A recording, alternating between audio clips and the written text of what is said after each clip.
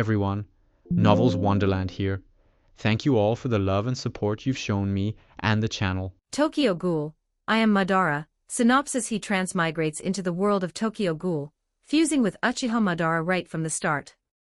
Determined to put an end to this broken world, he chooses to execute the Eye of the Moon plan, and ultimately activates the infinite Tsukuyomi. Chapter 1 to 70, Chapter 1, Confessing to Rise Kamishiro right from the start. Tokyo, Ward 20. So I really did transmigrate. Taking in his surroundings, unfamiliar yet strangely recognizable Yamaha Byakuya emerged from his brief contemplation with a clear understanding of what had happened. What truly confirmed it was the young woman, who looked impossibly familiar. Long, silky purple hair cascaded down her back, tied with a ribbon shaped like rabbit ears. Red-framed glasses perched on her nose, a white dress hugging her tall, elegant figure. She radiated the air of a refined, intellectual beauty. That purple hair, those purple eyes. Isn't that Rise Kamishiro? The place Byakuya found himself in was Antika, the so-called Peaceful Ward's coffee shop. The last thing he remembered was getting obliterated by a truck, then darkness, and now. Clearly, he'd landed in the world of Tokyo Ghoul. Having watched the series, he recognized both Rise Kamishiro and this cafe instantly. Host has successfully activated the system.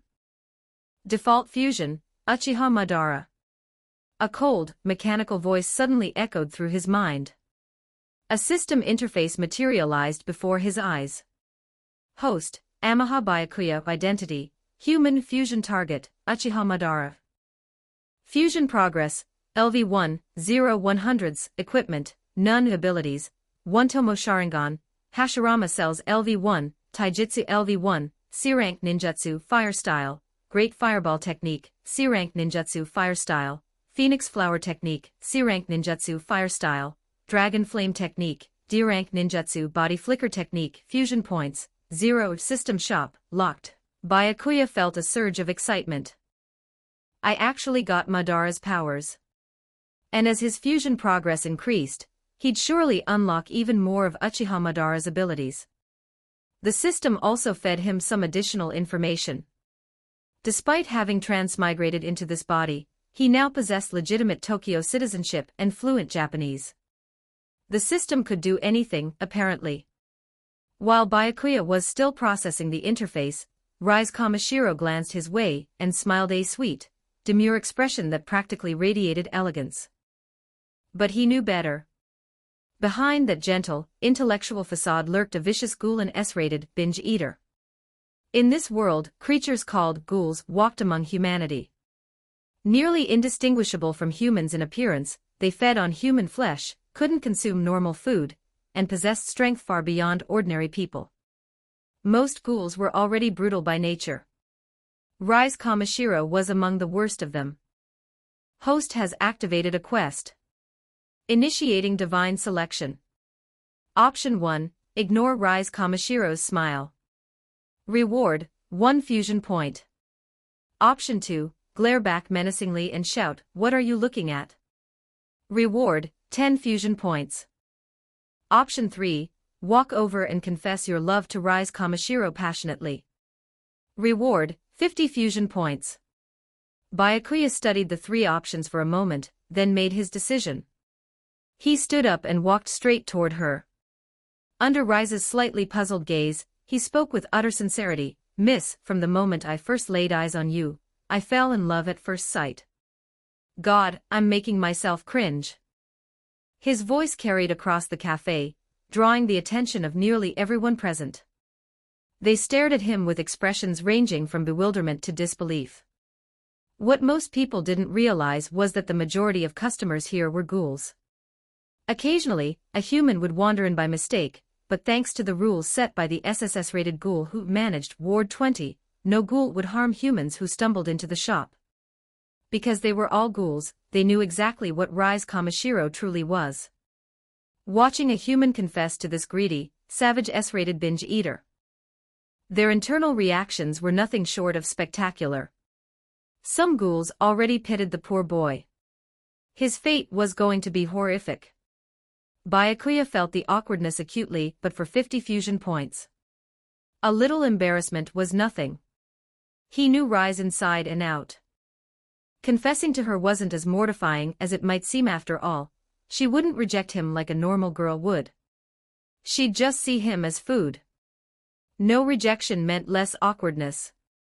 The logic was weird, sure, but it tracked. Host has completed option 3. Reward, 50 fusion points. Byakuya felt vindicated. Just 50 more points and he'd reach LV2, unlocking more of Madara's powers. In a world as dangerous as Tokyo Ghoul, he needed the strength to protect himself. Otherwise, he'd end up as some ghoul's dinner, and what kind of pathetic transmigrator would that make him? His sudden confession had clearly caught Rise off guard. Surprise flickered across her face. "All right then," she said, maintaining her refined, ladylike demeanor with a gentle smile. "If you really like me that much, perhaps we could try dating."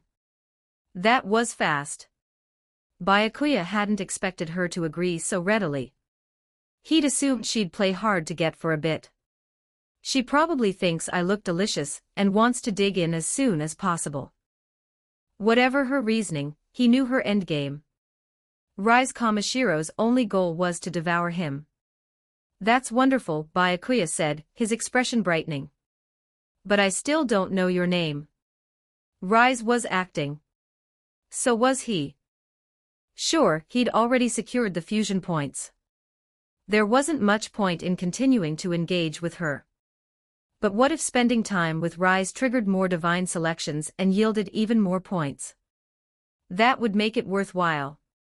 "I'm Rise Kamashiro. Amaha Byakuya." And just like that, they became a couple. It seemed sudden, almost absurd, but both of them had hidden agendas. Chapter 2, An indirect kiss. "Well then, Kamashiro-san, I'll sit next to you." Byakuya shamelessly settled into the seat beside Rise, acting perfectly natural without a hint of awkwardness. Honestly, suddenly dating Rise Kamashiro, even if it was fake, was turning out to be pretty interesting. The interesting part was knowing her true nature. Sure, she'd eventually find some way to eat him, but what happened between now and then? That was worth looking forward to. As long as he didn't push his luck too far, he'd be fine. Rise would never attack him openly in Anticonaut, with the manager being that SSS-rated ghoul, the non-killing owl, who served as Ward 20's overseer. "Call me Rise." She immediately corrected him. "We're dating now." "Why so formal?" "All right, Rise-san." Byakuya nodded. Their sudden relationship had already caused quite a stir in the cafe. Customers exchanged glances and whispered among themselves, though no one intervened directly. Few ghouls here dared to cross Rise Kamashiro. Behind the counter, a girl with short blue-purple hair in a staff uniform took a Kirishima, couldn't help but glance toward Byakuya and Rise. Conversation between Byakuya and Rise flowed easily, largely because both were actively working to keep it going. "Do you have any hobbies?" Rise asked. "I think we should get to know each other's interests. Let's see, reading, manga, and listening to music I like." While Byakuya was playing along, these hobbies were actually genuine. "For books, I'm really into Takatsuki-sensei's work." That part was strategic, mentioning some Takatsuki's novels. "Takatsuki-sensei. What a coincidence, I love her work too." Rise's smile brightened, as if she genuinely shared his taste. Of course, she was simply mirroring his preferences to reel him in deeper. If he'd named any other author, she would have claimed to love them just the same. Watching her flawless performance, Byakuya couldn't help but think, this woman is terrifying. If he were some clueless kid who didn't know her true nature, she'd have him wrapped around her finger in no time, right before turning him into dinner. "Which book would you recommend most, Byakuya-kun?" "I've only recently started reading her work. I'd say Takatsuki-sensei peaked with her debut. Dear Kafka is essential reading. Her latest one, The Hanged Man's MacGuffin, is also brilliant." "Oh, I know Dear Kafka. The Letter Trick was such a twist. Her short story collections are great too, like Monochrome Rainbow." Their conversation was seamless. To any outside observer, they looked like a couple with genuine chemistry. Too bad it was all an act. So what about taste preferences? Rise abruptly shifted topics. Do you prefer your coffee black, Byakuya-kun? Or with sugar? I prefer it black. I like mine a bit sweet. Rise lifted her cup, a honeyed smile on her lips. Would you like to try mine? You might discover you like it. For any naive young man, this move would be devastating. How many could keep their composure in a situation like this? If Byakuya didn't know exactly what Rise was, he doubted even he could resist her charm. But since things had already gone this far, backing down wasn't an option. He accepted the cup from her hands and took a small sip, his cheeks flushing slightly despite himself. Host has completed an indirect kiss with Rise Kamishiro. Reward, 10 fusion points. Wait, seriously? Byakuya was pleasantly surprised. He could earn fusion points this way too. His decision to keep engaging with Rise was definitely paying off. The system's reward triggers seemed to be everywhere. How is it? You're right, a little sweetness isn't bad. Byakuya nodded. I'm so relieved. I was worried you might not like it. Rise placed a hand over her chest, looking adorably relieved. You know, we both type AB, close in age, both fans of Takatsuki-sensei's work, and now we even share similar taste in coffee. She let the atmosphere turn slightly intimate, though her delivery remained effortlessly natural. Yeah, we really do seem compatible. Byakuya smiled. I'm sorry, I just remembered something I need to take care of. Rise's expression turned apologetic. How about we meet here again tomorrow, same time? No problem.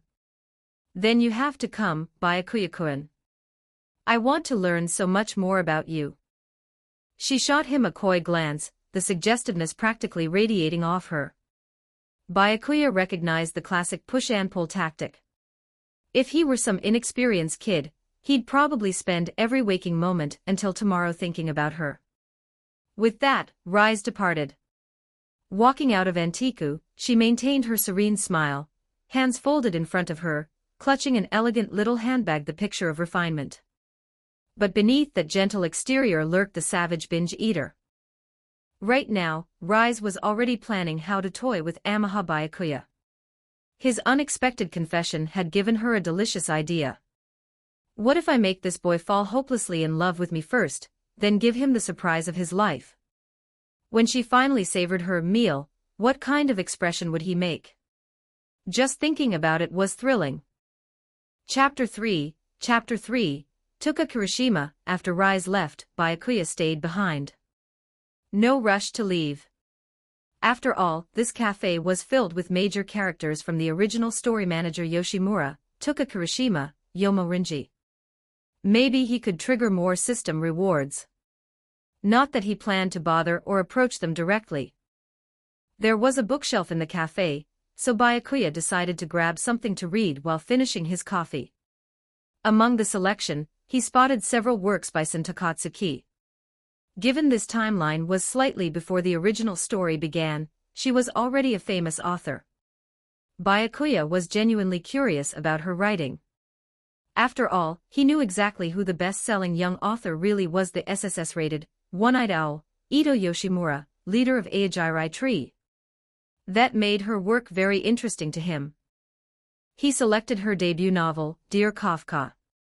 The original series never detailed its contents, so this was essentially a brand new reading experience. As he immersed himself in the book, nearby ghouls continued whispering about him. Host has read Dear Kafka. Reward, 1 fusion point. Halfway through, the system triggered again. Only 1 point, but the important takeaway was how broad the reward triggers were. Even reading could earn points clearly because this was Takatsuki's work. Might as well read everything she's written. His attention returned to the book.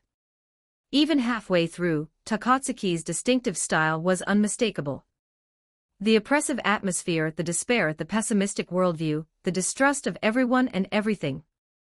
These elements could only come from someone like Ito Yoshimura, who'd grown up in the brutal hellscape of Ward 24. Yet the story itself was compelling, and her unique voice was a strength rather than a weakness. Distinctive style always beats generic convention. Suddenly, Byakuya's stomach growled. Glancing at the clock, he realized it was already evening. Time for dinner. He bookmarked his page and approached the counter. "Excuse me, could I borrow this overnight? I'll return it first thing tomorrow." The girl at the counter had short blue-purple hair, bangs nearly covering her right eye. Dressed in her work uniform, she had delicate features and an air of quiet reserve. Toka Kirishima. Byakuya recognized her instantly. Her expression was cool. "Sorry, we don't have a lending service. But if you really want to borrow it, you can leave a deposit. Return it tomorrow and you'll get it back." Mainly because this guy could get eaten by Rise any second, she thought. At least a deposit would cover the book. "Works for me." Byakuya reached into his pocket and found money. Simultaneously, the system fed him background information, his home address, deceased parents, a house, a car, and enrollment at Kamiya University. All fabricated by the system, of course. It had simply edited this world's reality as easily as an author revising their manuscript. Kamiya University. That was Tokyo's premier institution, basically an Ivy League equivalent. Not exactly easy to get into. The system had really gilded his resume. But compared to fusing with Uchiha Madara, the rest was just window dressing. He paid the deposit, took Dear Kafka, and left. As he walked away, Toka watched his retreating figure. "Oh my, Toka-chan interested in that boy." Kaya Irimi, another waitress, teased her. "It just pisses me off watching Rise mark another human as prey. Nothing we can do. That woman's a walking disaster. Apparently every ward she's lived in ended up in chaos. She even got Ward SIX's leader captured by the CCG." Irimi sighed. "That's why I'm staying out of it." Toka pushed the thought aside.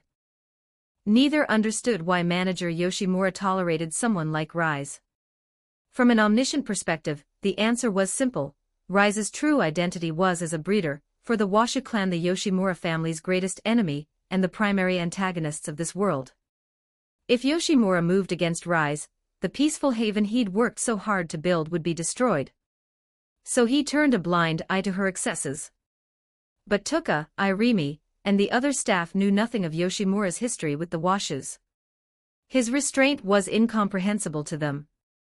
Meanwhile, Byakuya was heading home, reading as he walked, using his peripheral vision to avoid pedestrians. Then he spotted a familiar silhouette. He looked up and there stood Ito Yoshimura, the author of the very book in his hands, Sentakatsuki. Chapter 4, Ito Yoshimura, Sentakatsuki. The petite young woman before him had wild green hair cascading past her shoulders, a slender frame, and eyes like polished emeralds. Despite her youthful, almost adolescent appearance and height of barely 5 feet, she was actually 24 years old. And her true nature stood in stark contrast to her delicate exterior. If Rise Kamashiro was brutal, Ito Yoshimura was in another league entirely. Born from a human ghoul union, Ito was a natural one-eyed ghoul, unlike artificial half-ghouls like Ken Kaneki would become. She was currently the only natural-born half-ghoul in existence. Her power far exceeded ordinary ghouls. Publicly, she was considered the strongest ghoul alive and among the most savage. Byakuya felt a jolt of surprise, running into Ito just walking down the street. But he quickly reasoned it out. This probably wasn't coincidence. His unusual contact with Rise must have drawn Ito's attention. In the original story, Aojirai Tree had always sought to capture Rise because of her identity. As the one-eyed owl, who founded Aojirai as Yoshimura's daughter, Ito harbored deep hatred for the Washu clan.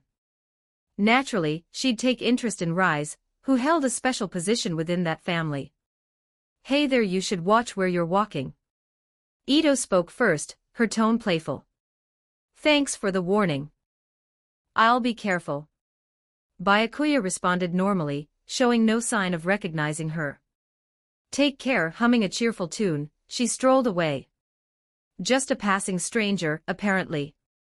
If Byakuya didn't know better, her casual take care would have meant nothing. But knowing Rise's secrets, the implication was crystal clear. This confirmed it, their chance encounter was absolutely because of Rise. A brief exchange, just a few words, but the real concern was that he was now likely under surveillance by Ito and Aojirai Tree. Only surveillance, though. Like her father Yoshimura, Ito wouldn't act rashly against Rise. The Washu threat kept her from moving personally. At most, she'd send subordinates like Yamori to do the capturing. I know. Byakuya murmured in response to her playful warning. Quiet, but Ito heard it. Not that he minded. She didn't look back, but a small smile curved her lips. Interesting. This guy who'd approached and even confessed to Rise wasn't as simple as he appeared. Yet despite her extensive intelligence network, she had absolutely no information on him. She could tell from his scent he wasn't a ghoul. So what was he? Something else. Which faction did he belong to? And why was he reading her debut novel, Dear Kafka? Ito found herself growing increasingly curious about this stranger. Byakuya arrived home. His residence was also in Ward 20, Yoshimura's territory, the safest area in Tokyo. Since Japanese universities typically don't provide dormitories, students either rent apartments or commute from home. Living close to Kamiya University made things convenient. Passing a mirror, Byakuya paused. He'd been curious whether his appearance had changed after transmigrating. His body felt the same, but his hairstyle had definitely changed much longer than before. Had his facial features changed too? Looking in the mirror, same features. Sharp brows, striking eyes, handsome without losing an edge of intensity.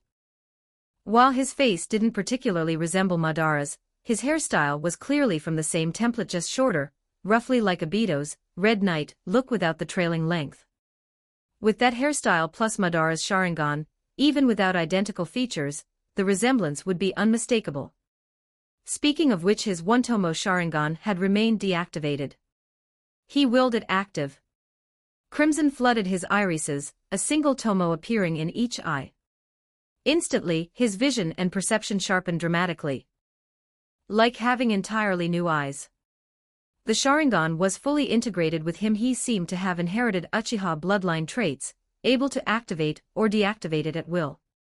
After briefly experiencing its effects, he switched it off. No need to keep it running constantly, it would drain chakra and invite trouble. In this world, human society harbored deep hostility toward ghouls for obvious reasons. The Sharingan's crimson looked too similar to a ghoul's Kakugan. Walking around with red eyes would cause mass panic at minimum, with endless complications to follow.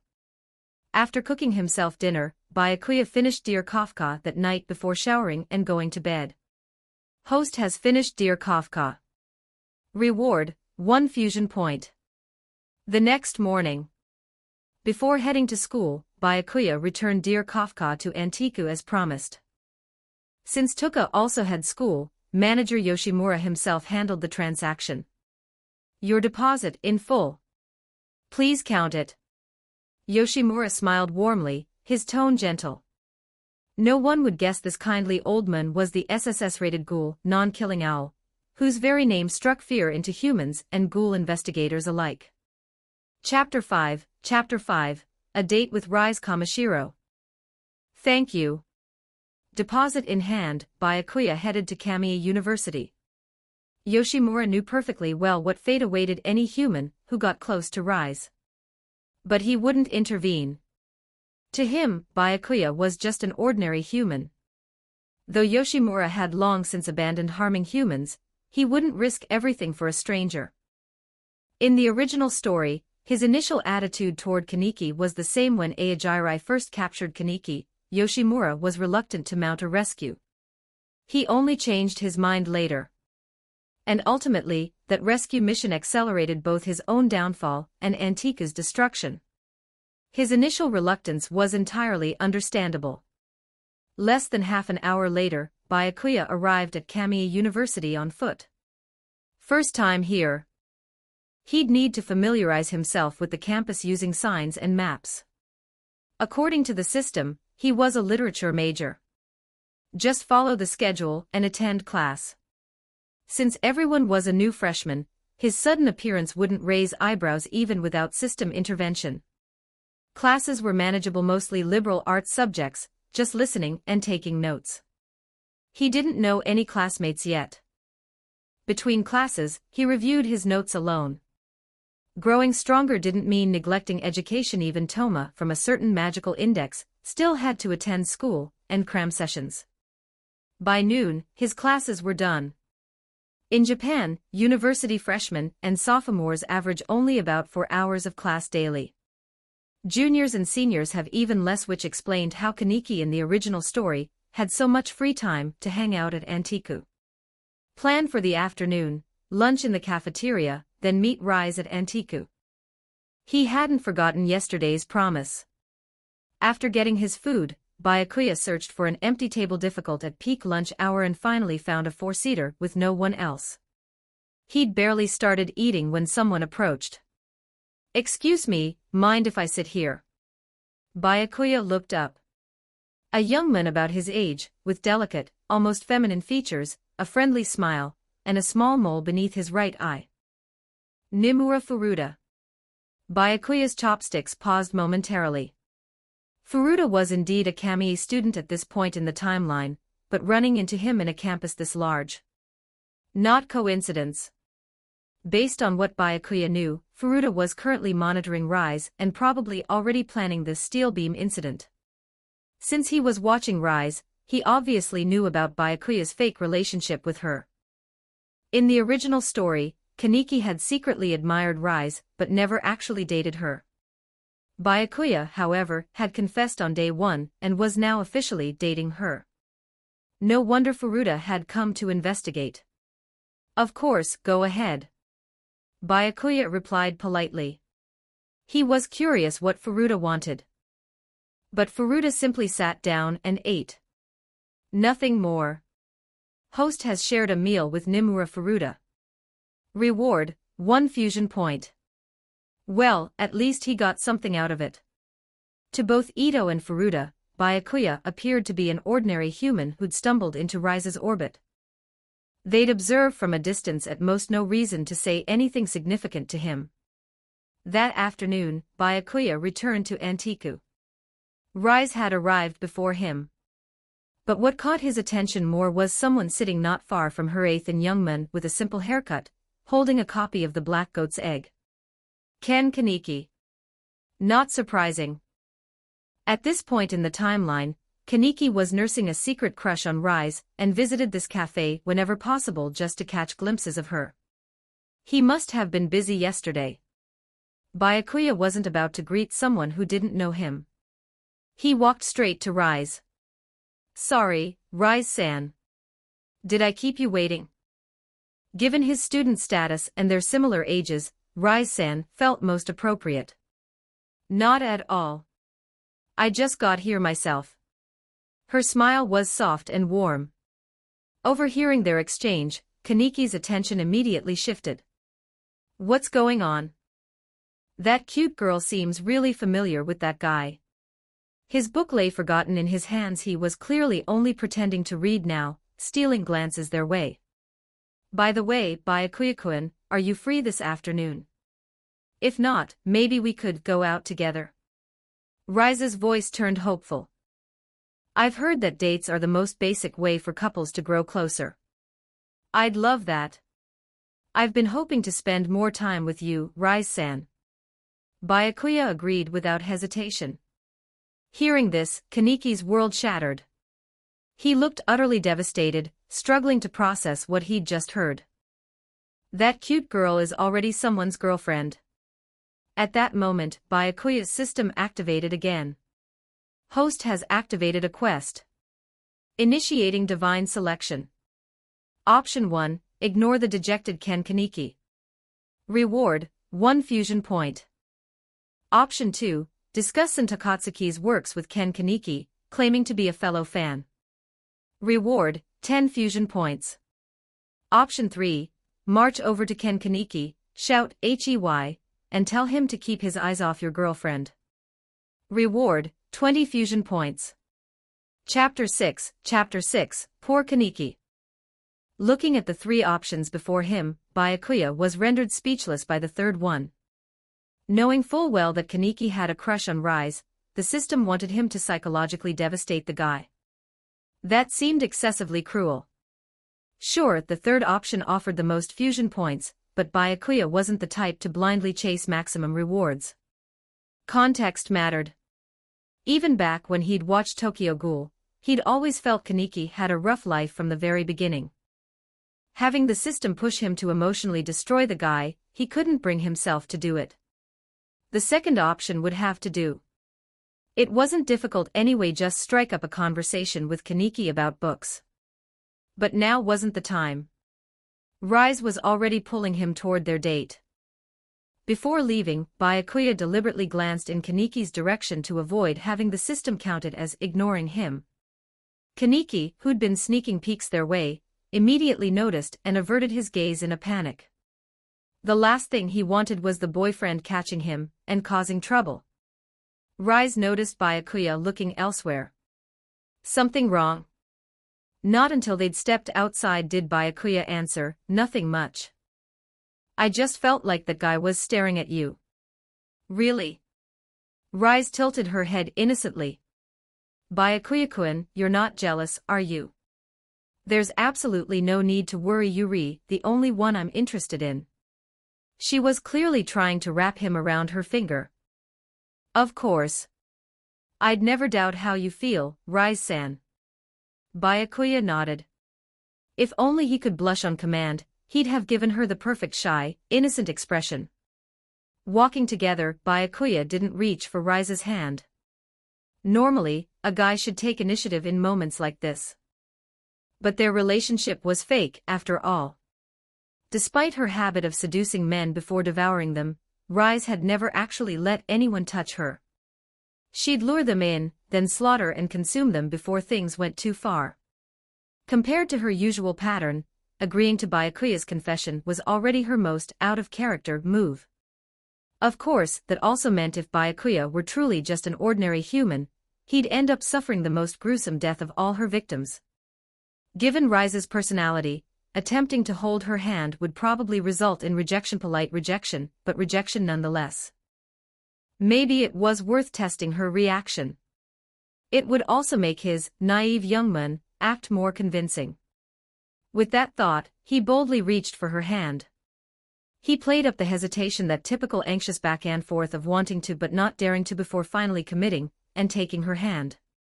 Host has completed, holding hands with Rise Kamishiro. Reward, 5 fusion points. By now, Byakuya wasn't surprised that this kind of thing earned points. A flicker of disgust passed through Rise's eyes. To her, Byakuya was just food. Being touched by him was hardly pleasant. But rather than show resistance, she smoothly withdrew her hand as if naturally, pointing towards something in the distance. Byakuya-kun, I'd love to try the desserts at that shop over there. Just as expected, Byakuya thought with an inward smile. Inside the dessert shop, they each ordered something sweet. Halfway through, Rise stood up. Excuse me, I need to use the restroom. Byakuya nodded. He knew she was probably going to throw up. Ghouls couldn't digest human food, it tasted utterly revolting to them, and would damage their bodies if left inside. Many ghouls learn to fake eat to blend in, swallow without chewing, then purge before digestion. The date continued without Rise making any move to eat him. She was clearly focused on using flirtation and subtle manipulation to make him fall completely for her. When it was time to part ways, Rise smiled warmly. I really enjoyed today. I hope Byakuya-kun did too. I had a great time getting to spend time with such a beautiful girl. Byakuya scratched his cheek lightly. Rise's expression turned bashful, delight radiating from her features. The atmosphere was perfect. Too bad neither of them was being genuine. Let's meet at the cafe again tomorrow. There's a movie I want to see. Would you come with me, Byakuya-kun? She wasn't done playing with her prey just yet. Absolutely. Byakuya agreed without hesitation. After parting with Rise, Byakuya returned to Antiku. Sure enough, Kaneki was still there, reading. Their eyes met briefly as Byakuya entered. Kaneki immediately looked away, pretending he hadn't seen him. Byakuya walked straight toward him. Cold sweat appeared on Kaneki's forehead. He clearly expected confrontation. That book you're reading, I assent that one of Takatsuki-sensei's works. Byakuya spoke first. I'm so sorry. Kaneki blurted out an apology on reflex. A moment later, he processed what had actually been said. Yes, this is Son Takatsuki's The Black Goat's Egg. His flustered reaction made Byakuya smile awkwardly. What a coincidence, I'm a fan of Takatsuki-sensei too. Byakuya kept his tone friendly. Host has completed option 2. Reward, 10 fusion points. Sensing no hostility, Kaneki gradually relaxed. His face lit up with genuine excitement. Sure, this guy was dating that cute girl, but finding someone who shared his love for Takatsuki's work was still worth being happy about. Reading was his only real hobby, after all. Chapter 7, Ambushed, of course. I haven't read everything she's written yet, but after finishing Dear Kafka, I was hooked. Byakuya sat down across from Kaneki. Mind if I join you? This wasn't about the system. The divine selection quest was already complete. He could have just walked away. He simply wanted to chat with Kaneki. That was all. Of course. Please sit. Kaneki's tone remained a bit stiff. His naturally introverted personality, combined with the fact that Byakuya was Rise's boyfriend, made him nervous. You look like a student. Don't tell me you're at Kamiya University too. Byakuya asked, feigning ignorance. He couldn't exactly reveal he already knew everything about Kaneki. And Kamiya was the nearest university, a reasonable guess. Yeah, actually. Are you a student there too? Kaneki's curiosity was piqued. That's right. Literature department. I'm Amaha Byakuya. I am in the same department. Kaneki looked stunned. This coincidental. Same department, same taste in authors. I'm Ken Kaneki. Nice to meet you. Talking to someone who shared both his major and his literary interests felt genuinely nice. He'd only ever had one friend. Making another wouldn't be bad at all. Even if that friend happened to be her boyfriend. Host has become friends with Ken Kaneki. Reward, 2 fusion points. Their conversation about Takatsuki's work flowed naturally, and before long, they'd become friends. Kaneki seemed to have forgotten or perhaps accepted that Byakuya was Rise's boyfriend. Given his personality, he'd never do anything as bold as stealing someone else's girlfriend. And now that they were friends, having any feelings toward a friend's girlfriend felt even more inappropriate. Byakuya borrowed more books from the cafe's shelf. Host has read The Black Goat's Egg. Reward, 1 fusion point. Host has finished The Black Goat's Egg. Reward, 1 fusion point. By the time the cafe was nearly closing, Byakuya and Kaneki finally headed home. They'd spent the evening reading Takatsuki's works together, occasionally sharing thoughts. Nothing more. On his way home, Kaneki felt genuinely happy. Hyde was his best friend, his only friend until now, but Hyde didn't share his passion for books. Byakuya filled that gap perfectly. Meanwhile, Byakuya walked the same route home as the night before, passing through several alleyways. The narrow passages were deserted. It was late, and in a world where ghouls existed, people avoided isolated areas after dark. Byakuya knew he should be careful. Running into an S-rated ghoul, or above, would be trouble. His current strength might not be enough. Ghouls looked human, but their physical capabilities were on an entirely different level. His fusion progress was only LV1. He probably didn't have even 1% of Madara's true power. Forget 6 paths Madara, a one-tomo Sharingan was hardly comparable to the Rinnegan. Still, encountering an S-rated or higher ghoul in Ward 20 was unlikely. Aside from a few rule-breakers like Rise, most ghouls here didn't dare defy Yoshimura. And Rise wouldn't attack him now. That wouldn't be entertaining enough for her. Byakuya decided to take the longer route around the main streets, instead of cutting through the alley. But before he could exit, footsteps echoed behind him. He turned. A man with a hostile expression was approaching. The man's eyes hadn't turned into Kakugan yet, but Byakuya's instinct screamed ghoul. Seriously, those Antika bastards won't let us hunt humans. I'm sick of eating nothing but rotting corpses. The man muttered complaints that would sound bizarre to any ordinary person. But Byakuya understood perfectly. This confirmed his suspicion. His brow furrowed. So this guy plans to make me his meal. If you want to eat me, then come. Byakuya's voice was flat. The man's unfamiliar face told him everything. This wasn't a powerful ghoul. Anyone noteworthy in Ward 20, at least S-rated Byakuya would recognize. Time for some practice. He hadn't even used Madara's abilities yet. You know I'm a ghoul and you're not running. The man seemed surprised. Most humans would be screaming and fleeing by now. Yet this kid remained calm. If not for the absence of a quinqua, the man might have suspected he was a CCG investigator.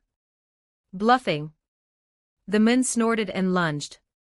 His eyes turned crimson, the Kakugan with the scara shifting to black. His expression twisted into something feral.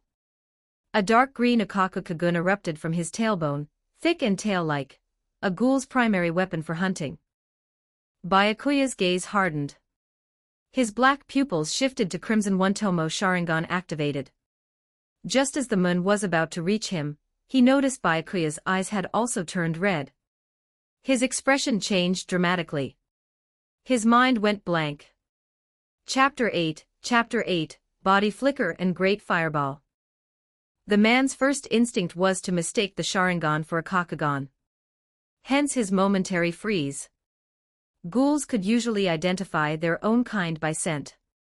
This kid smelled completely human. How could he have Kakugan? Some ghouls who lived among humans had their scent masked by constant exposure. Maybe that was the case here. The man slammed on the brakes, abandoning his attack. I thought I'd found an easy meal, but it's one of us.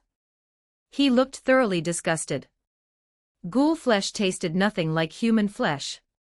Their unique taste buds made normal food revolting, and fellow ghouls tasted equally terrible. Only human meat was delicious. Hunting humans also strengthened them by replenishing RC cells. While cannibalism, Kakuja behavior could achieve similar results, the taste was far worse, and few ghouls pursued power that desperately. Mistaking Byakuya for a ghoul had soured the man's mood completely. Get lost. This is my feeding ground. Come near here again, and I'll tear you apart. His tone was vicious. Feeding grounds were territories ghouls claimed for hunting humans. Stronger ghouls secured larger, better locations. Trespassing on another's territory often meant a brutal fight to the death. But that only applied between ghouls. Byakuya wasn't one. Those rules meant nothing to him. If I let this slide after being threatened like that, I'd be a doormat. Without a word, Byakuya channeled chakra and executed the D-rank body flicker technique. Yes, he had chakra. Without it, ninjutsu would be impossible. The LV1 Hashirama cells provided it, along with a portion of Madara's own chakra. Both had merged seamlessly. In an instant, Byakuya appeared behind the ghoul. The D-rank body flicker couldn't cover great distances, but since the moon had already closed in, it was enough. Instantaneous movement wasn't about speed, it was about being impossible to react to. The ghoul never saw it coming. Fire style, great fireball technique. Byakuya formed the jutsu mentally. Chakra gathered in his throat, and a fireball erupted from his mouth, rapidly expanding into a massive blaze that engulfed the ghoul. Despite never practicing it, the technique came naturally as if he'd mastered it long ago. The great fireball was somewhat underwhelming in Naruto constantly dodged, absorbed, or blocked, but its raw power was undeniable. The ghoul turned just in time to see the inferno rushing toward him. His eyes widened in terror. Jaya Iya. The searing flames drew an agonized scream. Ghoul flesh was far tougher than human flesh. Ordinary weapons could barely scratch them, but even that couldn't withstand the great fireball's extreme heat. The problem was ghoul regeneration. Killing one instantly was nearly impossible. This attack alone wasn't lethal. Byakuya spotted a crowbar on the ground and grabbed it, the legendary physics sword. Normal weapons couldn't hurt ghouls, and a crowbar was definitely normal. But brute force could change that. He had Madara's taijutsu. Only a fraction, but it would suffice. Channeling all his strength, Byakuya swung at the ghoul's Kagun. Already weakened by the flames, the Kagun couldn't maintain its usual hardness. The blow cracked it. The ghoul was too consumed by pain to realize the danger. His defensive and regenerative abilities didn't negate his pain receptors. Byakuya struck again, severing the Kagun completely.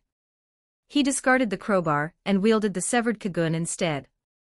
In this world, the CCG used weapons called quinquas, manufactured from ghoul kakuho and Kagun. The key was that Kagun possessed incredible cutting power and durability. A severed Kagun made an excellent improvised weapon, far superior to any crowbar. With one fluid motion, Byakuya drove the Kagun through the ghoul's body, piercing the kakuho, the organ at the Kagun's root, a ghoul's most vital point. The screaming stopped. The ghoul collapsed, barely clinging to life. Death was only a matter of time. Perhaps in his final moments, he regretted picking the wrong target. Host has defeated a berated ghoul. Reward, 5 fusion points. So fighting ghouls earns points too. Excellent news. Another path to growing stronger. Byakuya checked his system panel. The fusion points now totaled 87, just 13 more until LV2. When that happened, all his abilities would improve significantly. The Sharingan would definitely evolve beyond one tomo. Chapter 9, Rises Past. Byakuya left the corpse where it lay, tossed aside the Kagun, and took only the crowbar. He didn't want to leave evidence that might attract police or CCG investigators. Not that self-defense against a ghoul was illegal, ghouls had no legal protections. But explaining how he'd killed one without a quinqua would be troublesome. Without obvious traces, a dead ghoul wouldn't raise much alarm. Ghouls killing each other was common enough that authorities rarely investigated causes of death. The Kagun would deteriorate without its host's RC cells, eventually dissolving entirely. That was why quinquas required both Kagun and kakuho. The kakuho sustained the Kagun. I should really get myself a quinqua. The thought crossed his mind as he left the alley. In his current state, a proper weapon would help immensely. Fighting ghouls barehanded was inefficient.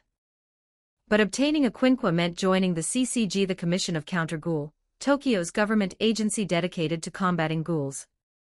Only certified investigators at minimum rank 2 were authorized to carry quinquas. CCG ranks from lowest to highest: rank 3, rank 2, rank 1, first class, associate, special class, and special class.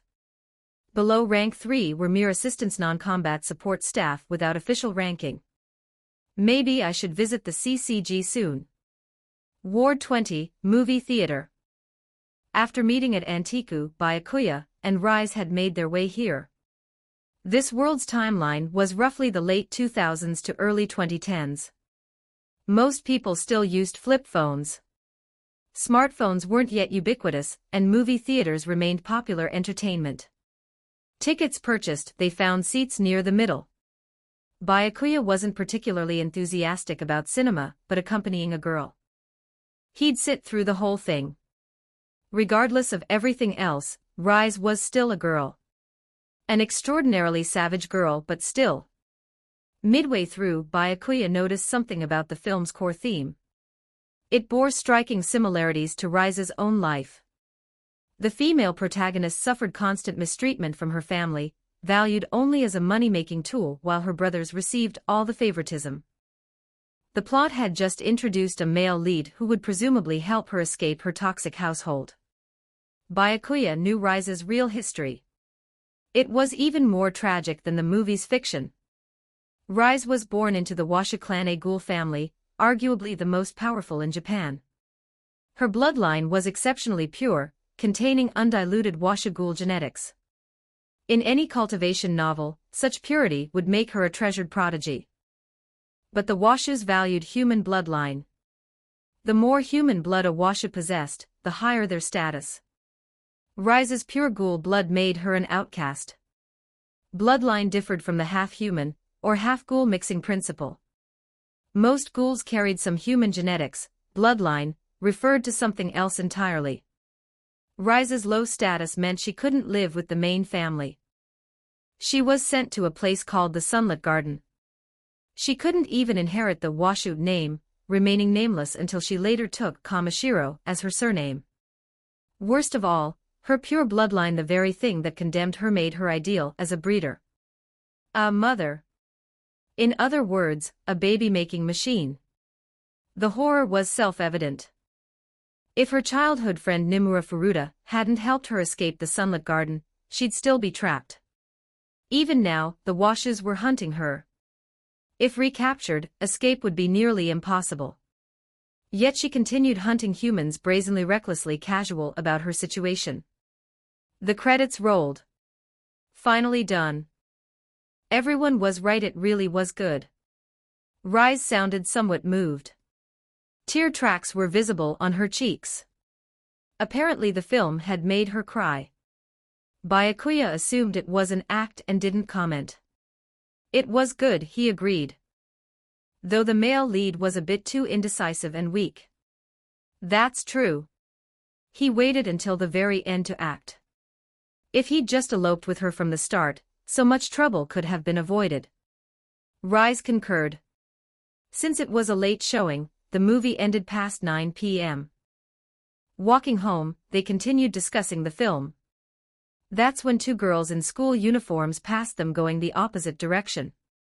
Toka Kirishima and a classmate. Seeing Rise with that human boy so late at night, Toka glanced back. She watched Byakuya's retreating figure, frowning slightly. What's wrong? Her classmate noticed she'd stopped. Nothing. Toka looked away and kept walking. Chapter 10, advancing to LV2-3 at a crossroads, Byakuya and Rise stopped. Their homes lay in different directions. Thank you so much for today, Byakuya-kun. Rise smiled. My place is near Takata Building.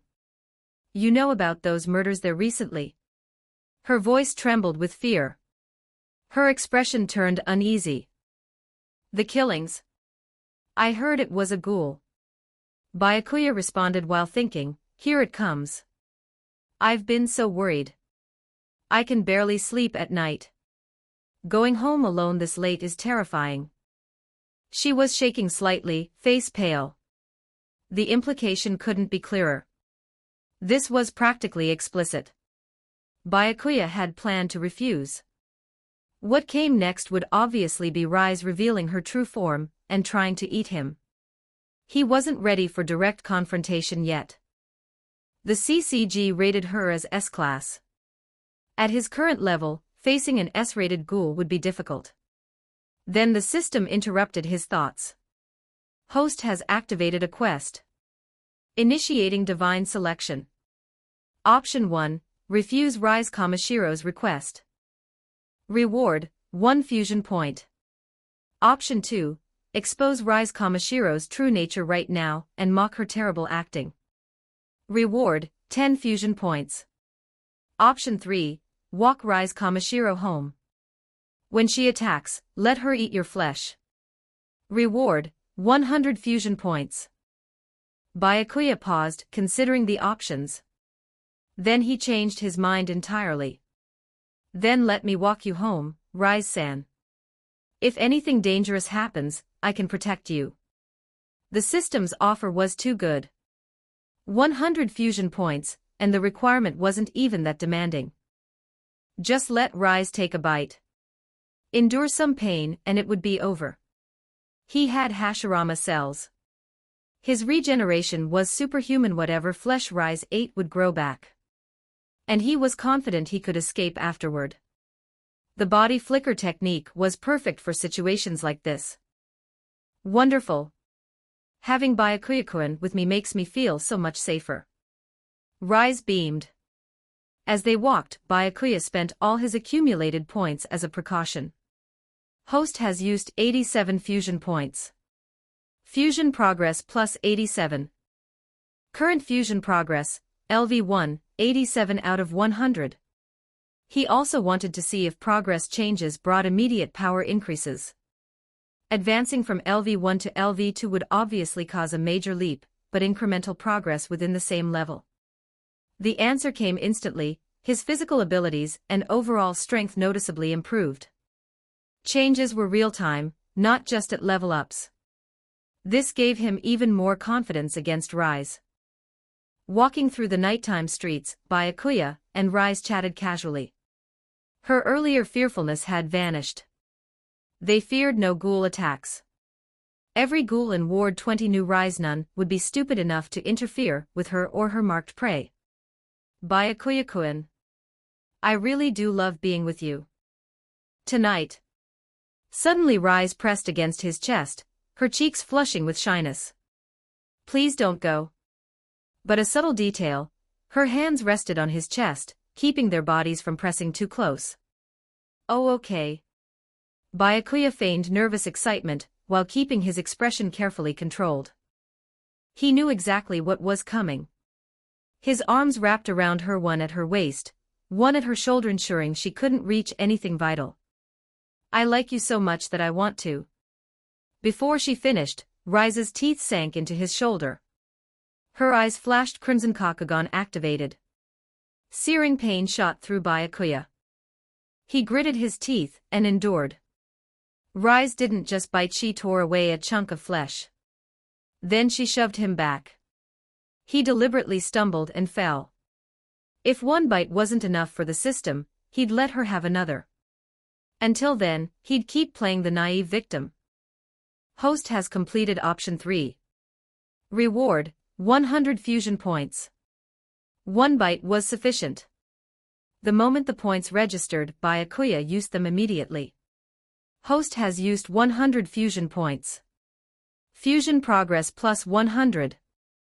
Current fusion progress, LV2, 87 500ths. New abilities including upgrades 3 Tomo Sharingan, Hashirama cells LV2, Taijutsu LV2, B-rank ninjutsu, fire style, Great Fire Annihilation, B-rank ninjutsu, fire style, Great Fire Destruction, B-rank ninjutsu, fire style. Hiding in Ash technique, his Sharingan had evolved to 3 Tomo. Taijutsu and Hashirama cells had both leveled up. New jutsu were now available. This taste. As Rise swallowed the flesh from Byakuya's shoulder, her eyes widened in shock. It was exquisite. More delicious than any human she'd ever eaten by a significant margin. Likely due to Byakuya's exceptional physical condition and the Hashirama cells, his flesh had become the ultimate delicacy for ghouls. Pleasure flushed across Rise's face. She licked the blood from her lips, her gaze fixed on Byakuya with obsessive hunger. Chapter 11, Goodbye, Rise. Byakuya-kun, do you know my favorite scene in The Black Goat's Egg? It's when the black goat rips out all the entrails of the fleeing man. No matter how many times I read it, it always gets me excited. Rise approached slowly, an eerie hee bubbling from her lips. She yanked off her hair clip and tossed it aside. Veins bulged around her Kakugan, giving her a savage edge. Her purple hair cascaded freely down her shoulders. Strangely, the looser style only made her more beautiful. Having already secured his system reward, Byakuya saw no point in continuing the act. Facing the true Rise Kamishiro, he showed his real self too. Just as Rise prepared to toy with her prey, Byakuya spoke calmly, honestly. You look even prettier with your hair down. He wasn't being sarcastic. He genuinely meant it. Without the clip and ideally without the glasses too, this was Rise at her most stunning. That was his honest opinion.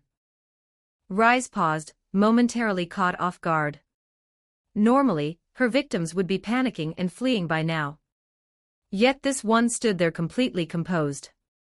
Disappointing. She wanted to see despair, terror, disbelief in his eyes, not this flat indifference. Her excitement evaporated. Her savage grin faded to cold detachment. What nonsense are you spouting? I'm going to eat you. But that's beside the point. You wanting to eat me doesn't mean I can't compliment your looks. Byakuya smiled faintly. Rise hadn't released her Kagun yet, which gave him room to chat. Your composure disgusts me. Aren't you afraid of death? Rise's expression darkened. For dark crimson Rinkaku Kagun burst from her lower back, their tips razor-sharp. Among the 4 Kagun types, Rinkaku boasted the highest offensive power. With these, I'll gently stir around inside Byakuya-kun's stomach, he. She waved the 4 tentacles menacingly, still trying to provoke fear. Without that, the game lost all its fun. But Byakuya's expression didn't change. Rise's patience snapped. This is boring, but your flesh is far more delicious than anyone else's. That'll have to compensate. She lunged. Let's see if he stays calm facing actual death. The moment she committed to the attack, Byakuya ran. His body flicker technique had strengthened with his advancement. The teleportation distance was noticeably greater now. He flickered onto the roof of a nearby low building. Goodbye, Rise-san. He gave her a little wave. Before she could react, he flickered again to a taller rooftop. Combined with his enhanced speed, he vanished from her sight within seconds. He had no intention of fighting her.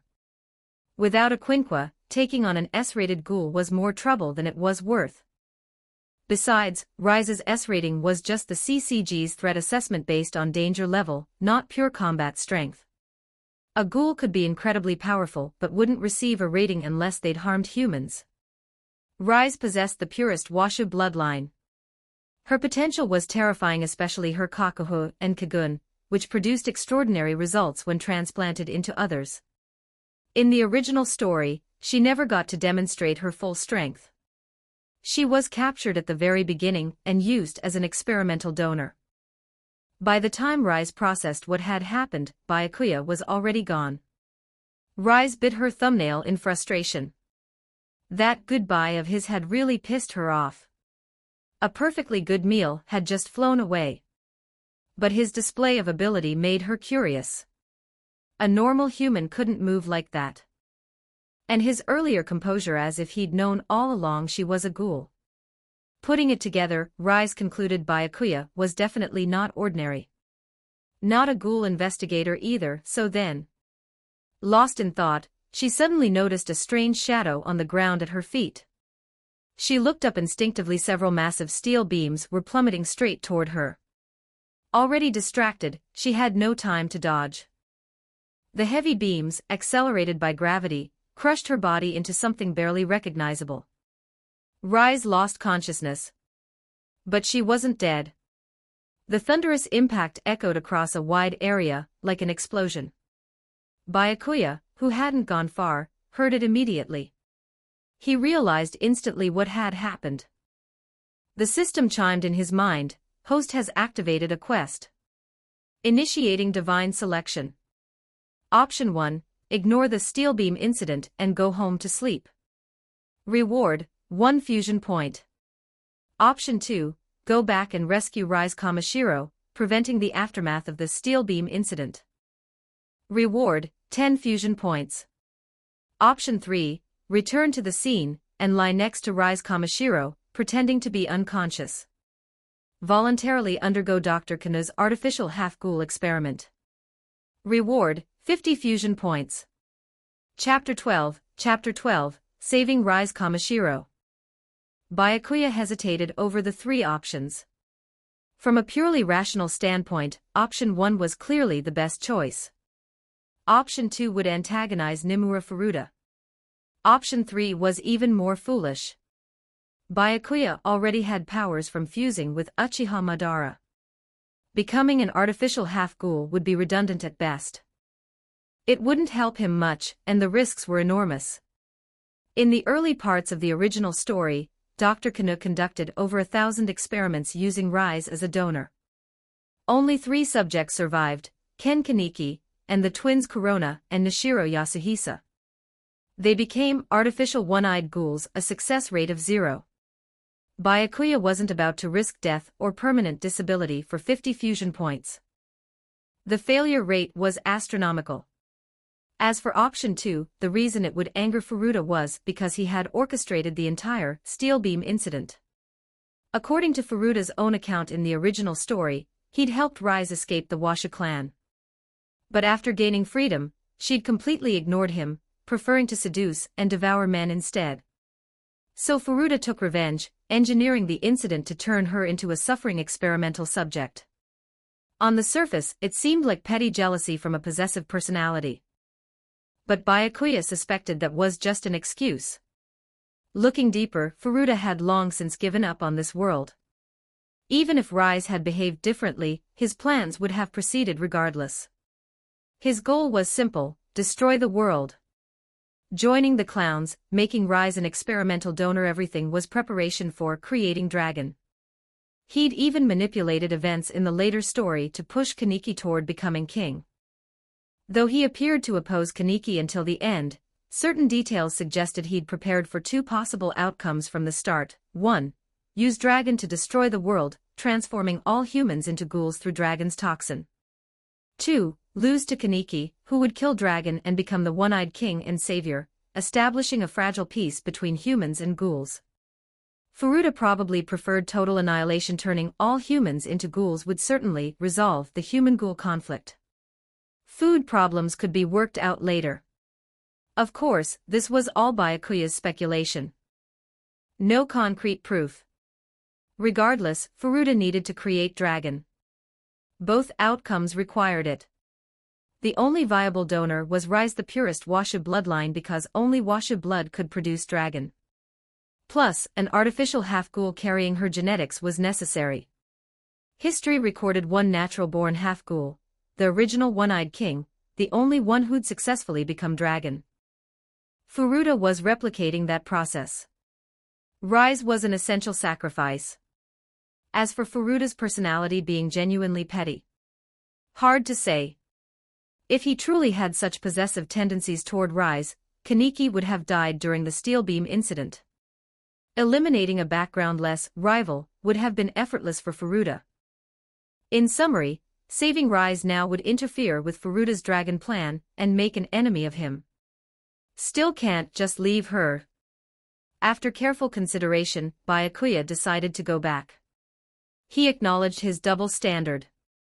If some random ghoul had tried to eat or torture him, he wouldn't just refuse to help, he'd kill them if he could. But this was Rise Kamishiro. A tragic, pitiable figure. Her fate as an experimental subject was horrific. Kept barely alive on nutrient solution, her powerful regeneration preventing death. Countless experiments. Her kakuhu harvested again and again. The physical torment combined with prolonged starvation eventually drove her insane. In the end, she became Dragon's core, only finding release when Kaneki killed her. When Byakuya had read about her fate, he'd felt genuinely frustrated. Now that he'd transmigrated into this world, how could he not change what he'd always found so unsatisfying? Byakuya quickly returned to find Rise. The scene was brutal, steel beams pinning her unconscious body. He hauled them off one by one, his Madara-enhanced physique providing strength far beyond normal humans. Ordinary people couldn't have budged these. Before any bystanders could spot her and call the police, he scooped her up and fled. Before leaving, he glanced up at the construction site. No sign of Furuta. He must have left already. Question is, did he see me rescue her? No need for first aid. Rai's regeneration far exceeded typical ghouls. She'd heal on her own. With nowhere else to go, Byakuya took her home. Host has completed option 2. Reward, 10 fusion points. He laid her on the bed and waited for her to heal and wake up. Having hunted frequently, Rise had plenty of RC cells. Her regeneration was remarkably fast. Soon, her eyes fluttered open. The instant she saw Byakuya, memories of the falling beams flooded back. Her first instinct was that he'd ambushed her. She shot to her feet, Kakugan blazing, for Rinkakugun erupting from her waist. Byakuya remained calm. I saved you. Chapter 13, Walk me home, you saved me. Rise wasn't about to believe that easily. Still, his words had some effect. She calmed slightly, holding back from attacking. I heard a huge crash from your direction, went back, and found you buried under the beams. So I pulled you out. Byakuya's tone was matter of fact. Also, the beams weren't my doing. Someone else arranged that. And you expect me to believe you? Rise remained wary. Her Forkagun stayed trained on him, ready to strike at any moment. Think about it. If I wanted to hurt you, why bring you to my own home? I haven't done anything to you. Byakuya sighed. Look, if you want to leave right now, I won't stop you. Walk right out. Just be careful once you're past that door. Rise fell silent. His logic was sound. After a moment's consideration, she decided to hear him out. Her Kakugan faded to normal eyes. The Forkagun retracted into her Kakuho. A sign she was willing to talk. The steel beams clearly weren't accidental. He'd said it was deliberate. You said someone did this. Do you know who? Byakuya shook his head. Not specifically. But I saw someone standing on top of the construction site, wearing a clown mask. They pushed the beams. He couldn't reveal it was Furuta directly. How would he explain knowing that? Even the Washa clan, whose influence covered most of Japan, didn't know Furuta was a member of the clowns. A clown mask? Rise had heard of the clowns' organization, but she'd never crossed paths with them. Why would they target her? More likely candidates would be Washa hunters. Or maybe Byakuya had seen wrong. Either way, she needed to stay vigilant. Whoever attacked her once could try again. She looked at Byakuya, a complicated emotion flickering in her purple eyes. Why did you save me? I was about to torture and eat you. She still couldn't quite believe it. After everything that had happened, he'd still rescued her. You were technically my first girlfriend. And you didn't actually manage to eat me. I've let it go. That was the best explanation Byakuya could offer without revealing he was a transmigrator. First girlfriend. Don't tell me you still think our relationship was real. Rise's voice dripped with mockery. Ha, how pathetic. I know it was fake. But everything that happened these past 2 days was real. Before meeting you, Rise-san, I'd never even been on a date. You gave me a completely new experience. Byakuya smiled. Disgusting. Rise looked at him with undisguised contempt. But you really are a strange man. Oh, you're not human, are you? Her gaze dropped to his shoulder, now fully healed. I bit off a huge chunk of your flesh. A normal human couldn't have recovered this fast. Maybe my constitution is unusual. But I'm definitely human. You tasted my flesh. If I were a ghoul, it wouldn't have tasted like that. Byakuya kept his explanation vague. He couldn't mention Hashirama cells, but nothing else he said was untrue. Ghoul flesh tastes terrible. Yours was not only unlike a ghoul's, it was more delicious than any human I've ever eaten. Rise nodded. Speaking of which, since you can regenerate like a ghoul, you wouldn't mind letting me have another bite, right? She licked her lips hungrily, unable to forget his taste. After experiencing that flavor, she'd almost lost interest in ordinary humans. Byakuya refused flatly. Because it hurts. I'm not your personal buffet. He'd only allowed that first bite for the 100 fusion points. Otherwise, she'd never have gotten the chance. Rise didn't push further. She knew she couldn't force him, he wasn't some helpless weakling she could overpower.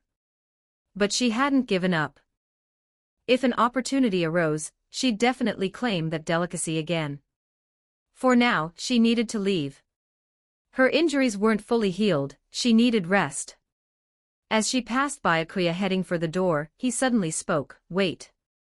Rise stopped, eyebrow raised. "I thought you said you wouldn't stop me." The atmosphere tensed. Byakuya's voice remained casual, "At least wash the bedsheets before you go." A large bloodstain covered the sheets courtesy of her extensive wounds. Rise stared at him, momentarily speechless. "Just throw them out and buy new ones." She pulled out her wallet and handed him some bills. More than enough for several new sets. Byakuya didn't stop her from leaving after that. Just as she was about to step through the doorway, Rise glanced back. "You're not going to walk me home this time. Or should I be more direct, I'd like you to escort me, Byakuya-kun." Chapter 14, No Goodbye Kiss. This time, Rise's expression held no theatrical pretense. She'd already shown him her true nature. Playing the delicate maiden was pointless now. Her smile was genuine, just a faint, natural curve of her lips. She still didn't know who had attacked her, but she suspected the Washa clan had found her. If Byakuya hadn't carried her away, she'd probably never be free again. She was half right, actually. If events had followed their original course, she'd have become an experimental subject, losing her freedom until death. But it wasn't the Washes, it was Furuta. So she was only half correct. Right now, Rise was still weakened. Regeneration consumed significant RC cells. A ghoul's strength was largely determined by their RC cell count. While not absolute, it was a reliable indicator. Once depleted, RC cells didn't naturally recover, they had to be replenished through feeding on humans or cannibalism. Rise couldn't solve her weakened state immediately. Unless Byakuya let her take another bite. She wanted his escort because she feared another ambush on the way home. "Just don't suddenly decide to eat me halfway there." "Not this time." Rise smiled. Byakuya found that reassurance highly questionable. Once again, Byakuya walked Rise home. But this time felt different, neither of them was playing games. Byakuya stayed alert but detected no surveillance. Furuta apparently wasn't bold enough to push that far. After all, Rise wasn't easy prey. If Furuta got too careless, she might discover him, ruining his plans entirely. "Did you know I was a ghoul from the beginning?" Rise asked suddenly. Given how calm he'd been during her attack, she suspected he'd known all along. "Not at first. I really did fall for you at first sight. But gradually, things started feeling." Byakuya deflected smoothly. It was the only option besides revealing his transmigrator status. Not entirely a lie, either. He'd liked Rise even before transmigrating. Love at first sight wasn't technically wrong. "I underestimated both your perceptiveness and your strength." Rise accepted his explanation. "So do you still like me?" "Fair warning, I've never felt anything for you. Not even a little." "Doesn't matter. My feelings for you won't change based on whether you reciprocate. Otherwise I wouldn't have saved you." Byakuya's tone was light. "But our little couple act is over. I won't bother you anymore." Even though her words were basically rejecting his initial confession, he felt nothing. The confession had been fake from the start. The relationship was fake. Everything was fake. What did her rejection matter? Indeed. Rise hummed acknowledgement, then added, "We're almost there. My place is just ahead." You can stop here. I'll head back then. As Byakuya turned to leave before we part, Rise said, don't you want a goodbye kiss? Her index finger pressed lightly against her lips, eyes seductive. Byakuya's expression went dead fish flat. You're planning to bite off my tongue, aren't you? Oh my, you figured it out, she didn't deny it, laughing softly. Though you're wrong about one thing. I don't just want your tongue, I want your lips too. You can regenerate anyway, right? That sweet smile, those terrifying words. Byakuya was momentarily speechless. I'll pass. Goodbye, Rise-san. He turned and walked away. Rise watched his retreating figure for a while before heading inside. That night, Byakuya kept the blood-soaked sheets. He swapped them for clean ones already in the house. He couldn't just throw away blood-stained bedding, that would invite all sorts of trouble. Better to wash them later. The next day, after classes, Byakuya returned to Antiku out of habit. Reading there had become routine. He'd expected not to see Rise today, but there she was. Apparently, the cafe wasn't just her hunting ground. Probably the coffee. Not tasty in the normal sense, but infused with concentrated human flesh particles, making it palatable to ghouls. This cafe catered specifically to them, after all. Yoshimura typically only added the concentrate to ghoul customers' drinks. Human customers got regular coffee. Rise-san. I didn't think I'd see you here today. Byakuya greeted her casually, as if last night had never happened. Behind the counter, Tuka's head snapped up at his voice. That human boy is perfectly fine. Her eyes widened in shock. He should have been killed by Rise last night. Given how things had looked, she'd assumed he was done for. What's going on? Did that vicious woman actually show mercy? No, impossible. More likely Rise was still toying with him.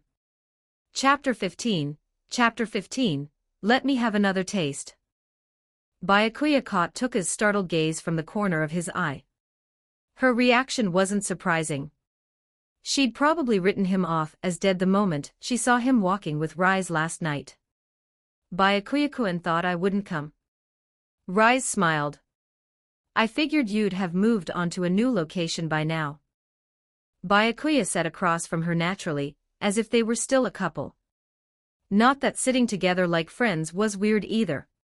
His comment referred to her usual pattern, finding new hunting grounds and new prey. But apparently she wasn't in a hurry. To anyone listening, their conversation would sound cryptic. I like it here. The coffee's good. Rise took a sip. Fair enough. They exchanged a few casual words. The couple dynamic was gone from their interaction. That had all been performance. Now that the act was over, they were just themselves. Byakuya grabbed a book from the shelf, The Hanged Man's MacGuffin, Takatsuki's latest work. That's The Hanged Man's MacGuffin. You recommended it to me, but you haven't actually read it. Rise teased. I'd heard it was highly praised though. Byakuya's expression didn't waver. Technically true, he'd known about its reputation even before transmigrating. Let me see too. Rise moved to sit beside him, dragging her chair closer until they were nearly touching, apparently just to read along. The faint fragrance of her presence reached him. He'd assumed their couple game was finished, but apparently not. One thing was certain, Rise wouldn't attack him here in Yoshimura's territory. Then he understood her real motivation. As she leaned close, her face drifted toward the junction of his neck and shoulder, inhaling deeply like savoring the aroma of a gourmet dish. She really does find me delicious. He wasn't entirely sure why enhanced physique and Hashirama cells were just guesses. Hard to say if this was good or bad. Had he become the Tang monk's flesh of the Tokyo Ghoul world? I'm a little worried you'll suddenly take a bite. Byakuya murmured. The timing isn't right. I won't do anything here. Rise was direct. But if you're willing, we could find somewhere private right now. I'll pass. I'm not into self-harm. Byakuya shook his head. I do genuinely want to read this book, though. Rise continued, I only started reading Takatsuki because of circumstances, but her work really does suit my taste. I can imagine. Well, let's read together then. Byakuya wasn't surprised. Takatsuki's works were full of oppressive atmosphere, despair, and disturbing content. Of course Rise would enjoy them. Reading together meant slower progress, but sharing something he enjoyed with someone, especially a girl, made the pace worthwhile. Host has read The Hanged Man's MacGuffin. Reward, 1 fusion point. Host has finished The Hanged Man's MacGuffin. Reward, 1 fusion point. They finished the entire book at the cafe. Meanwhile, Tuka, curious about their situation, had been observing them. Seeing them acting intimately like a couple again, she became more convinced. Rise hadn't fed last night. She was still toying with her prey. After finishing, Byakuya and Rise naturally discussed the book. When Rise started praising the gruesome scenes, how exciting and thrilling they were, Byakuya felt mildly exasperated. You really do love the dark stuff. Then he remembered her physical condition. Those scenes involved torture and cannibalism, which reminded him that Rise needed to feed to replenish her RC cells. How are you feeling, by the way? Much better. I had plenty of stock at home. Oh my, is Byakuya-kun worried about me? Rise's voice turned playful. Stock meant preserved human flesh in her freezer from previous hunts. They kept their voices low, only audible to each other. Yeah, I'm worried. Otherwise I wouldn't have saved you. Byakuya stated it plainly. No embarrassment. No evasion. Just honesty. True enough. Rise noted that this guy was completely impervious to provocation. She couldn't make him scared. She couldn't even make him blush. Since you're recovered, I'd still advise against hunting as recklessly as before. That clown-masked person could attack again anytime. Byakuya offered genuine advice. Trying to control me? A hint of displeasure flickered in her eyes. If you let me have another taste, I might consider listening to you. Chapter 16 finally found his weakness. Her experiences with the Washu clan had left Rise with an intense hatred of being controlled. That's why she lived so freely now. Her brutal, excessive hunting was really just an outlet for all that past suffering. Most ghouls only needed to feed once a month to stay healthy. Rise hunted 2 or 3 times a week. She consumed far more humans than necessary, eating purely for pleasure.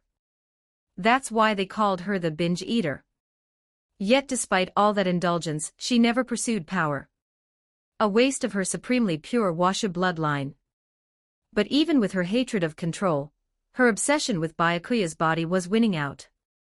She'd accept restrictions just to taste him again. Though she'd only said she'd consider it, not a definite yes. Host has activated a quest. Initiating divine selection. Option 1.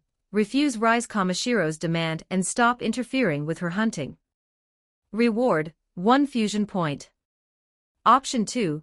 Refuse Rise Kamashiro's demand but forcibly restrict her behavior. Reward, 20 fusion points. Option 3. Accept Rise Kamashiro's demand. Reward, 50 fusion points. You've got it backwards. If you listen to me first, then I'll let you have a small taste. Byakuya began negotiating. He intended to pick option 3, but that didn't mean he couldn't set terms. He'd agree provided she cooperated first. Plus, decent fusion points. As long as the system's options weren't too outrageous, he was willing to consider them. Listen to you first. For example. Byakuya thought for a moment. For the next 2 weeks, don't hunt any humans. After that, I'll fulfill your request. He knew Rise typically hunted at least 2 or 3 times weekly. If she could hold off for 2 weeks, that would be a start. Otherwise, Furuta would easily find another opportunity. Then saving her would have been pointless. 2 weeks is too long, how about 3 days? Rise's voice turned almost wheedling. Byakuya was unimpressed. That's meaningless. Normal ghouls only need to feed once a month. You're the only one with such a huge appetite. Besides, you could be ambushed again anytime. I might not be able to save you next time. Think carefully. Rise had been about to continue bargaining, but the second half of his statement silenced her. He was right. If the Washu clan had really found her, her situation was dire. If they captured her, her fate would be. Considering this, Rise smiled faintly. I'll agree to your terms. But first let me have just a little taste. Taste what? Byakuya assumed she wanted to bite him. Absolutely not. Relax, I won't bite you here. Too many people watching. Her arms wrapped around his neck, and she bit down gently on his earlobe. Not hard, just a light nibble. Even that small contact was delicious. Like licking a lollipop. Byakuya had never experienced anything like this. Ears were a sensitive spot for most people. His body shivered involuntarily. Rise had only meant to satisfy a craving, but his obvious reaction was an unexpected bonus. Her lips curved. Finally found this guy's weakness. His complete non-reaction last night had been bothering her. Now she felt like pushing further a little revenge. Meanwhile, other customers noticed their display. Quite a stir. I remember that human boy. He's actually still alive. Must be the longest surviving prey Rise's ever marked. Yeah, and since when does Rise get this intimate with prey? If I didn't know better, I'd think they were actually dating. Could Rise genuinely be interested in that human? Unlikely, but not impossible. Behind the counter, Tuka witnessed the scene with widening eyes. That vicious woman is doing this asterisk. To a human. Even for toying with prey, this seemed excessive. Plus, their flirting was bad for the cafe's image. At that exact moment, Kaneki walked through the door. He froze mid-step at the sight, rooted in place. Hyde, right behind him, noticed immediately. What's wrong? Just as Rise was about to escalate things, Byakuya pushed her away. Don't overdo it. He wasn't about to lose his composure in public. Fine, fine. But I'm satisfied. Rise licked her lips contentedly, voice teasing, besides. I finally discovered a certain someone's weakness, Chapter 17, a promise. Byakuya felt mildly exasperated. He wiped his earlobe with a napkin, cleaning off the residual saliva. For the next 2 weeks, you behave. If I catch you breaking our agreement, the deal's off. Ghouls could go a month on just 1 or 2 feedings. Even if Rise stopped hunting entirely, she wouldn't starve in Ward 20. Antiqua's ghouls led by Yoshimura fed exclusively on the already dead, suicide victims, mostly. Given Japan's notoriously high suicide rate, and the cultural tendency to not trouble others, even in death, many chose isolated locations where they'd never be found. Antiqua collected these bodies discreetly, stockpiling them as a long-term food source. Police and families never located the remains, so there were no consequences. Yoshimura's rules had made Ward 20 remarkably peaceful compared to the rest of Tokyo. The CCG relaxed their oversight here, making it a haven for ghouls who didn't want to harm humans. Until Rise arrived. Since settling in Ward 20, she'd been nothing but trouble. She occasionally helped Antiqua collect bodies, but her frequent hunting attracted CCG attention, gradually shattering the district's tranquility. Host has completed Option 3. Reward, 50 fusion points. The promise was made, the points were his.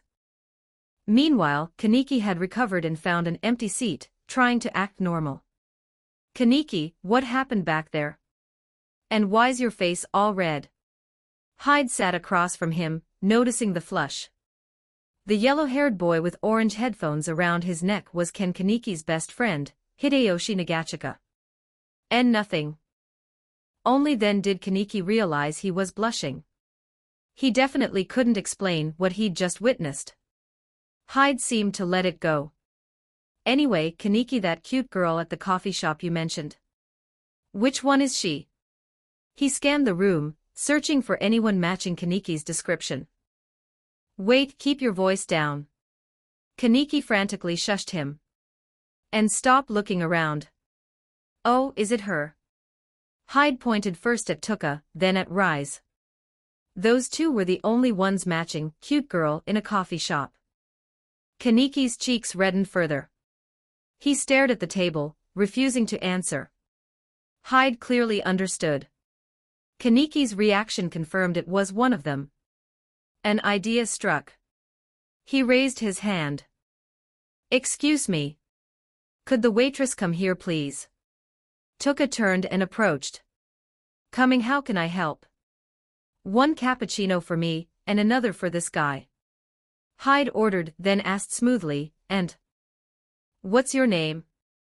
Though sudden, Tuka answered, I'm Kiri. Before she could finish, Kaneki cut in frantically, Hyde, you idiot. The girl I mentioned isn't her. Don't do weird things to people. Knowing Hyde, he'd start doing something embarrassing, possibly harassing the poor girl. Hyde had gotten the answer he needed. Time to back off. Never mind, never mind. Sorry to bother you. Tuka returned to work without concern. Once she left, Hyde grinned at Kaneki. So if it's not her, it must be that one, right? That 1 inch obviously meant Rise. Completely outmaneuvered, Kaneki could only admit it awkwardly. Hyde fell silent. After a moment, he placed both hands on Kaneki's shoulders, speaking with grave sincerity, Kaneki. I'm telling you to give up. A beauty like that is obviously out of reach. Plus, that type gets even more gorgeous without glasses. And most importantly, she already has a boyfriend, right? That position they were in earlier was pretty intense. Hyde was genuinely trying to help. Now he understood why Kaneki had frozen at the entrance. I know all that. I've pretty much let it go already. Her boyfriend is actually that book friend I told you about. Kaneki's voice was low. Well, if you can still be friends with him, you must have really moved on. Hyde sounded surprised. Anyway, it's over. Kaneki closed the topic. Fair enough. I need to get to my part-time job. Catch you later. Hyde left. Kaneki stayed to read.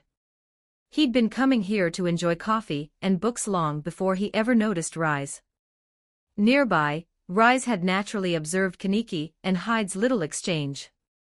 She found it amusing. If you hadn't stopped me, that boy over there would have been my next target. His flesh probably tastes decent, though nowhere near as delicious as yours. Chapter 18. The CCG. Afterward, Byakuya and Rise shared another of Takatsuki's works, The Black Goat's Egg. He'd finished it ages ago. Rise had only read half. The protagonist was a cold-blooded female serial killer called the Black Goat, and her only son.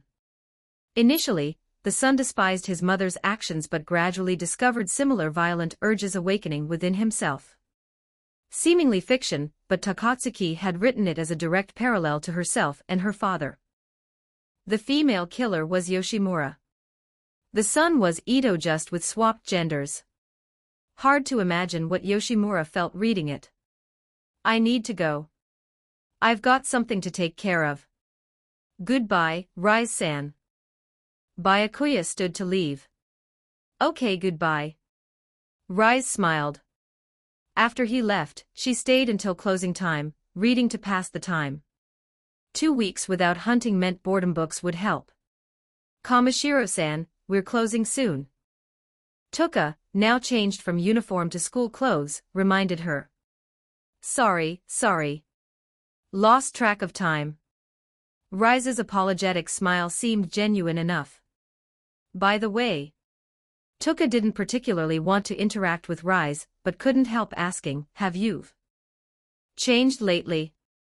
Rise made a questioning sound, though she could guess the meaning. I mean, you actually sat here reading all day. And that boy your prey, right? You didn't touch him last night. Tuka elaborated. Maybe I just like him. Rise countered. Tuka's eyes widened. You actually like him.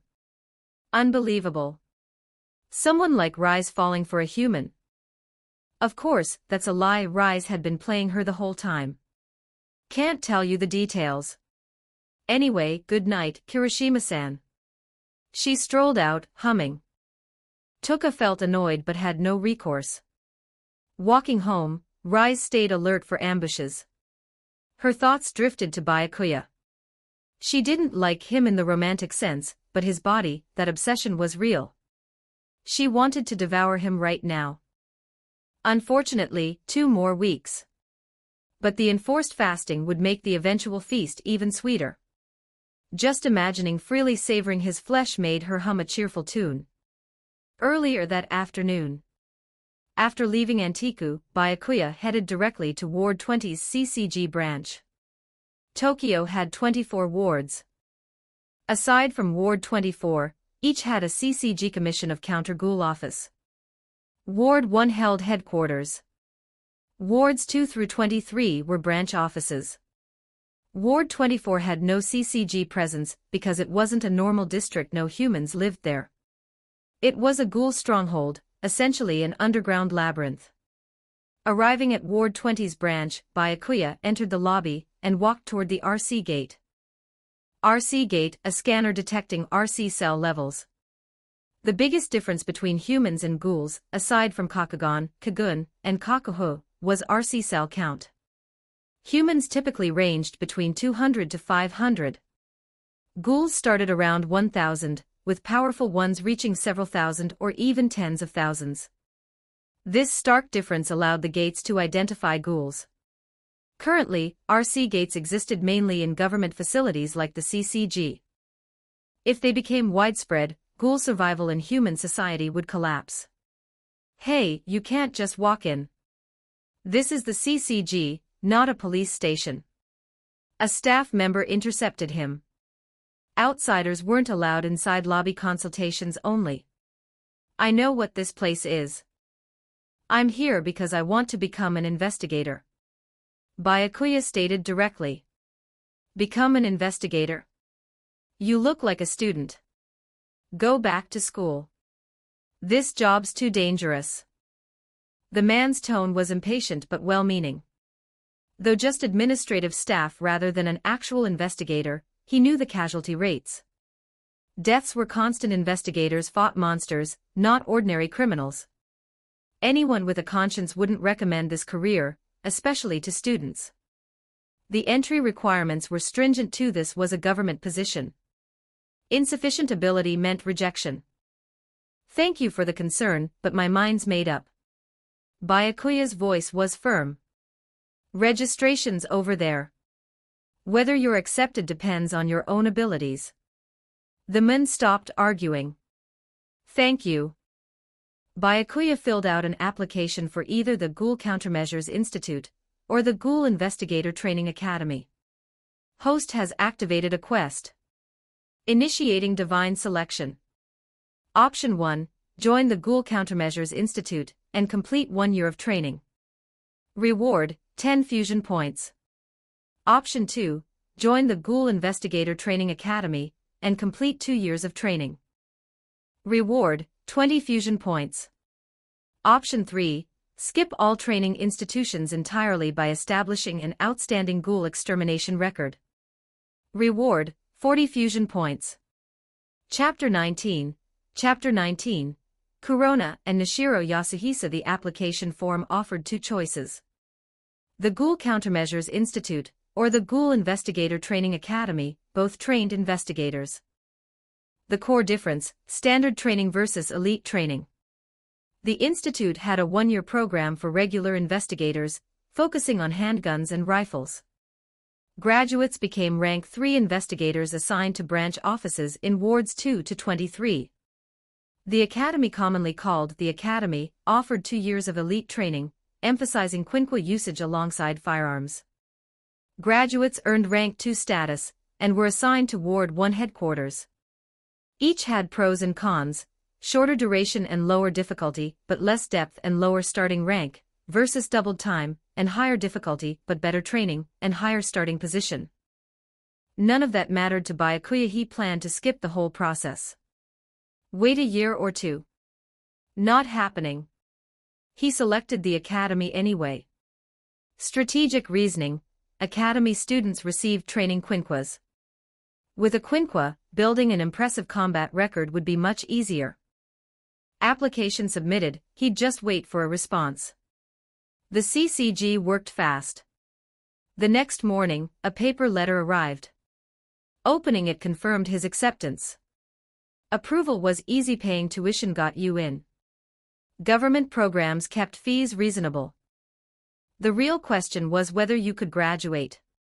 The CCG needed a steady supply of new investigators. Given the circumstances, Byakuya could request a leave of absence from Kamiya University until academy graduation. His academic standing wouldn't suffer. He transferred tuition that day, used his academy credentials to file for leave, then headed to the academy in Ward 1. Ward 20 to Ward 1 seemed far numerically, but Tokyo wasn't that big. Less than 30 minutes by subway. The academy looked like an ordinary university externally, except for the unusually high walls topped with electric fencing. Not to prevent students from escaping, to keep unauthorized people out. Government facility. Security standards differed from normal schools. Hello, I'm a new student here to register. Byakuya presented his credentials to the guard. Go ahead. She'll show you around. The guard waved him through, pointing to someone waiting nearby. Byakuya looked. A young woman in professional attire stood there, glasses, attractive features, holding a stack of documents.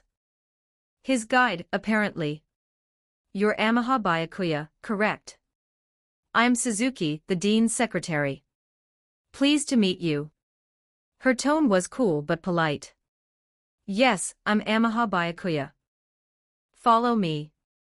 Suzuki led him inside while explaining, since you're entering midterm, keeping up with your class will be difficult. You'll have to manage on your own. You made this choice knowing the challenges. She covered a lot of ground. Byakuya learned both the academy and the institute operated from this facility. Different curricula, shared training grounds.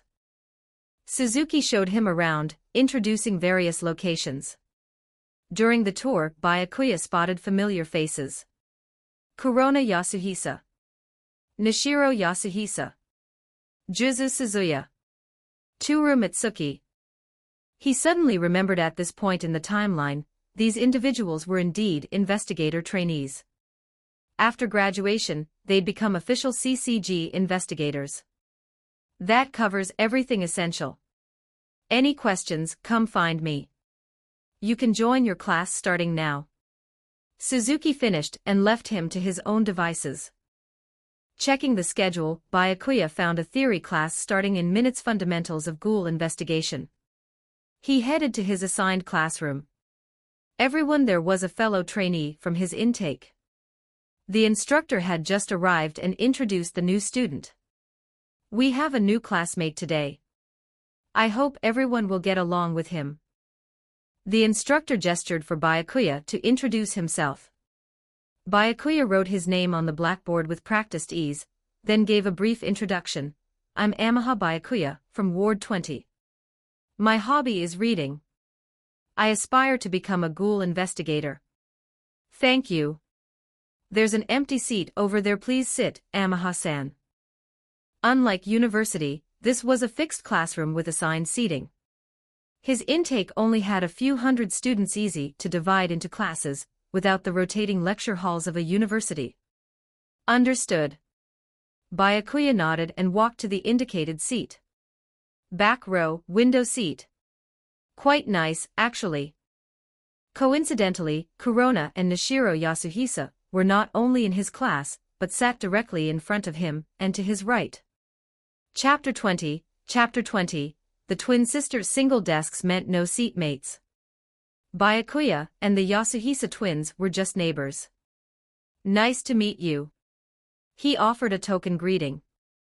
Corona acknowledged him with a slight nod before looking away, expression cold. Nishiro didn't even make eye contact. She'd glanced at him when he spoke, then immediately retreated, clearly introverted and shy around strangers.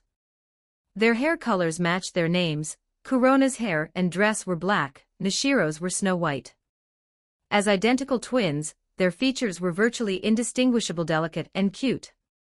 The contrasting colors made it easier to tell them apart. Even their figures and heights were nearly identical, slender builds, 160 cm, practically ideal by Japanese standards. Byakuya didn't mind their attitudes. His impression of the twins had always been that they were the reserved type. Today's topic is quinquas. You'll be testing them soon, so let's cover the basics first. Turn to page 128. The instructor began class. Quinquas were invented several decades ago by former CCG chairman Yoshitoki Washu and German CCG director Adam Genner. Their development dramatically closed the power gap between humans and ghouls.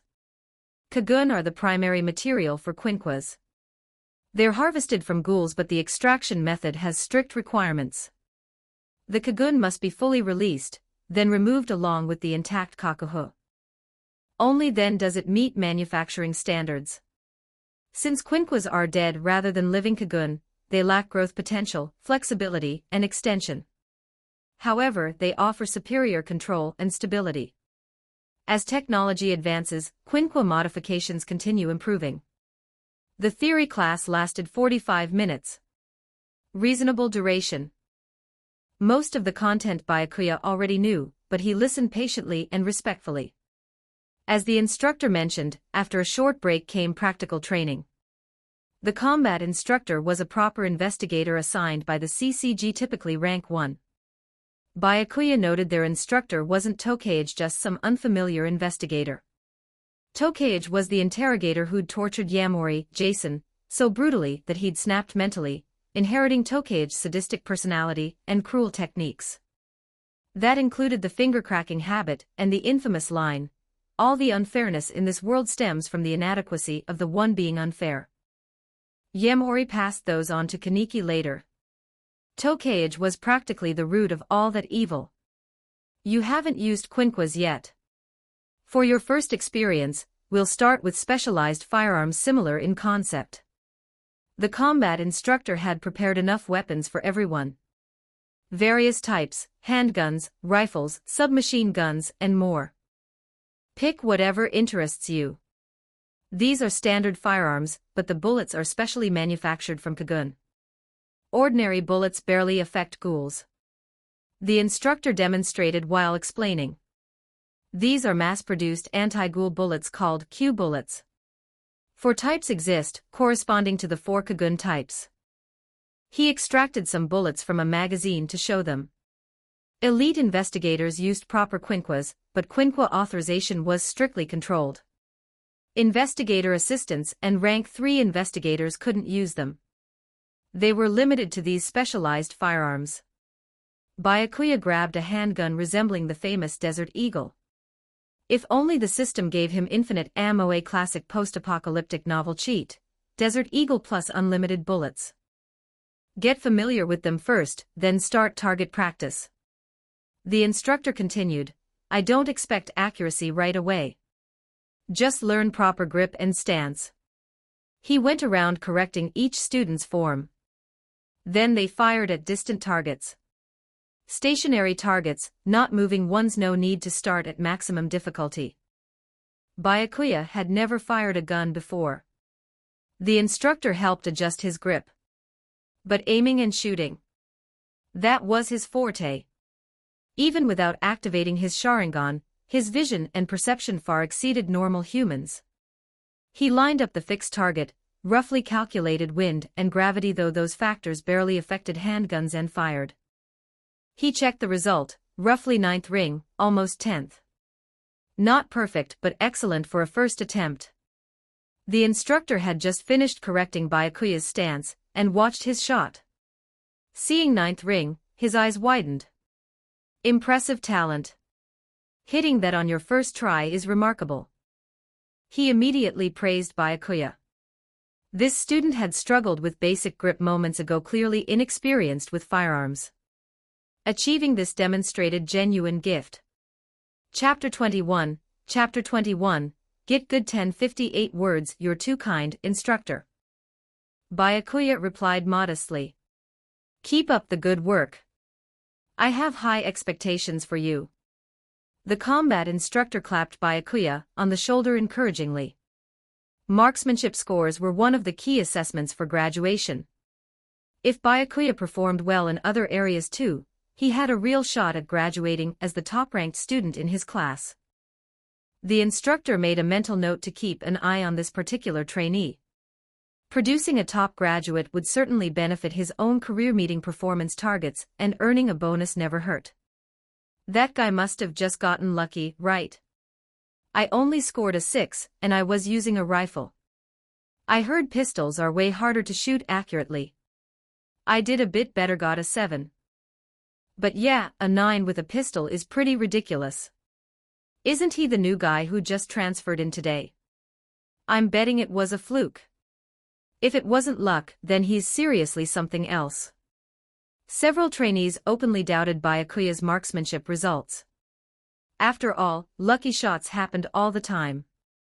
The combat instructor paid no attention to their chatter. Kurona and Nishiro Yasuhisa, however, stayed out of the gossip. The twins had always kept to themselves. They were practically inseparable. Even during classes, they sat together. The only thing they didn't share was a gun. Both had chosen pistols, though they favored different hands. Kurona shot left-handed while Nishiro shot right-handed. Their scores were nearly identical too, both had hit the 8 ring. In the original story, the Yasuhisa twins were exceptional candidates for the CCG, so their strong performance was expected. Nishiro, it seems we're no longer the best in class. Kurona spoke up.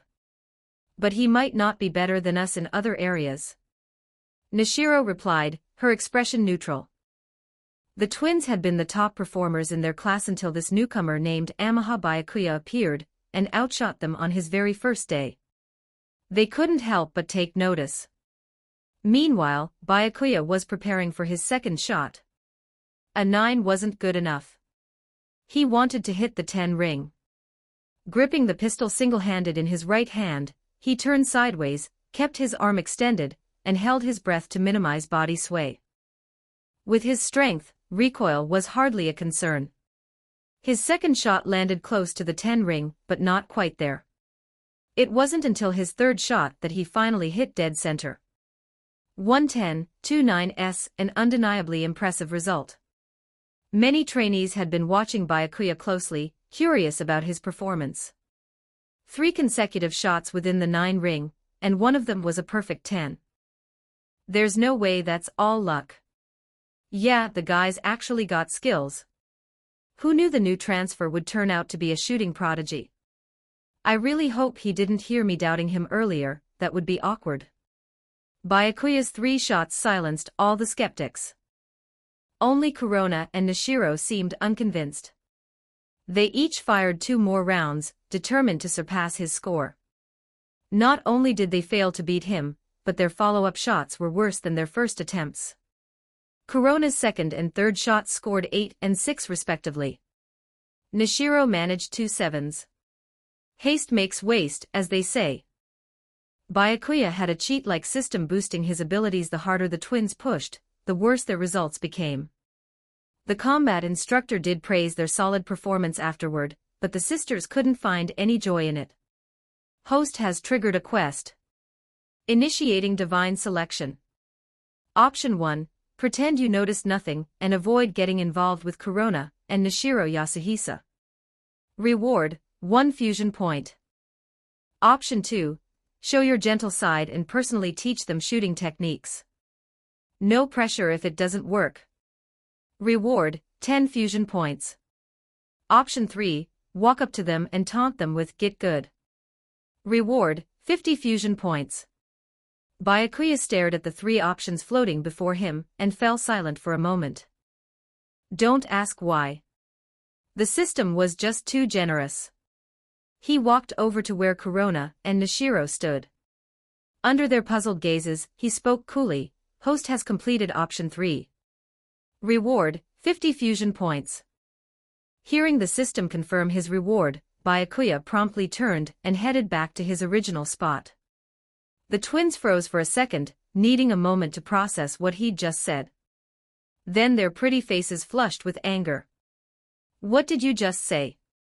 But by the time they spoke up, he'd already walked away. Still, even annoyed, the sisters looked adorable. Nishiro's cheeks had turned slightly red from indignation. "That jerk thinks he's so superior just because his shooting scores are a little better than ours." Nishiro's voice dripped with displeasure. "Nishiro, we can't lose to him again." Kurona was equally riled up, her expression icy with determination to go head-to-head with Byakuya. Whoa, Amahakuen actually went and provoked the Yasuhisa sisters. Sure, his marksmanship is impressive, but those two are geniuses who excel at everything. Looks like Kurona-san and Nishiro-san have set their sights on Amahakuen now. Rivalry between prodigies is terrifying. Works out for us though, at least we'll have something entertaining to watch. Byakuya's confrontation with the twins immediately became the talk of the class. On one side, a dazzling newcomer. On the other, twin prodigies who ranked at the very top. Byakuya was well aware that he'd seriously annoyed Kurona and Nishiro. He figured he should find a chance to apologize after class. For the rest of the session, Byakuya didn't limit himself to pistols.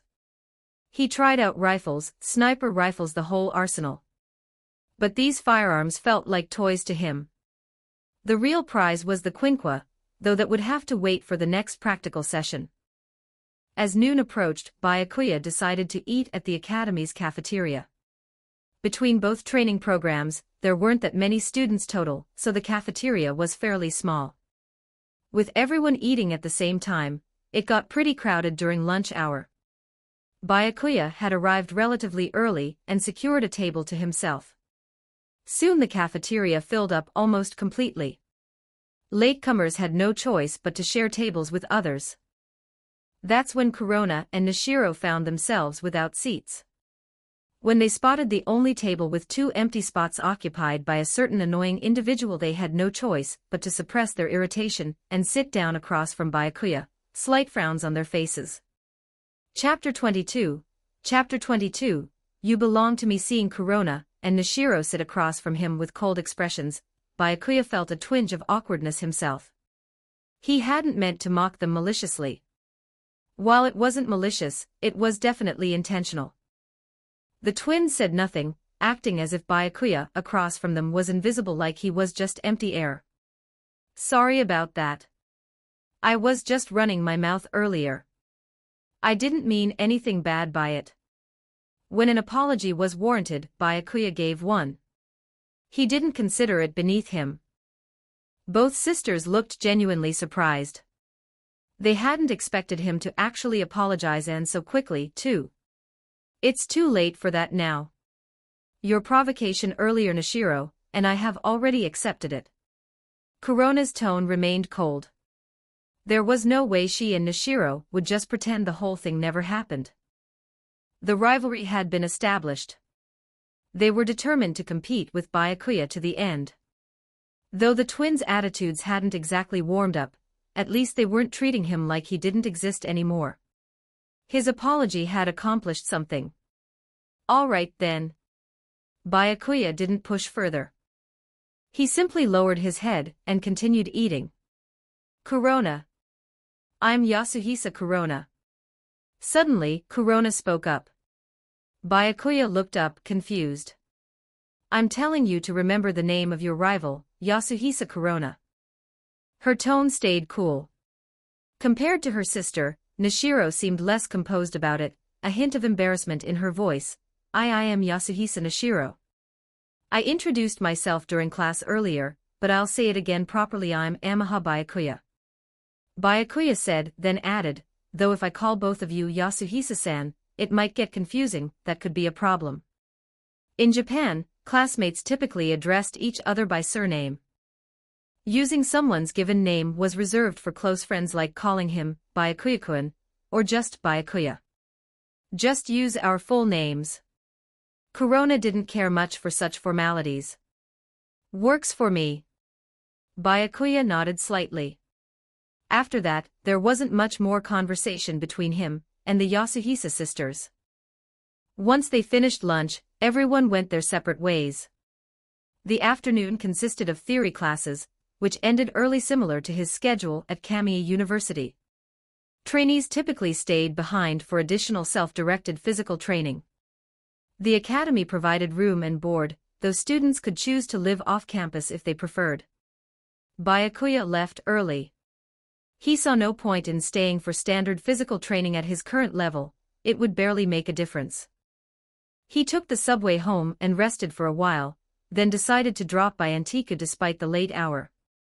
By the time Byakuya arrived at the cafe, it was already 4 p.m. The moment he stepped inside, he spotted familiar faces: Rise Kamishiro and Ken Kaneki. Amaha-kun. Byakuya had been heading toward Rise when Kaneki called out to him. He changed direction and walked over to Kaneki instead. What's up, Kaneki-kun? Did you hear about Takatsuki-sensei's fan meet and greet? It's coming up soon. Kaneki's eyes sparkled with enthusiasm. Byakuya paused. He actually hadn't been paying attention to that. If you're free and interested, want to come with me? Kaneki extended the invitation. Hyde wasn't into books, and besides Byakuya, Kaneki didn't really have anyone else to ask. Attending with a fellow fan would be much more fun than going alone. Sure, I don't see why not. Byakuya mentally checked his schedule. The academy's classes didn't conflict with the timing of Sen Takatsuki's event. He wasn't particularly excited about meeting Takatsuki after all, he already knew who she really was. But accompanying Kaneki seemed harmless enough. Kaneki's face lit up. I won't keep you then, I should get going myself. He knew Byakuya would want to spend time with his girlfriend, so he didn't want to take up too much of his time. Byakuya gave a brief wave. Then he turned and saw Rise beckoning him over. The moment he sat down beside her, Rise leaned in close and started sniffing him. After a while, she finally asked, "Why are you so late today? Had more classes than usual?" You know I'm a student. Byakuya didn't plan on telling Rise about the CCG Academy, so he kept his explanation vague. Is that so? But I smell something unusual on you. Rise smiled as she spoke. But that smile held an edge of danger. What kind of smell? Byakuya asked. Could she have detected the scent of firearms on him? A faint ghoul scent, probably from a kagun. But it's strangely weak. Rise analyzed the odor. Now Byakuya understood. It must be the Q bullets, special ammunition made from Ghoul kagun. The fact that they'd been processed into bullets would explain why the scent was so faint. Rise had picked up the trace of another ghoul on Byakuya, and even though it was barely perceptible, she wasn't pleased. Because Byakuya belonged exclusively to her. She wouldn't allow any other ghoul to touch him. Of course, when she thought of him as her possession, she meant it in terms of food. I forgot to make this clear earlier, but you belong to me. I don't want anyone else getting a taste of you. Understand? Rise murmured into Byakuya's ear, her tone willful and commanding, brooking no refusal. Chapter 23, The Ghoul World's Succubus. If Byakuya didn't understand the true meaning behind Rise's words, it would have been easy to misinterpret. Her "you belong to me" actually meant "you're my food." In other words, Rise wanted to keep him all to herself. She didn't want any other ghoul taking a bite out of him. But the thing was, he hadn't done anything. He'd just been target shooting with ammunition loaded with special bullets. And once he started using quinquas, the ghoul scent on him would become even more obvious. Did you hear me? Rise lightly poked Byakuya's cheek with her finger, then repeated, Did you hear me? I heard you. But whether some other ghoul bites me isn't exactly something I can control. Byakuya replied with a hint of exasperation. You're strong, aren't you? Just don't let them succeed. Rise said casually. In short, only I get to taste your body. You're being pretty possessive here. Byakuya remarked. By the way, I want a little taste today too. Rise added. Last time was already a special exception. The memory of his earlobe being held in her mouth made Byakuya's scalp tingle. Come on, I won't go for your ear this time. How about this instead? As she spoke, Rise grabbed Byakuya's right index finger. I'll decide later which part of you I'll really enjoy, Byakuya relented. With his permission granted, Rise immediately took his right index finger gently between her teeth, savoring the flavor. This meager taste was nothing compared to when she'd torn off that piece of flesh from his shoulder that had been a transcendent delicacy. What Rise was doing now was building anticipation, letting her desire accumulate. When the moment finally came, the payoff would be all the sweeter. Though this also helped take the edge off her cravings. Temporarily, at least afterward, the hunger would only grow stronger. Rise brushed aside the hair falling across her face with one hand while holding Byakuya's finger with the other. The pose was rather suggestive, to say the least. Throughout the whole thing, Byakuya felt increasingly awkward. After all, there were plenty of other customers watching. Not just customers either. Tuka, who was serving tables, kept glancing their way with a concerned expression. Of course, her concern was about them potentially damaging Antiku's image with this kind of display. For now it was still within acceptable bounds.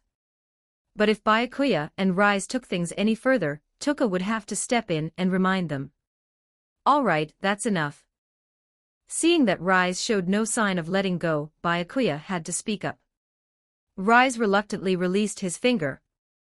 Her hand drifted to her own cheek, her complexion flushing with an almost feverish tinge, as she seemed to savor the lingering taste.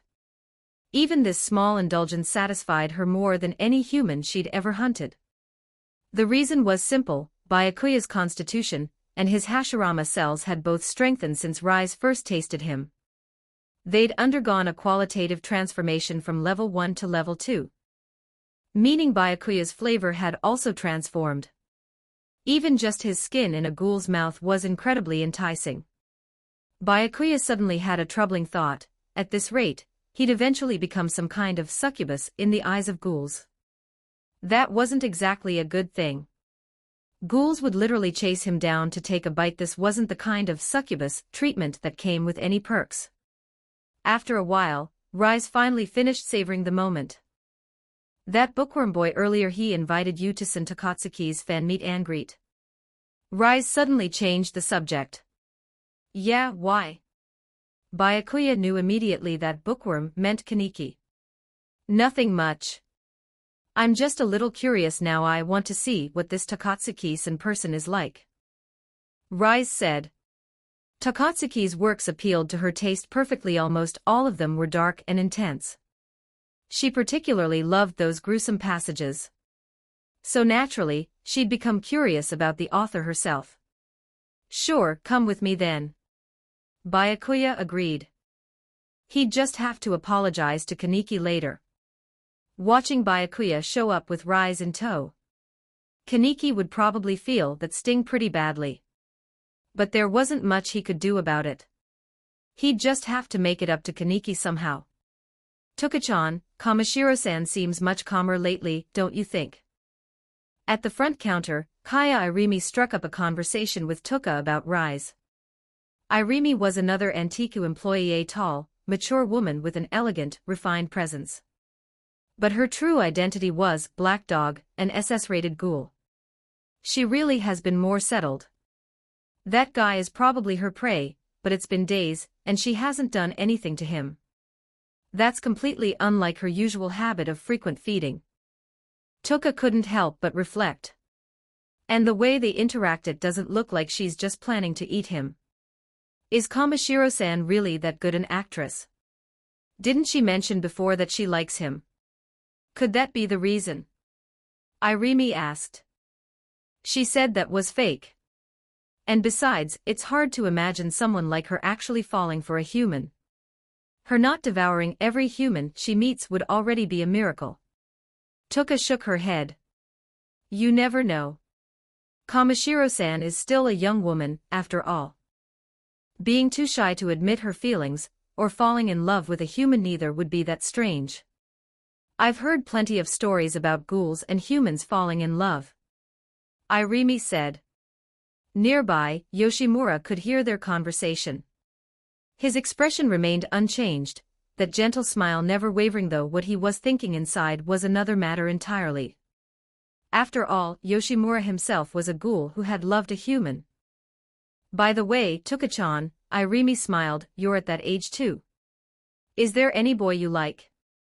All the guys in my class are total children. Toka replied offhandedly. Her reaction was so casual and natural. Clearly, there really wasn't anyone she was interested in. Irimi immediately reached a conclusion. I see, so Toka-chan prefers mature, older guys. Chapter 24, best avoided. Irimi-san, please stop teasing me. Toka's cheeks reddened slightly. Clearly Irimi had hit the mark. Toka-chan is so easy to read. Irimi chuckled softly. Honestly. Toka sighed helplessly. If Irimi-san hadn't suddenly brought up the topic, she wouldn't have even thought about romance. Truth be told, she wasn't entirely sure what kind of guy she'd even like. Shaking the thought away, Toka lightly slapped her own cheeks. Now wasn't the time for this, she had customers to serve. The next day, Byakuya took the subway early to the CCG Academy in Ward 1. His first class of the morning was actually a free period, but arriving early couldn't hurt. With time to spare, he wandered around the academy grounds. When he entered a small grove of trees, he happened to spot something that caught his attention. In the distance, he could make out two figures. One was a short-haired girl with delicate features and weak-colored skin. He recognized her as Toru Mitsuki. Though Mitsuki had deliberately cut her hair short and wore binding wraps to pass as male among her classmates, she was actually female. She was crouched down, apparently fiddling with something. The other figure standing nearby was Tokage. A middle-aged man already going bald, with a massive scar running from his forehead to his chin on the left side of his face. The injury had disfigured his features courtesy of Jason Yamori. Of course, if Tokage hadn't spent day after day brutally torturing Yamori in the first place, Yamori would never have scarred him like that. If Byakuya's guess was right, this was the scene where Tokage discovered Mitsuki killing stray cats. Focusing his enhanced vision, Byakuya confirmed it. Mitsuki had just killed a cat, and was now cutting out its tongue. She had a disturbing habit of collecting cat tongues. What are you doing there? Tokage approached Mitsuki. Mitsuki didn't respond. She remained focused on removing the cat's tongue. Tokage stepped closer and saw exactly what Mitsuki was doing. His expression shifted immediately. By all rights, as a combat instructor, Tokage should have reprimanded Mitsuki for this behavior. But instead of scolding her, he began offering guidance. You know, you should take better care of that knife. The oils will corrode it otherwise. Who knew cat tongues were so greasy? He completely ignored the fact that Mitsuki had killed a cat. Even Mitsuki was startled by Tokage's reaction. She didn't care about being discovered but being praised instead of punished threw her off. Host has triggered a quest. Initiating divine selection. Option 1, pretend you saw nothing and leave before Mitsuki and Tokage notice you. Reward, 1 fusion point. Option 2, go deeper into the grove and make sure both Mitsuki and Tokage know a third party witnessed this. Reward, 10 fusion points. Option 3, walk over, condemn Mitsuki's actions, and threaten to report her to the principal. Reward, 20 fusion points. Looking at the options, Byakuya didn't hesitate. He immediately chose option 1. Before either Mitsuki or Tokage noticed him, he quietly slipped away as if he'd seen nothing. Sure, option 3 offered decent points but the aftermath wasn't worth it. Both Mitsuki and Tokage were seriously disturbed individuals. Tokage's reputation spoke for itself. He'd tortured Yamori so relentlessly that he'd broken him psychologically. And Mitsuki. Her behavior in the original story was downright terrifying. Yes, her childhood trauma being abused by her parents had warped her. But Byakuya still intended to steer clear. Collecting cat tongues was just the beginning. Later, her obsession with Kaneki, or rather, Sasaki Hayes, would spiral into full-blown Yandere madness, complete with acts only a true obsessive would commit. So Byakuya would rather forfeit those 20 fusion points than get entangled with these two. His strength meant he didn't fear them, but unnecessary complications were best avoided. Host has completed option 1. Reward, 1 fusion point. Based on how things were unfolding, what came next would be Juzu Suzuya getting framed. Tokage not only praised Mitsuki's behavior, but also gave her his own knife and then covered for her by pinning the cat killings on Suzuya. Suzuya was already an outcast who kept to himself, and his self-harming tendencies made him an easy scapegoat. No one questioned whether he might have violent tendencies. According to the day's schedule. Morning, a Quinqua practical session. Afternoon, a light combat training class. Quinqua training was Byakuya's main reason for being here. At the training grounds, the equipment for today's lesson was already laid out, multiple Quinquas stored inside a single case. Byakuya had wondered how so many Quinquas could fit in one container, but then he noticed they were all identical dagger-shaped weapons, small enough to mass-produce. The combat instructor began his explanation. Each of these Quinquas is called Hiriko 176. They're B-rated Quinquas. The designation means 76 identical daggers were manufactured from the same Kagun. For this class, you'll start with dagger-type Quinquas. Because daggers were compact and simple to make, they could be easily mass-produced. Larger Quinqua sides, spears, or ones that could shift between sword and shield forms were far harder to produce. Most of those were one of a kind, crafted from a single Kagun. It was the same combat instructor from the firearms session. He immediately handed one of the Hiriko 176 daggers to Byakuya. Amaha, you go first. He'd taken a particular interest in Byakuya, and wanted to see how the young man handled a Quinqua. Chapter 25, half understood. Byakuya nodded and accepted the Quinqua from the instructor. It was a white dagger with an unusual texture, noticeably heavier than an ordinary blade. Quinquas weren't made from standard materials. Besides Ghoul Kagun and Kakuhu, they incorporated specialized components like Quinqua steel, a memory alloy metal. Host has used a Quinqua for the first time. Reward, 1 fusion point. The instructor hadn't specified how to use the dagger, so Byakuya relied on his own combat instincts. His first thought was to treat it like a kunai suitable for both close-quarters combat and ranged throwing. Having fused with Uchiha Madara's taijutsu, Byakuya had inherited Madara's mastery of kunai techniques as well. Without hesitation, he hurled the Hiriko 176 toward a large boulder in the distance. With Madara's abilities backing him, throwing a dagger was effortless. His form was flawless, and his accuracy was pinpoint. The dagger struck the boulder dead center. Since Quinquas were forged from Kagun, they possessed power and durability on par with Ghoul predatory organs. Combined with Byakuya's considerable strength, the impact shattered the boulder completely, more devastating than a regular bullet. And that made sense. Ordinary bullets were useless against ghouls, but Quinquas could inflict real damage. The combat instructor's eyebrows shot up.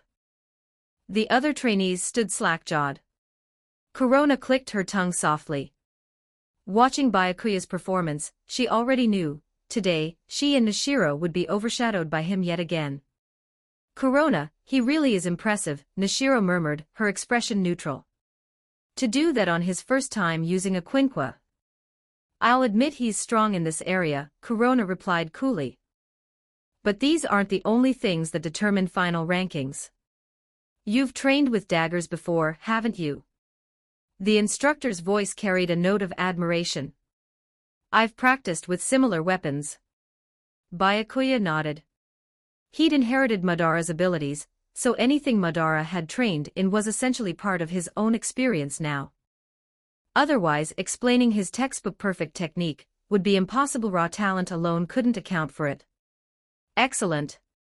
Your skills are truly exceptional. The instructor praised him openly. Even someone experienced with daggers would struggle on their first attempt with a quinqua. The weight was different, the handling was different, anyone would need time to adjust. Yet Byakuya had performed flawlessly on his very first try. He was undeniably gifted. For the rest of the session, trainees practiced throwing daggers at targets and striking air or wooden dummies. Sparring was off the table. Quinquas were too dangerous. Using them in live combat exercises risked serious injury to inexperienced trainees.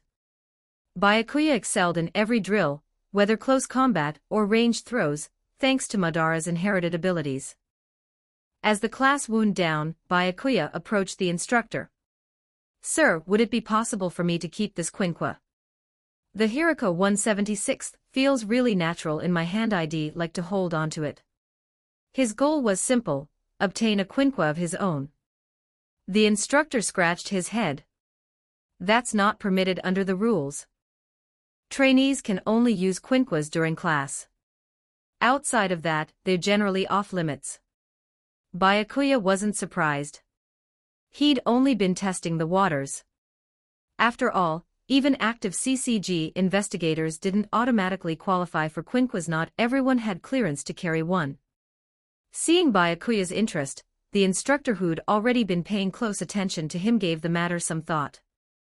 There might be one way. During field internships, trainees are temporarily issued quinquas. But internships are dangerous, so first years aren't usually recommended for them. Internships? You mean fighting ghouls? Byakuya asked. Every trainee must complete an internship before graduation. You'd be accompanied by experienced investigators, so it's not as terrifying as it sounds. The instructor elaborated. Could I start my internship early, even as a new student? Byakuya pressed. The sooner he completed an internship, the faster he could join the CCG officially. That's allowed. The 2-year program isn't a strict requirement. If you demonstrate real combat capability against ghouls, you can graduate early and become a full investigator. The internship rules are flexible. The instructor then added something off topic. There are prodigies within the CCG who never trained at the academy at all. Some of them are so strong they barely seem human. I understand. Byakuya nodded without comment. He knew immediately who the instructor meant: the half-humans from Sunlit Garden. Half-humans possessed physical abilities far superior to ordinary humans. The strongest among them, like Kishu Arima, were virtually invincible. The trade-off was a drastically shortened lifespan, only half, or even a third of a normal human's. But the CCG's human members didn't know those prodigies were actually half-humans. If possible, I'd like to begin my internship soon. Byakuya stated his intentions clearly. The instructor's expression grew serious. As long as you've thought it through, there's no problem. There's actually an internship batch opening soon. If I remember correctly, the assignment involves accompanying Special Class Arima on a mission to Ward 24. Special Class Arima. Byakuya was mildly surprised.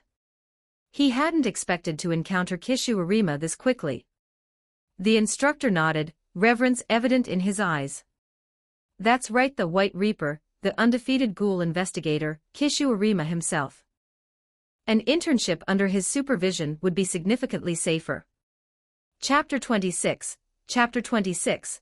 Juzu Suzuya. Kishu Arima lived up to his titles: a ghoul investigator who had never known defeat, and undeniably the CCG's strongest combatant. Many investigators idolized Arima, and the combat instructor before Byakuya was no exception. Thank you for your help, instructor. Byakuya said. Having the instructor's assistance with his internship application would certainly make things easier. I'm confident you have what it takes to pass. Just focus on completing the internship safely. The combat instructor continued, "Don't worry too much about standing out, your safety comes first." From a career standpoint, an impressive internship performance would benefit the instructor as well. But a student's safety mattered more. Since Byakuya and the instructor weren't speaking privately, Kurona and Nishiro had overheard everything. They immediately tensed up and approached. If Byakuya excelled during the internship, their chances of surpassing him would shrink even further. They had to participate and outperform him. "Instructor, Nishiro and I would also like to join the internship." Kurona spoke up at once. "Both of you as well?" The instructor seemed mildly surprised. "3 people should be fine.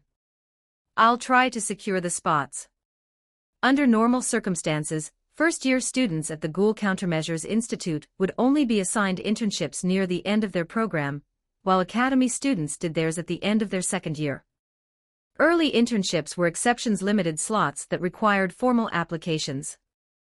Then Byakuya recalled a detail from the original story. Before officially joining the CCG, Juzu Suzuya had completed an internship in Ward 24 under Arima's supervision. However, since Suzuya was a student at the one-year institute rather than the 2-year academy, he could only start as a rank 3 investigator after graduation. Given Suzuya's abilities, a rank 2 position would have been entirely justified. Shortly after, the Quinqua practical session concluded. "By the way, I feel like you two have had it out for me since the beginning." Before leaving, Byakuya addressed Kurona and Nishiro. By the beginning, he meant before he'd even said "get good" to them. He'd already sensed their hostility back then. Both sisters remained silent, apparently unwilling to answer. Their evasiveness only suggested there was something behind it. Byakuya considered the possibilities. Could it be related to Dr. By this point in the timeline, Akihiro Kano had already forcibly taken over Yasuhisa Nanao's house, the twins' family home, using its basement as his secret laboratory. Unaware of the truth, Kurona and Nishiro called Kano father. Kano had likely manipulated them somehow, though in reality he viewed the sisters as nothing more than test subjects for his artificial one-eyed ghoul experiments. Since they weren't willing to talk, Byakuya didn't press further. With the combat instructor's help, Byakuya and the Yasuhisa sisters soon received their answer. Their course schedules changed accordingly, all in preparation for the upcoming internship. Basic theory classes were temporarily suspended, replaced by specialized courses on ghoul extermination, ghoul weaknesses, vulnerabilities of different Kagun types, feeding habits, and so on. Students selected for early internship were also assigned to a dedicated classroom. This gave Byakuya his first look at who would be joining him. Besides Kurona and Nishiro, there was Juzu Suzuya, plus 2 male students he didn't recognize. The child with white hair, dark red eyes, and almost feminine features that was Juzu Suzuya. Wearing slippers in the classroom, small and slight of frame, with strange stitches visible across his body. Suzuya looked less attractive in the anime, but in the manga he was prettier than most girls. Despite class being about to start, Suzuya sat there with a completely carefree, languid expression, using needle and thread to perform human embroidery on his own skin. As if he felt no pain at all, he seemed to genuinely enjoy it. This was exactly the Juzu Suzuya Byakuya remembered. Very much on brand. The classroom dynamics were interesting too. Kurona, Nishiro, and the 2 unfamiliar boys had all deliberately distanced themselves from Suzuya, leaving a wide gap around his seat. Because Suzuya had already been publicly reprimanded by the administration. Tokage had pinned all the cat killings on him, correctly betting that Suzuya's antisocial nature and perpetually indifferent attitude would make him an easy scapegoat. Suzuya wouldn't bother explaining himself. He didn't care what others thought. That made him the perfect fall guy. The twins and the 2 boys had developed their prejudice against Suzuya because of this incident. Byakuya was the only one who'd chosen a seat relatively close to Suzuya. "All right, class is starting." The lecturer entered the room. When class ended, one of the male students, a guy with a buzz cut, took the initiative to introduce himself to everyone. They all exchanged names except for Suzuya, who was left out entirely. Even without the cat incident, Suzuya's unsettling behavior kept most people at a distance. "So you're Amaha-kun. Nice to meet you." After the two boys finished introducing themselves to Byakuya, they simply moved on, skipping Suzuya entirely. But Byakuya thought about it for a moment, then walked over to Suzuya, and extended his hand with a smile. "I'm Amaha Byakuya. Looks like we're going to be teammates." Suzuya seemed surprised that someone had voluntarily approached him. He paused, setting down his needle and thread, and stared at Byakuya's outstretched hand with a puzzled expression. He didn't seem to understand what the gesture meant, though he could sense the goodwill behind it. Just as Suzuya was about to respond, Kurona walked over and interrupted, her tone cold. "I'd advise you to stay away from him. He's the one who's been torturing and killing cats." Chapter 27, Kishu Arima, and Squad Zero. Hearing Kurona's words, Suzuya had been about to speak, but closed his mouth again. In the end he said nothing. Perhaps it was because this person named Amaha Byakuya hadn't known about the cat killings until just now. Even though Suzuya hadn't actually done those things, he couldn't be bothered to explain. Now that the other person knew, there was nothing left to say. "Anyway, you're Suzuya-kun, right? Let's talk more when we get the chance." Byakuya didn't join Kurona in condemning Suzuya. His continued calm demeanor left an unusual impression on Suzuya. Kurona was also surprised that Byakuya could still speak so casually to Suzuya after learning about the accusation. Though Suzuya didn't respond verbally, he gave a small nod. Besides the changes to theory classes, practical sessions now focused primarily on Quinqua training. Byakuya, the Yasuhisa sisters, and the two boys all used the Hiriko 1/76, the same Quinqua they'd be issued during the internship. Suzuya used a different weapon, the Scorpion 156, a black knife or dagger AB-rated Quinqua made from a Bikaka-type Kagun. This wasn't discrimination. Students from the one-year institute simply used different training equipment than academy students. Both Hiriko 176 and Scorpion 156 were B-rated Quinquas with comparable power. Byakuya recalled this Scorpion 156 from the original story. It was the Quinqua Suzuya used. He'd started with just one, but later stole the remaining 55 from storage. Even now, Suzuya already displayed exceptional talent, demonstrating deep proficiency with the dagger. Though still a step below Byakuya. After 3 days of intensive preparation training, Byakuya and the others departed for Ward 24 to begin their internship. Kishu Arima and his team were waiting for them there. Expecting someone of Arima's status to come fetch them personally was out of the question. They weren't VIPs, after all. Now Byakuya and the others had arrived at Ward 24. More precisely, they stood at the edge of Ward 23. Before them loomed a massive cavern, one of the entrances to Ward 24. 6 figures in white tactical uniforms waited at the entrance. This was Squad Zero, led by Kishu Arima. Byakuya recognized all 6, Kishu Arima, Kori Ui, Hiru Ahei, Shio Ahei, Yusa Arima, and Rikai Suzu.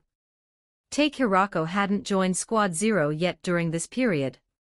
From left to right, Yusa Arima, Kaneki, unconfirmed, Take Hirako, Kishu Arima, Kori Ui, Hiru Ahei, Shio Ahei, Rikai Suzu. This was an elite squad composed almost entirely of half-humans, arguably the CCG's most powerful trump card. The only pure human among them was Kori Ui, an associate special class investigator. Every member possessed exceptional combat ability. Though Shio Ahei, Rikai Suzu, and Yusa Arima appeared young, only 11, 12, and 13 years old respectively as half-humans, their physical capabilities were already approaching their peak at these ages.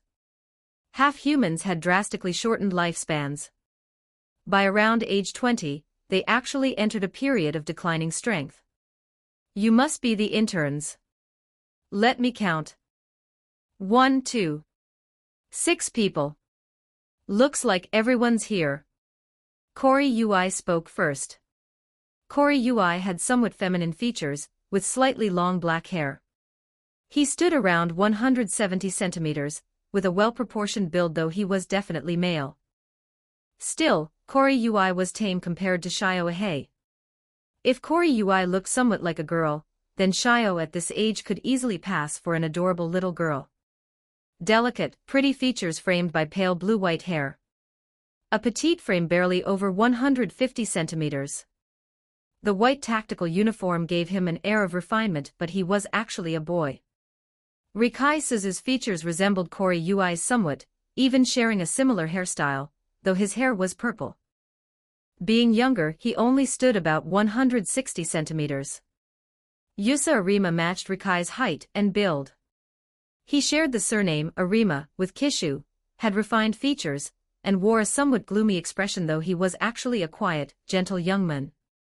The only actual girl in Squad Zero was Haru Ahei, the young woman with pink hair and pink eyes.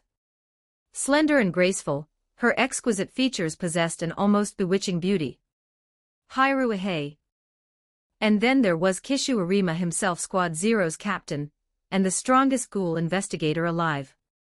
Tall and lean, wearing glasses, his hair completely white. His handsome features were utterly expressionless, betraying no emotion whatsoever. "Yes, I'm Amaha Byakuya, one of the interns." Byakuya nodded in acknowledgement.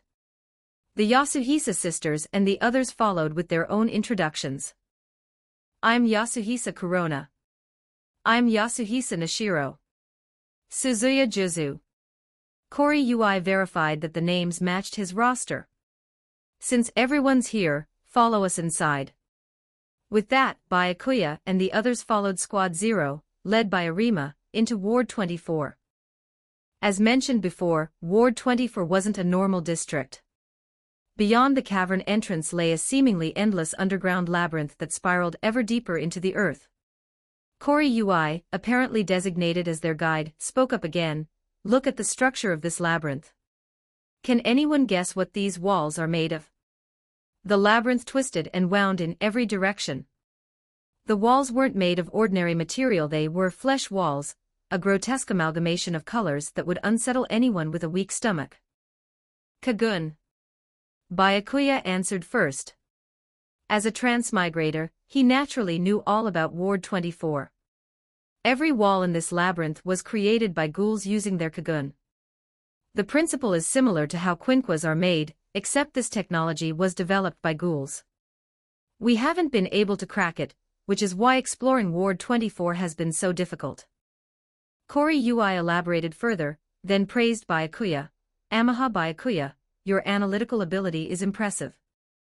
I don't believe the academy teaches much about Ward 24. Nearby, Kurona felt a flash of irritation. How did this guy know so much? Chapter 28. Chapter 28. The adorable little boy Koriyui himself had once been the top graduate of the academy, and was the only member of Squad Zero who had actually climbed the ranks through the proper academy system. A genius among pure humans at just 24 years old, he was already an associate special class, and would soon be promoted to special class. Because of the labyrinth's nature, the terrain heavily favors ghouls. They could ambush you at any moment. We'll protect you as much as possible, but don't let your guard down. Koriyui continued his warnings to Byakuya and the others. Understood. Byakuya and the group nodded in acknowledgement. From there they ventured deeper into the underground labyrinth. The shallow levels rarely had ghoul encounters. CCG investigators had explored Ward 24 countless times, especially with Arima, the undefeated Reaper, leading Squad Zero on regular extermination missions here. The CCG even used Ward 24 as a training ground for newcomers. Most students completed their internships here, led by senior investigators ranked first class or higher. Senior investigators referred to first class, associate special class, and special class ranks, while rank 3, rank 2, and rank 1 were considered junior investigators. With investigators coming and going almost daily, few ghouls dared linger in the upper levels. The atmosphere started out relatively relaxed, without much tension. Shio Ahei even came over to chat with Byakuya. Let me introduce myself properly. I'm Ihei Shio. Shio wore a friendly, adorable smile. His personality was cheerful and outgoing, innocent like a child. Well, Shio was a child. But if you converted his age to a normal human lifespan, he'd be at least 20. Half-humans not only possessed far superior physical abilities, but matured much faster than normal humans. Their metabolisms were also extremely rapid, probably why their lifespans were so short. Nice to meet you.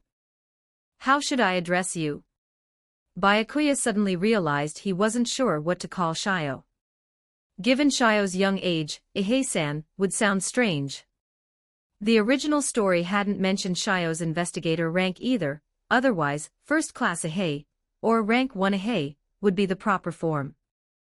That's easy, just call me Shio. Shio said with a grin. All right, Shio it is then. Byakuya found Shio remarkably easy to get along with. Sure, it was a shame such a cute face belonged to a boy, but then again, weren't cute boys even better? That was a joke, of course. Seriously speaking, befriending this adorable yet powerful young prodigy could only be beneficial. Despite being the youngest, Shio had actually eliminated the most ghouls among the Squad Zero trio. Whether or not he was the strongest of the three, he was certainly far beyond ordinary investigators. The Squad Zero trio, ages shown are from 3 years after the current timeline. Host has become friends with Ihei Shio. Reward, 2 fusion points. After just a brief conversation, Byakuya had easily befriended Shio.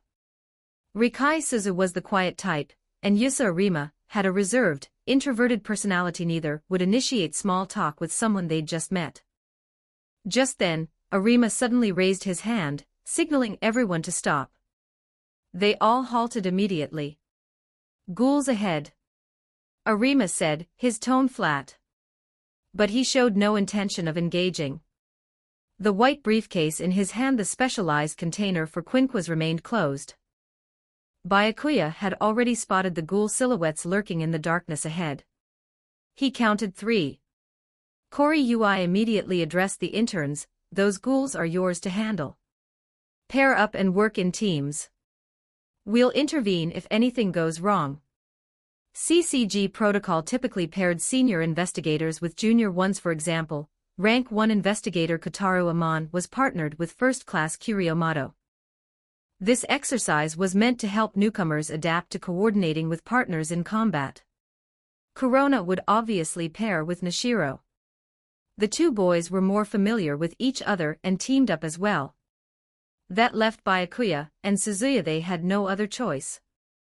Suzuya hadn't expected anyone to willingly partner with him, so he'd been preparing to go in alone.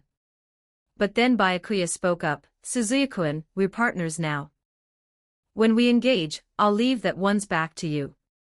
As he spoke, he pointed at the ghoul radiating the most hostility toward them. Suzuya's expression flickered with surprise, but he quickly recovered. A somewhat feral grin spread across his face. Combat seemed to be when he came most alive. With Suzuya's acknowledgement, Byakuya launched the first attack. His explosive speed was startling, a gift from Madara's taijutsu. Having locked onto their target, Byakuya and Suzuya charged forward. The Yasuhisa sisters, not wanting to fall behind, engaged another ghoul. The third was left to the 2 boys. Arima and the others observed from the sidelines. If any ghoul proved too strong for the interns, or if danger arose, they would step in. Roughly speaking, interns were only assigned B-rated ghouls. The CCG's threat classification system rated any ghoul capable of manifesting a Kagun as at least B-rated. Conversely, ghouls below B-rated couldn't use their Kagun. Weaker ghouls wouldn't provide meaningful training, while stronger ones were too dangerous. B-rated was the sweet spot. He's fast. Are the newcomers this time really this good? Byakuya's initial burst of speed had already impressed Kori Ui. They'd supervised several batches of interns, but Byakuya was the first to give him this sense of astonishment. Chapter 29, Princess Carrie. Well, it makes sense that early internship candidates would be above average. Running into a prodigy occasionally isn't that surprising. Hiruehe commented. Go Amaha-san. Shio cheered Byakuya on. By now, Byakuya had closed in on his target. He'd noticed from the start that something was off with this ghoul, all three of them, actually. They seemed to have been starved to the point of madness. Their group was obviously an experienced investigators training newcomers formation. Yet instead of fleeing, these three ghouls were drooling, their expressions crazed as they charged forward. This wasn't stupidity from hunger, it was the manifestation of ghoul starvation. When ghouls went too long without human flesh, they entered an agonizing state of hunger. As time passed, they gradually lost their sanity, attacking anyone in sight regardless of who they were. Even humans, when starving to death, had been known to resort to cannibalism, let alone ghouls, who possessed power far beyond humans and couldn't control their loss of reason. It was like being on the verge of starvation with a living food source right in front of you. It looked like your own kind, but smelled incredibly delicious, and you had the power to kill it easily. What would you do? Maybe you could resist at first. But once sanity slipped away, the choice was no longer yours. Of course, this didn't excuse ghouls hunting humans, it simply explained the dynamic. The ghoul facing Byakuya was muttering incoherently, words slurring together.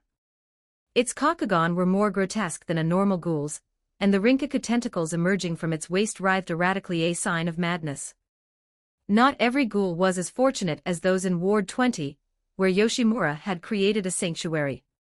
Every ghoul who sought refuge in Antiku received just enough scavenged corpse meat to survive. In other wards, especially the chaotic Ward 24, even scavenging scraps was a struggle. The weaker the ghoul, the more likely they were to starve. Simply put, Ward 20 had Yoshimura distributing resources fairly.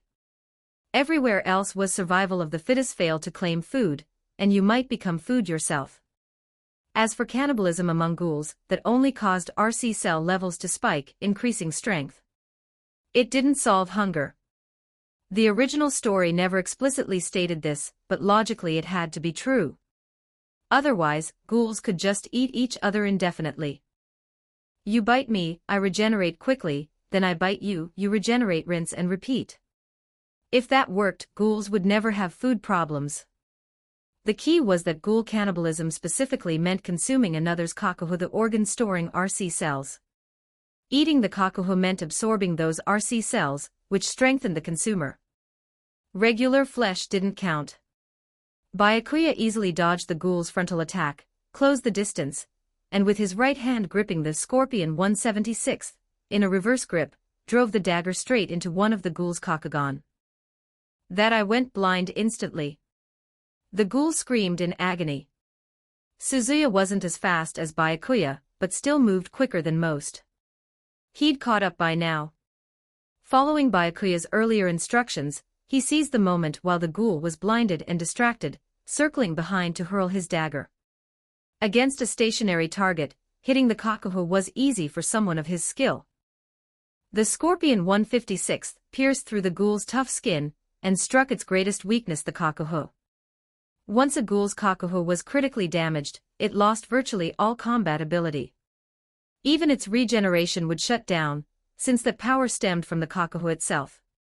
Seeing the kakuho was compromised, Byakuya moved in to finish it. He lunged forward and drove his dagger straight through the ghoul's heart. Host has defeated a berated ghoul. Reward, 5 fusion points. As the ghoul collapsed, Byakuya received his reward. Expressionless, he retrieved Suzuya's Scorpion 156 from the ghoul's kakuho and returned it. Nice work. Byakuya raised his hand for a high five. Suzuya didn't quite understand the gesture. He hesitated before mimicking Byakuya and raising his own hand. Only when Byakuya's palm met his did he grasp what he was supposed to do. Byakuya handed back the Scorpion 156 with a reverse grip. The two prepared to return to Arima's group. As for the other 4 and their battles, that wasn't their business to manage. If anything went wrong, Squad 0 would handle it. But just then, the moment Corona realized Byakuya, and Suzuya had already finished, she lost focus. She cared too much about keeping pace. Byakuya noticed immediately.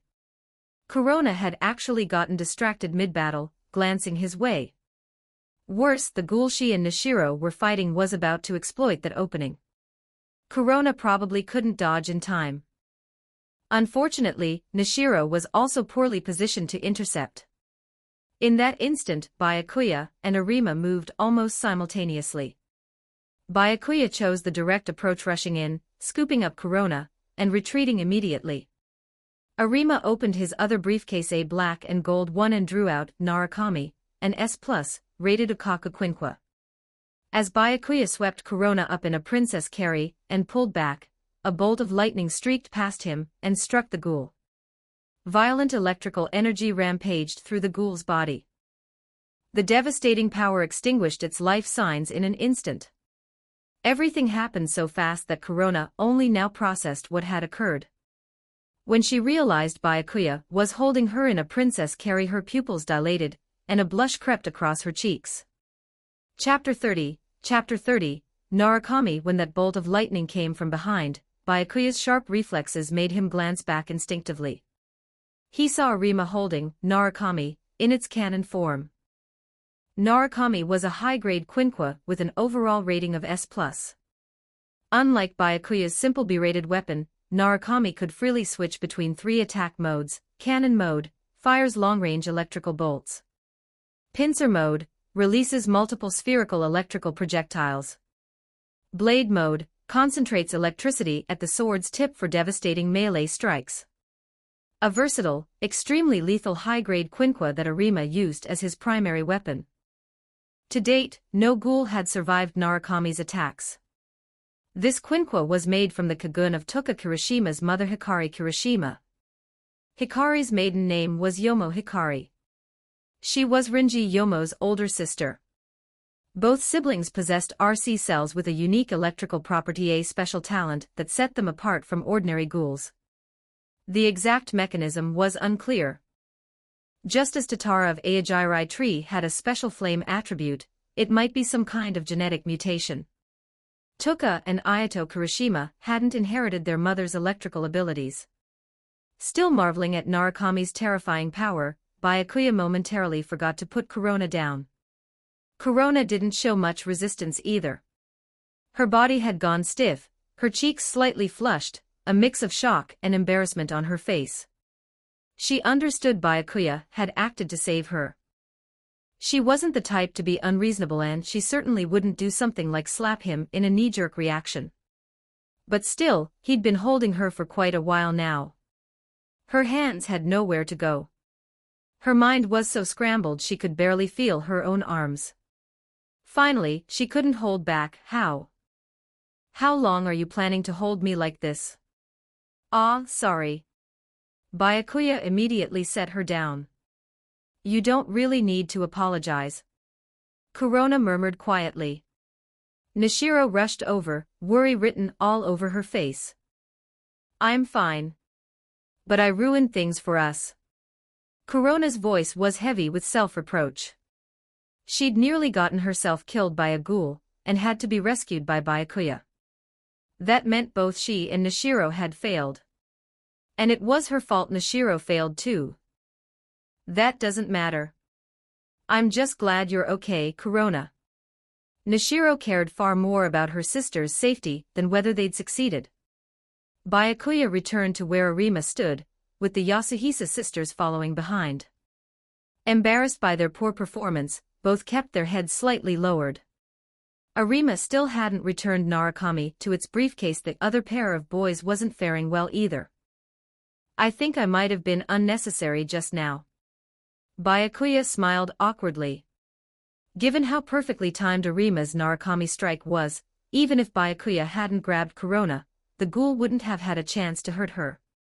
But Kurona didn't see it that way. Byakuya's intention had been to save her, and that was what mattered. You did well, Arima said evenly. Hearing Arima praise Byakuya, Haruhi immediately took notice. After all, what she wanted most was recognition from Arima. She'd worked incredibly hard for it. She didn't say anything, but her gaze fixed on Byakuya in silence. Byakuya could feel Hiru's stare. He knew exactly why she was looking at him that way, best to just pretend he didn't notice. You really did do well. This proves you're not only capable of eliminating ghouls, but also of protecting your teammates when facing them. Honestly, your individual ability exceeded my expectations. Koryu added his own praise. Of course, Suzuya Juzu performed admirably as well. From this single engagement, he could tell both newcomers had exceptional potential, especially Byakuya, who'd immediately demonstrated combat ability beyond what most Rank 2 investigators could muster. As for Yasuhisa Corona, you need to seriously reflect on what happened. Losing focus while fighting a ghoul is a critical mistake. Never let it happen again. While praising Byakuya and Suzuya, Koryu didn't forget to admonish Corona. Nishiro's performance had been acceptable, no lecture needed there. If Corona hadn't lost concentration, the sisters' excellent teamwork would have let them quickly gain control and defeat their ghoul. Finally, the two boys had performed adequately despite a more difficult fight. They'd made no major errors and ultimately succeeded. In other words, of the three pairs, only Corona and Nishiro had failed. Corona couldn't help feeling dejected. Even if Nishiro didn't care, she still blamed herself. Sensing her sister's low spirits, Nishiro grew concerned. Corona, don't take a single mistake too hard. Just make sure you don't repeat it next time. Byakuya offered some encouragement. Easy for you to say. But Corona quickly reconsidered. Actually, you're right. The internship isn't over yet. Byakuya's words seemed to help. Corona pulled herself together, determined to redeem herself next time. Looks like you're all ready to continue. Let's move on. Koryu gave the order. Amaha-san is really impressive. Both Koryu-senpai and Arima-san praised him. As they proceeded deeper into the labyrinth, Shio came over to chat with Byakuya again. Don't think I don't know. Squad 0 is the elite of the elite. You're definitely stronger than me, Shio. Byakuya replied casually. No way. Shio grinned, the happiness from being complimented showing plainly on his face. Meanwhile, behind Byakuya, Corona had been subtly edging closer. She wanted to ask him something. But Shio was in the way. She also didn't know Shio's actual gender. Judging by appearance alone, she assumed Shio was a girl. Watching Shio stick close to Byakuya, chatting and laughing, only made Corona more inexplicably irritated. Chapter 31. A little dishonest. Corona just wished that Shio kid would hurry up and leave already.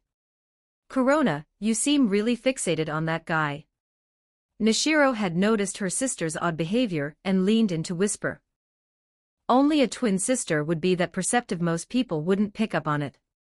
Corona stiffened slightly. Is it that obvious? I just want to ask him something, that's all. Nishiro didn't question the explanation. Then just go ask him. Or is it embarrassing with other people around? A little. But I'm not in a hurry. It's fine. Corona was being somewhat dishonest. She'd just been wishing Shio would get out of the way. The truth was, she didn't want Nishiro to think she cared too much about this. After a while, Shio finally finished chatting with Byakuya and returned to the front of the formation. Corona immediately seized the opportunity, moving to Byakuya's side. Something on your mind? Byakuya noticed her approach and asked. Why did you save me earlier? I've been treating you like a rival, and I haven't exactly been friendly.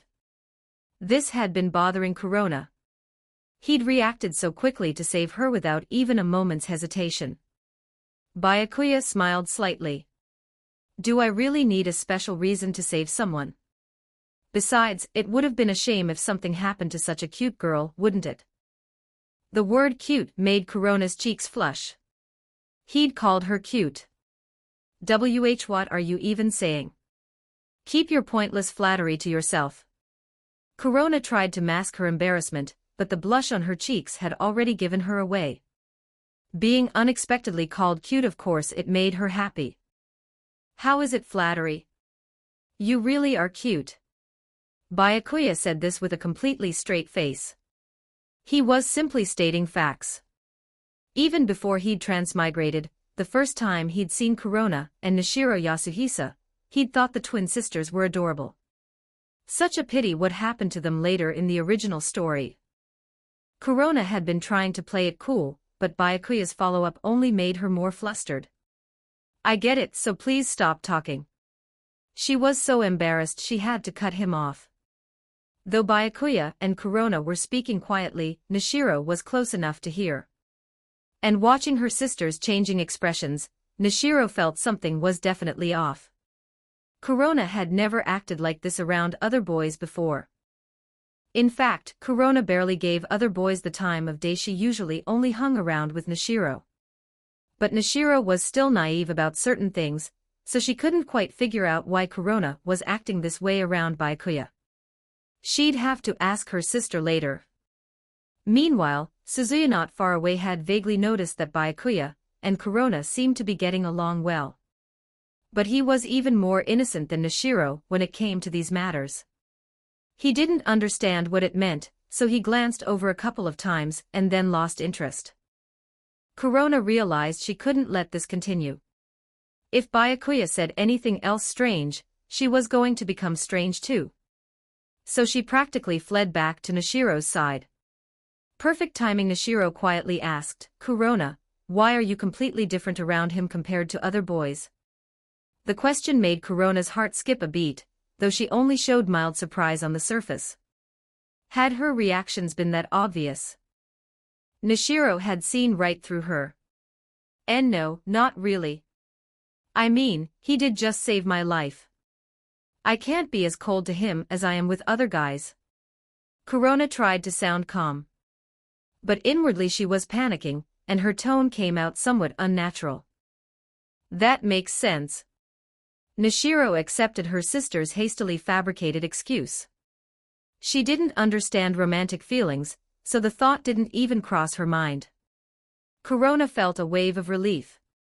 But at the same time, she realized something was definitely off with her. What was going on? Even treating Byakuya as her savior didn't explain why she'd reacted that strongly. Could it be because? How could that be possible? That guy was her rival. Corona immediately rejected the notion. Whether it was out of embarrassment or something else, only she knew. She forcibly cleared her mind of distracting thoughts. She was still in the middle of an internship. She couldn't afford to be distracted again. But before long, she found herself unable to maintain that focus. Because Shio kept chatting and laughing with Byakuya, and she couldn't help but notice, which only made her more restless. Host has defeated a berated ghoul. Reward, 5 fusion points. Host has defeated a berated ghoul. Reward, 5 fusion points. Arima's Squad 0 led Byakuya, and the others through Ward 24 for several hours. They never ventured too deep into the labyrinth. Going too far would mean encountering higher-level ghouls, which would defeat the purpose of training. Ward 24's underground labyrinth was enormous, spanning nearly all of Tokyo's underground. Even without going deeper, the winding paths meant they rarely crossed the same ground twice. By the end of the day's internship, Byakuya and Suzuya had eliminated 3 ghouls together. Corona and Nishiro had struggled at first but redeemed themselves later, successfully taking down 2 ghouls. The 2 boys had also eliminated 2, though their overall performance wasn't quite as strong as the sisters.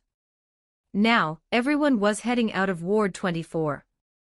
It was getting late. Even skipping dinner, no one could stay overnight in a place like this. But the internship wasn't over yet. Tomorrow would continue. At the cavern exit, Byakuya and the other trainees prepared to take the subway back. Bye-bye, Amaha-san. Shio waved at Byakuya. See you tomorrow, Shio. Byakuya smiled and waved back. Hearing Byakuya address that little girl by first name, Corona's attention sharpened immediately. Chapter 32. Chapter 32.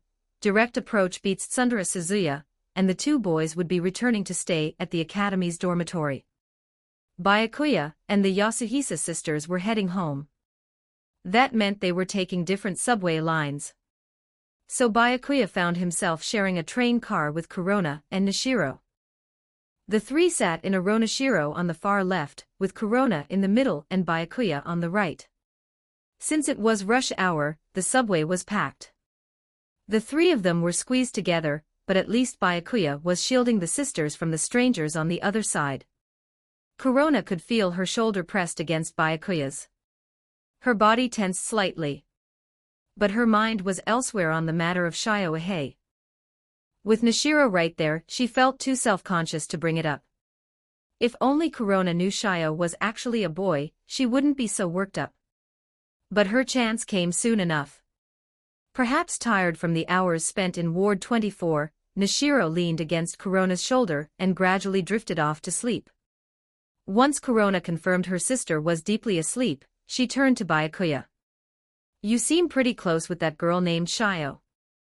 You've known each other less than a day, and you're already calling her by her first name." Byakuya turned to look at Kurona. Seeing the clearly bothered expression on her face, he understood immediately. This was definitely jealousy, wasn't it? Right on cue, the system chimed in. Host has triggered a quest. Initiating divine selection. Option 1. Tell Kurona that Shio Ahei is actually a boy, then do nothing else.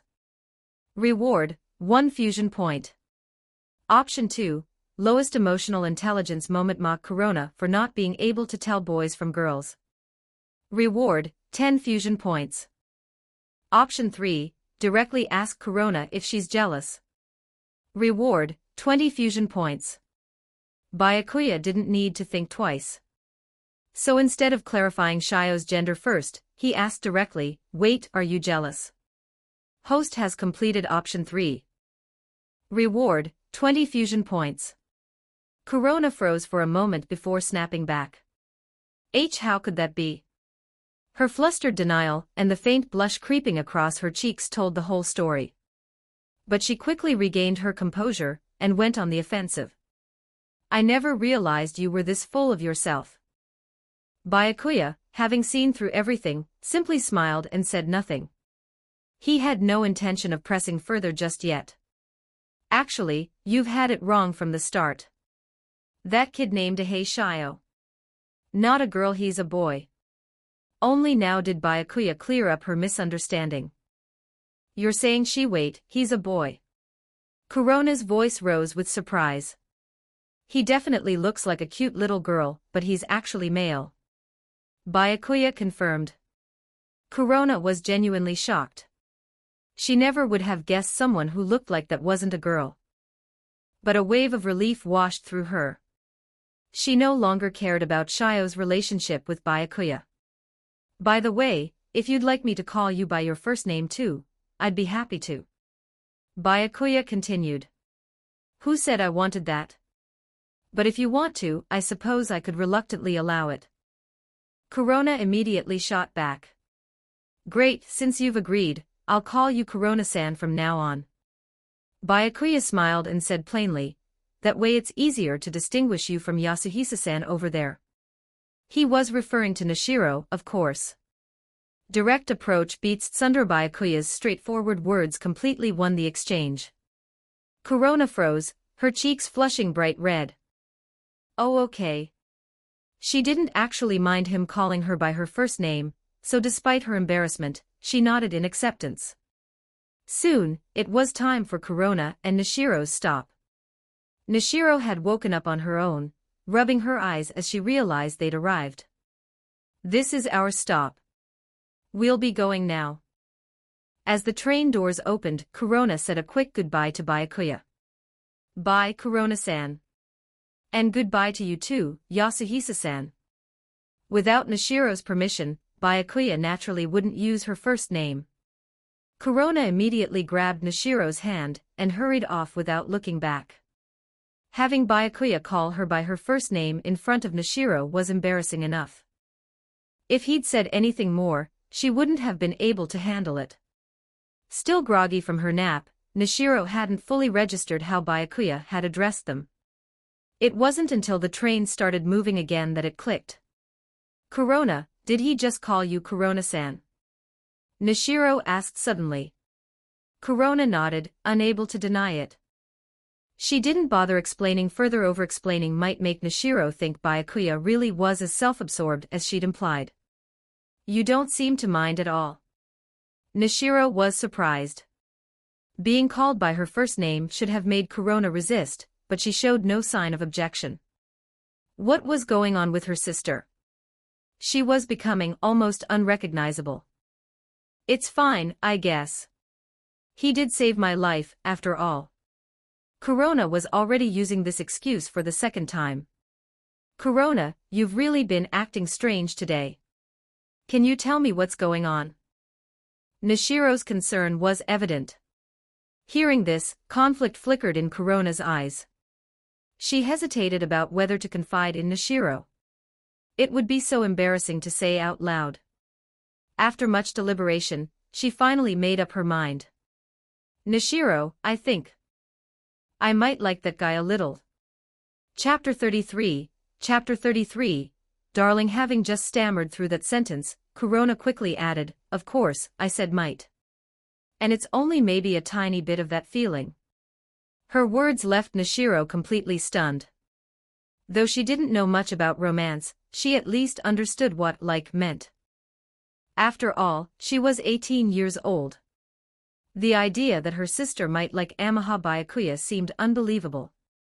Though it wasn't completely incomprehensible, Byakuya had saved her sister, and Corona was certainly at the age where she might start feeling attracted to boys. But still, wasn't this a bit fast? "Corona, why do you like him? Is it just because he saved you?"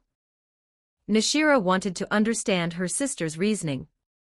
"It's definitely not that simple. But I can't really explain it clearly.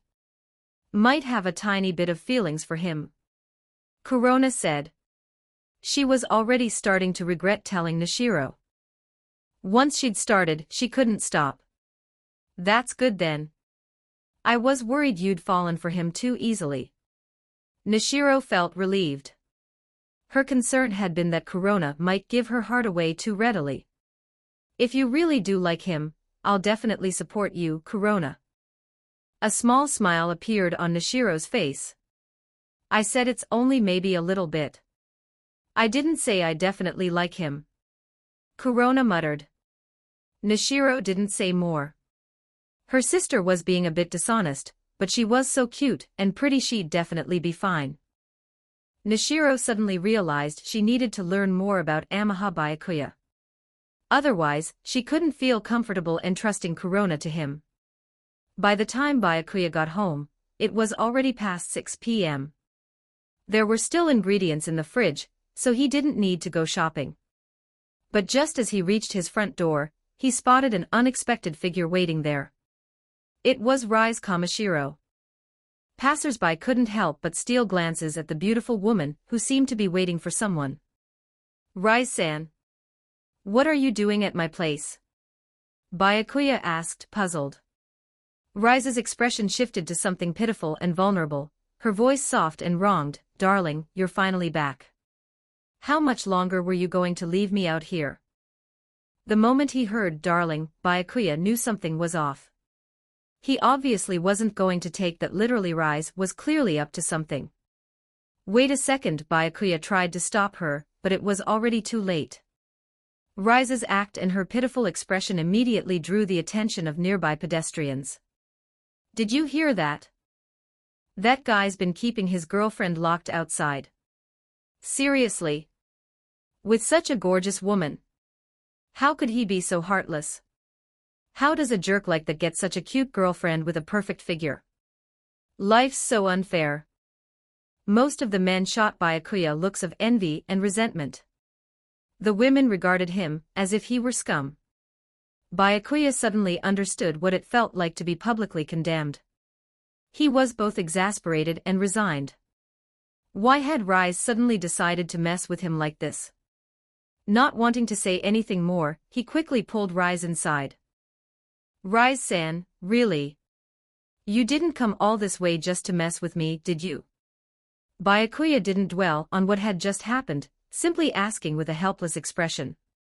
Your university schedule can't be that packed, can it? I didn't see you all day, and when I came here, you weren't home either. Rise's tone turned accusatory. Clearly, because Byakuya hadn't shown up at Antika today, she'd come looking for him. University isn't that busy, but I'm not free every single day either. Byakuya explained with a wry smile. He'd thought Rise had come for something important. Turns out it was just because he'd skipped Antiku for one day. Before Byakuya even finished speaking, Rise moved in close to sniff him, just like before. This time she was even more aggressive, pushing him down onto the nearby sofa and climbing on top of him, shamelessly inhaling his scent. This wasn't just about checking for other ghouls since she was savoring the tantalizing aroma of his body. Tantalizing deserved quotation marks, since it was specifically enticing to ghouls. Immediately, Rise detected a strong, mixed scent of ghouls on him as if he'd just escaped from a ghoul nest. Her expression shifted. She locked eyes with him, their noses nearly touching. Why do you smell so strongly of ghouls? So many different scents mixed together. What were you doing today? Can I keep that private? Byakuya asked. Rise said immediately. Everyone has secrets. Don't you? Byakuya replied calmly. Rise was silent for a moment. Fair point. She finally got off him. Based on her tone, and the subtle shift in her expression, Byakuya sensed Rise might be. Maybe he was imagining it. Rise quickly moved on. Anyway, there's something else, the daily thing we do. She'd made it clear enough. She wanted to taste part of his body again. Fine, but let me eat dinner first. I'm hungry. Byakuya headed toward the kitchen. Rise followed him in, apparently curious about what was in his kitchen. But just as Byakuya tied on his apron and prepared to start cooking, Rise suddenly hugged him from behind and whispered in his ear, "How about we play a game?" "What kind of game?" Byakuya asked casually. "While I'm tasting your ear, let's see if you can still cook a proper meal. That way I get what I want too." Rise's lips curved mischievously. Chapter 34, Losing has consequences, can I refuse? From Rise's tone alone, Byakuya could tell she was planning something devious. If you don't agree, I won't let go. Rise's arms around his waist tightened. Whatever, do as you like. Byakuya said with a shrug. Only then did Rise release him. As Byakuya began cooking rice and preparing dishes, Rise commenced her assault. At first, she targeted his earlobe, but this time Byakuya was mentally prepared. He showed no obvious reaction, and his hands continued their work undisturbed. Seeing this, Rise shifted her attention to the middle of his ear.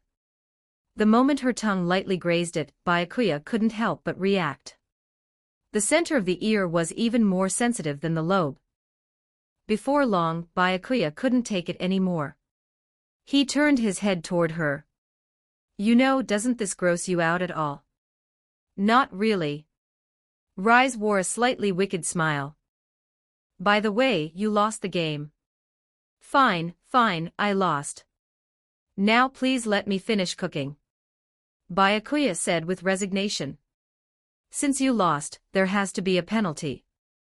I haven't decided what it'll be yet, I'll let you know when I figure it out. Rise said with a grin. As long as it's not too outrageous. We'll deal with it when we get there. Byakuya didn't dwell on it, focusing instead on preparing his dinner.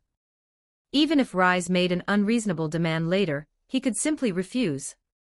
She wasn't strong enough to force him. Afterward, Rise stayed in the kitchen but stopped bothering him, watching quietly as he cooked.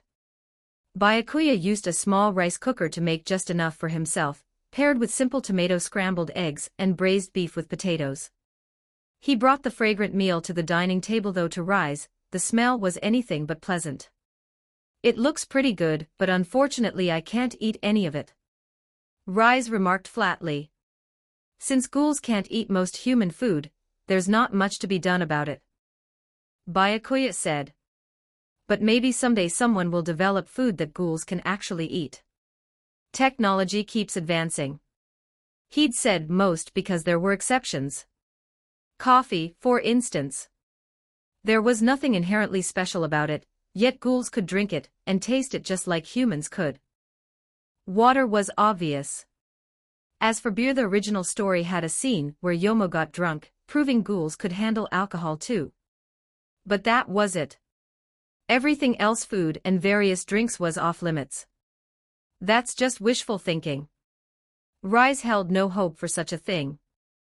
I think there's a real chance, Byakuya said. The reason no ghoul-compatible food substitute had been developed was because the Washu clan had been secretly sabotaging such efforts. The Washus didn't want the conflict between humans and ghouls to diminish, that would hurt their interests.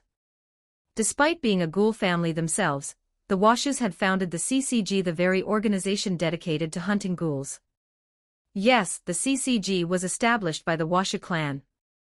That achievement had earned them immense prestige in Japan. Today, the Washus lacked nothing: status, reputation, wealth, all thanks to the CCG. Consider this: if a food substitute for human flesh were developed, ghouls would no longer need to risk their lives hunting humans while being pursued by investigators. That would weaken the CCG's influence and, by extension, the Washu clans. So the Washus would never allow that to happen. What they needed was a perpetual stalemate between humans and ghouls.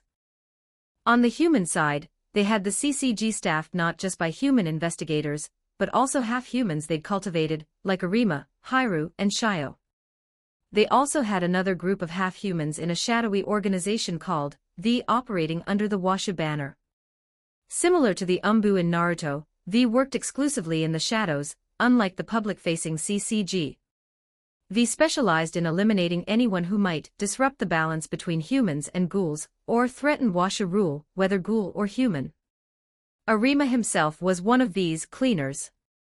Toka's mother, Hikari Kirishima, had been eliminated by Arima because her growing strength had become a perceived threat to the Washus.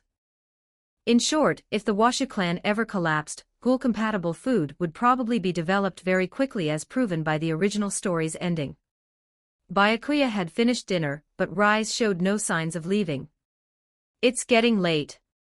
Aren't you heading home? Byakuya asked while washing the dishes.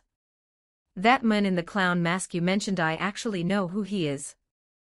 Rise suddenly brought up the steel beam incident. As it happens, he attends the same university as you.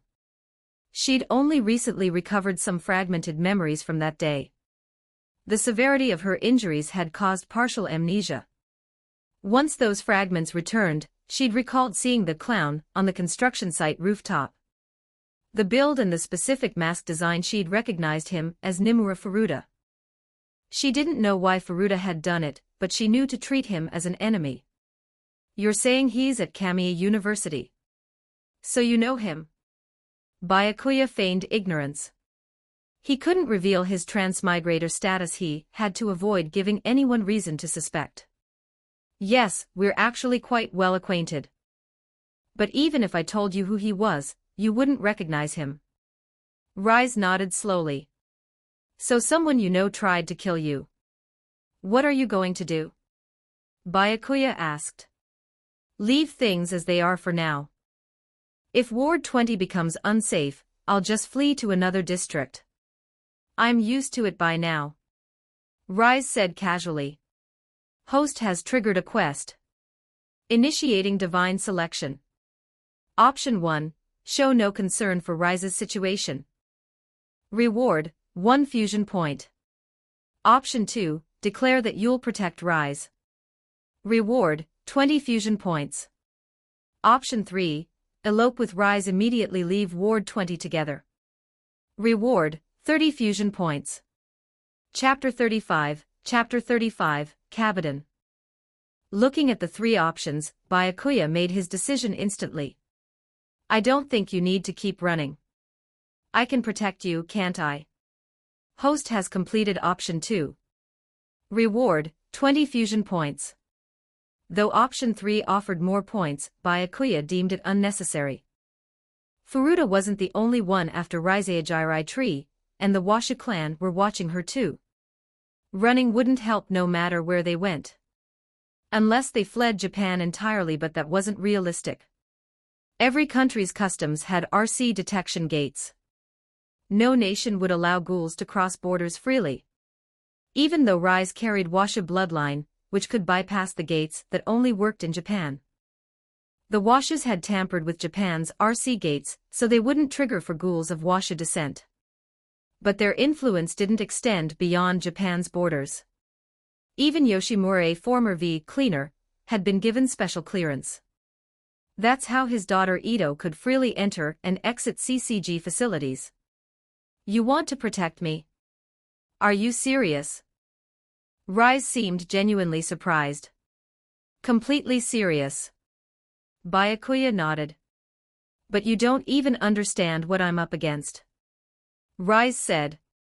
My enemies are terrifying and most of them are stronger than you. You're nowhere near capable of protecting me. She was dismissing his strength outwardly, but inwardly she wanted him to abandon this idea. She didn't believe Byakuya could stand against her enemies. This wasn't looking down on him, it was knowing firsthand how powerful the Washu clan truly was. Having escaped from them, Rise understood exactly what she was dealing with. Hearing this, Byakuya stepped forward and placed one hand on the wall beside her head, his tone unusually forceful. Regardless, I'm at least stronger than you. No matter what enemies you're facing, I'm confident I can protect you. His current strength wasn't truly sufficient yet, but he could at least protect himself and Rise. And having fused with Uchiha Madara's abilities and possessing a system, how could he not have some pride? Rise's expression flickered with surprise. She hadn't expected Byakuya to suddenly become so assertive. She'd grown accustomed to his easygoing nature these past few days. Recovering quickly, Rise's lips curved upward. I didn't know you had such a forceful side. Since you're so confident, you'd better protect me properly then. She still didn't believe Byakuya could contend with the Washus. But she didn't dislike this assertive version of him. More importantly, Rise had been fixated on Byakuya's delicious body all along. This way, she could drag him along when she needed to flee, keeping him by her side. She hadn't wanted to involve him in this mess. But since he was so insistent, she, never one to claim moral high ground, decided she'd simply rely on him. Host has triggered a quest. Initiating divine selection. Option 1, can't protect anyone, immediately backtrack and avoid future complications with Rise. Reward, 10 fusion points. Option 2, ask Rise to stay the night, it's safer than going home alone. Reward, 10 fusion points. Having already made his declaration, going back on his word didn't sit right with Byakuya's character. So he chose option 2 without hesitation. It's already so late. Why don't you just stay here tonight? Byakuya said directly. His composure let him say this with a straight face. Host has completed option 2. Reward, 10 fusion points. Rise gazed at Byakuya with an almost meaningful look, agreeing without hesitation. Then something occurred to her. But I didn't bring any change of clothes. Either come with me to get some from my place, or take me shopping for new ones. I've been wanting new clothes anyway. Girls naturally loved pretty clothes, ghouls were no exception. Let's go shopping then. The mall's close by. Byakuya said. After washing the remaining dishes, he accompanied Rise out for some shopping. They'd barely taken a few steps from his door when Rise linked her arm through his. Byakuya glanced at her questioningly. You said you'd protect me, right? This way you can do it more thoroughly. Rise smiled as she explained. What she didn't mention was that this also let her better enjoy the scent wafting from his body. Byakuya just smiled and said nothing. To anyone watching, they looked exactly like a couple out for an evening stroll. Soon, Byakuya and Rise arrived at the nearby mall. There were no RC detection gates at places like this, and even if there were, they wouldn't affect Rise anyway. Rise led Byakuya with clear purpose toward a women's clothing store. She seemed to be a regular here, navigating the route with practiced ease. But at the entrance, a saleswoman stopped them. "I'm sorry, but only boyfriends are allowed to accompany customers inside. May I ask if you two are?" Though the pair were arm in arm, they could be siblings for all she knew. Since the store catered almost exclusively to women, this rule existed to protect customers' privacy. Byakuya was about to suggest finding a different store when Rise spoke first. "Of course we're a couple." Then she turned to Byakuya with a sweet smile. "Isn't that right, darling?" "That's right." In this situation, Byakuya could only nod. It wasn't like it caused him any harm. "Thank you for your cooperation. Please come in." The saleswoman welcomed them inside. The store was quite popular, filled with attractive young women browsing the merchandise. But Rise's arrival immediately eclipsed them all. "Darling, if your eyes wander too much, I might have to poke them out," Rise said with a smile. Byakuya was speechless. He had no idea what Rise was playing at. She was really committing to this fake couple act. Chapter 36. Could Tuka actually like that guy? How does this one look? Rise had started browsing through clothes. She'd picked out her first dress, and was showing it to Byakuya before even trying it on. "Looks nice," Byakuya replied. "What about this one?" Rise swapped to a different style. "That one's nice too." A similar answer. "And this?" "Also looks good."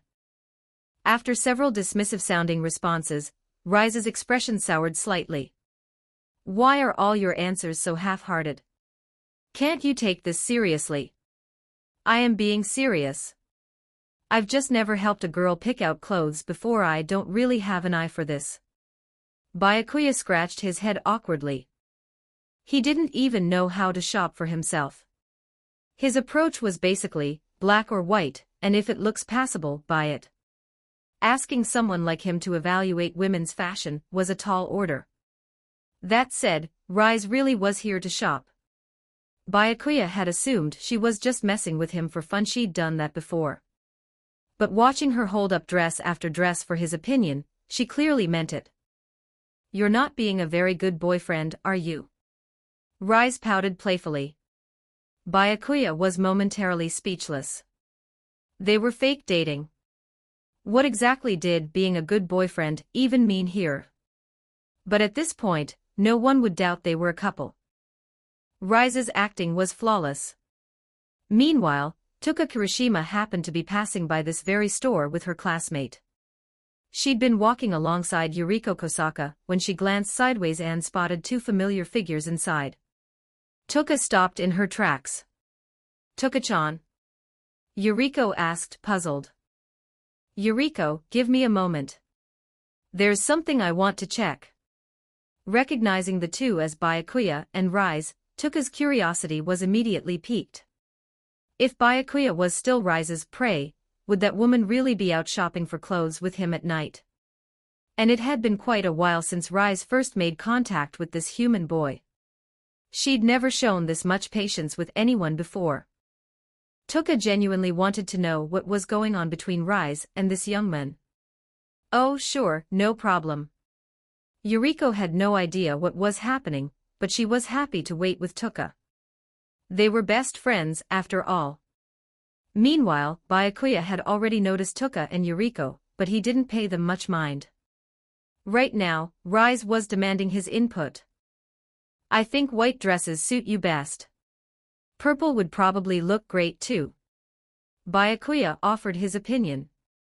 He had an instinctive fondness for white. As for purple, it felt like it would complement Rise's hair and eye color perfectly. "Then I'll try these two on first." Rise selected two dresses that matched his suggestions and headed for the fitting room. By now, Tuka had found a spot where she could observe without being easily noticed, a bench provided for waiting customers. Yuriko sat beside her. Curious about what was going on, Yuriko followed Tuka's gaze toward the clothing store. Was there someone in that store Tuka was watching? Tuka-chan, is there someone in there you're interested in? Yuriko asked. See that woman with purple hair and glasses? And the guy with her? Tuka didn't mind sharing with Yuriko as long as it didn't involve ghoul-related matters. She absolutely didn't want Yuriko to know she was a ghoul. Her best friend would surely be terrified and distance herself. Oh, I see them. That girl is gorgeous. And the guy's pretty handsome too. Yuriko immediately noticed Byakuya and Rise's striking appearances. But then something occurred to her. She turned to look at Tuka. Tuka's intensely focused expression made her curious now. Tuka-chan, could it be you like that guy? Is that why you're watching so closely? Yuriko couldn't help but voice her suspicion. Given the circumstances, it seemed highly likely.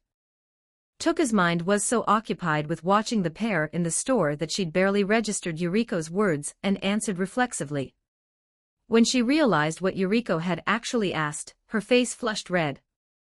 No. I wasn't listening properly just now. I definitely don't like that guy. No need to explain, Tuka-chan. Explanations are just cover-ups, and cover-ups mean it's true. Yuriko wore an I understand everything smile. It's really not like that. Please believe me, Yuriko. Tuka wanted to cry. This was a massive misunderstanding. Of course I believe you, Tuka-chan. Yuriko said the words, but her expression remained unchanged. Clearly, she'd already decided that Tuka liked this guy and that the guy was currently out shopping with another beautiful woman, which was why Tuka was secretly watching them. To her, this was the only explanation that made sense. Tuka's denials were obviously just embarrassment. Tuka wished she could disappear. This misunderstanding was impossible to clear up unless she told Yuriko the truth. But she didn't dare. If she explained, Yuriko might wonder how she knew so much about ghouls. She couldn't take even the slightest risk there. There was no solution. Tuka could only force herself to endure it. Meanwhile, Yuriko was thinking, now that Tuka had someone she liked as her friend, she had to support her, ideally help her somehow. She just hoped that guy wasn't already dating that purple-haired woman. If not, maybe she could help Tuka win him over. Chapter 37, Do you like white stockings? Rise had changed into a light purple dress. The smooth, delicate fabric looked comfortable just from appearance alone. How is it? Rise modeled the dress for Byakuya. It's beautiful. Purple really does suit you. Byakuya gave his honest assessment. Then I'm definitely buying this one. Rise made her decision without hesitation. Though honestly, with your beauty, you'd look good in anything. Byakuya added.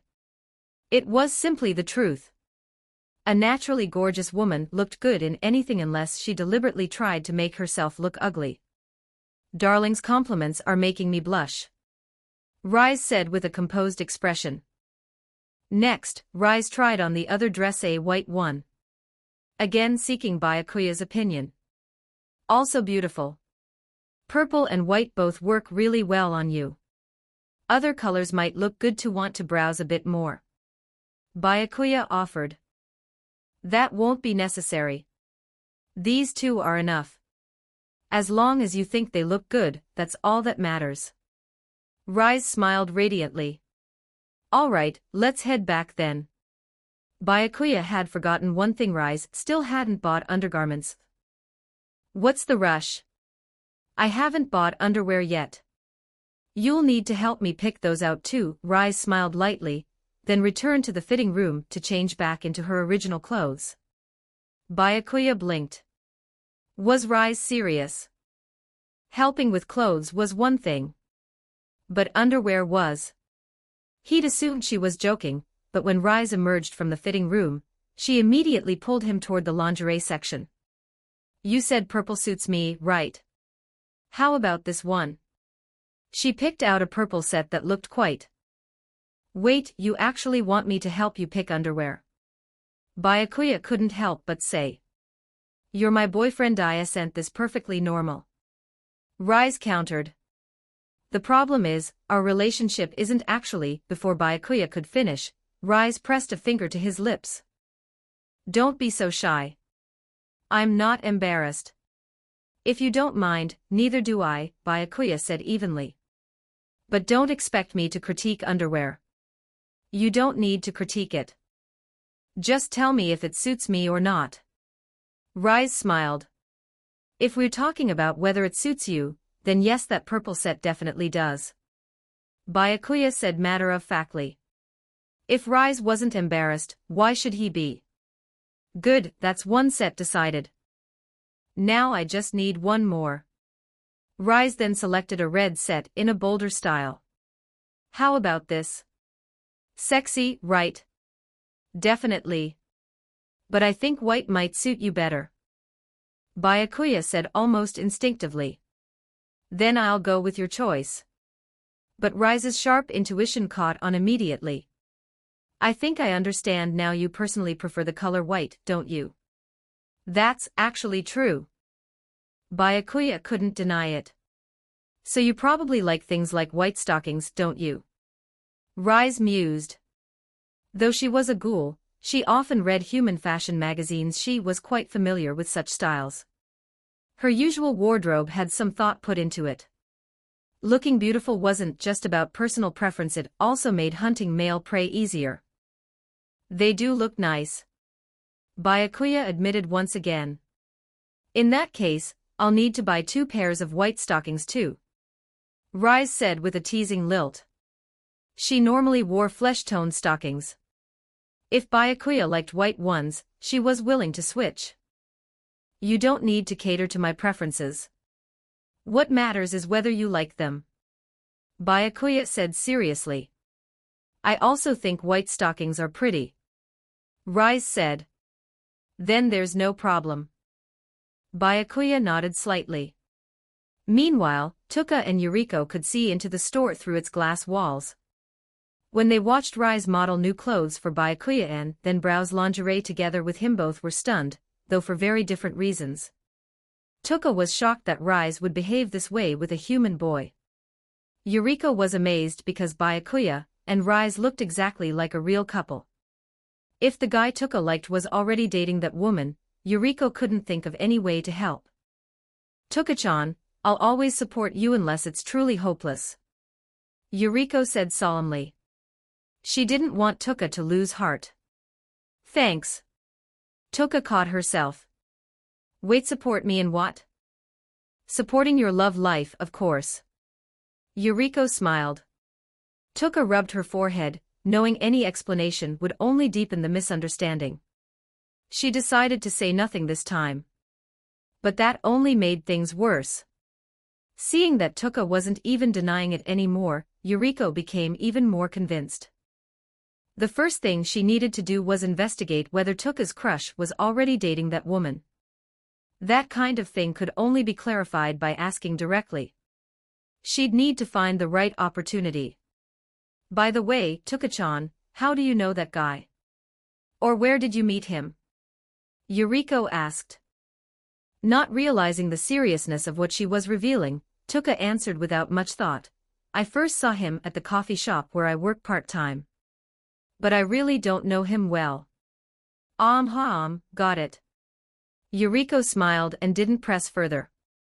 But internally, she now knew exactly what to do next. Chapter 38, Running into Nimura Furuta. In the end, Rise purchased 2 dresses, 2 sets of lingerie, 2 pairs of stockings and pajamas too, since she'd need something to sleep in. Byakuya ended up carrying all the bags. When they left the clothing store, they acted as if they'd never noticed anyone watching them. In truth, they'd spotted Tuka and Yuriko early on, they just hadn't cared. Seeing that Byakuya and Rise were heading home, Tuka decided against following further. Let's go, Tuka-chan. But Yuriko was trying to get Tuka to follow them. Go where? I wasn't planning to tail them. Toka said. All right, let's continue shopping for what we need then. Yuriko didn't push. She had a better way to confirm the relationship between Toka's crush and that woman anyway. Back at Byakuya's place, Rise prepared to use his bathroom. I'm going to shower. No peeking, she called out before entering. Don't worry. I wouldn't do something like that. Byakuya sat watching TV, not even glancing her way. About 20 minutes later, Rise emerged. She hadn't bothered putting on pajamas, just a towel wrapped around the essential areas. Her long, slender legs were almost entirely visible. Rise was already over 170 centimeters in heels. Even barefoot, she was close to that height. For a Japanese woman, she was quite tall, and her proportions were nearly perfect. Yet she casually sat down right next to Byakuya, as if it were nothing. Aren't you going to get dressed first? Byakuya remarked. No rush, it's not bedtime yet. Rise said offhandedly. By the way, pick whichever room you want to sleep in tonight. Byakuya's home was fairly spacious, with several bedrooms. Why pick? Can't I just sleep in the same room as you? Rise said. Absolutely not. Byakuya refused immediately. Rise pressed. Because I'm worried you'll eat me in my sleep. I don't want to spend the night on edge. Byakuya said calmly. As long as Rise slept in a separate room, it was fine. If she tried to enter his room, she'd have to make some noise. He'd definitely lock his door. There was no way Rise could get in silently. His sharp senses would let him react immediately. But letting Rise sleep in the same room carried the risk of a sudden attack. Rise pouted slightly. You really don't trust me at all. Acting cute won't work. Good night anyway. Byakuya remained emotionless. Rise had no choice but to head to another room. The night passed without incident. Rise didn't attempt anything. But early the next morning, she was already active. She didn't bother being quiet about it, she simply knocked on his door normally. Byakuya happened to be more or less awake anyway, so he got up to answer. Good morning, darling. Rise greeted him as soon as he opened the door. Byakuya replied. Though it's just us now, do you really need to keep using that term? Is there a problem with it? Rise wrapped her arms around his neck and leaned in close, her voice honeyed. Also, how about a good morning kiss? Host has triggered a quest. Initiating divine selection. Option 1, refuse the good morning kiss. Give Rise no opportunity to make a move. Reward, 1 fusion point. Option 2, accept the good morning kiss but risk getting bitten. Reward, 10 fusion points. Only 10 points for the risk of being bitten. Byakuya wasn't keen on that. But he'd overlooked something. Why was this particular quest offering only 10 points? Byakuya refused directly. I'll pass. Who doesn't know what you're really thinking? Host has completed option 1. Reward, 1 fusion point. You might be surprised. Rise said mysteriously. In truth, she hadn't planned to bite him at all, she'd just been teasing. She knew Byakuya would react this way. But if Byakuya had suddenly changed his tune, and actually gone for the kiss, she hadn't really considered how she'd respond to that. After washing up and eating breakfast, Byakuya prepared to head out. Are you going to school now? I suddenly want to see your university. Rise said. Well, sure. Byakuya hesitated briefly before agreeing. His internship didn't start until the afternoon, and would continue into the evening, so his morning was free. Taking Rise to visit Kamiya University for the morning wouldn't be a problem. Today, Rise wore one of her new outfits, the white dress and white stockings. Compared to her usual look, it carried a different kind of beauty. As for makeup, Rise never bothered with it. She'd never studied the subject, and her natural features were already stunning enough. Byakuya brought Rise to Kamiya University. Her age matched his, and she looked young and beautiful, so she blended right in among the college students. Walking across campus together, they attracted plenty of stares. Rise was simply too beautiful. Even in a university brimming with youthful energy and attractive women, her looks were on a completely different level. Even Nimura Furuta noticed them. He was attending morning classes like any other student. Well, technically it was 9 a.m., since Japanese universities usually started around that time. Amid the stream of students heading to their classes, Furuta suddenly spotted Byakuya and Rise walking together. His pupils contracted sharply. Rise appearing at school with Byakuya was genuinely unexpected. And it caught his attention. Chapter 39, Die. At this point, Nimura Furuta held multiple identities simultaneously. First, he was a support member of V. V had roughly several dozen members, almost all possessing combat ability on par with special class investigators. Furuta's current strength wasn't noteworthy within the organization, hence his support role. Of course, it was also possible Furuta was deliberately playing weak. Being overlooked by V served his own plans better. Second, he really was a student at Kamiya University, genuinely enrolled and attending classes. Third, he was a member of the Clowns organization, going by the name Suda. Fourth, he was a VIP at the Ghoul restaurant. Despite all these identities, Furuta didn't truly belong to any faction. Everything he did served his own agenda. This also proved that the steel beam incident wasn't primarily about revenge on Rise, or at least, revenge wasn't the main reason. His plan simply required sacrificing her. Otherwise, why would he maintain so many identities? Just for fun. That said, Rise was Furuta's childhood friend. To say he felt nothing for her would be untrue.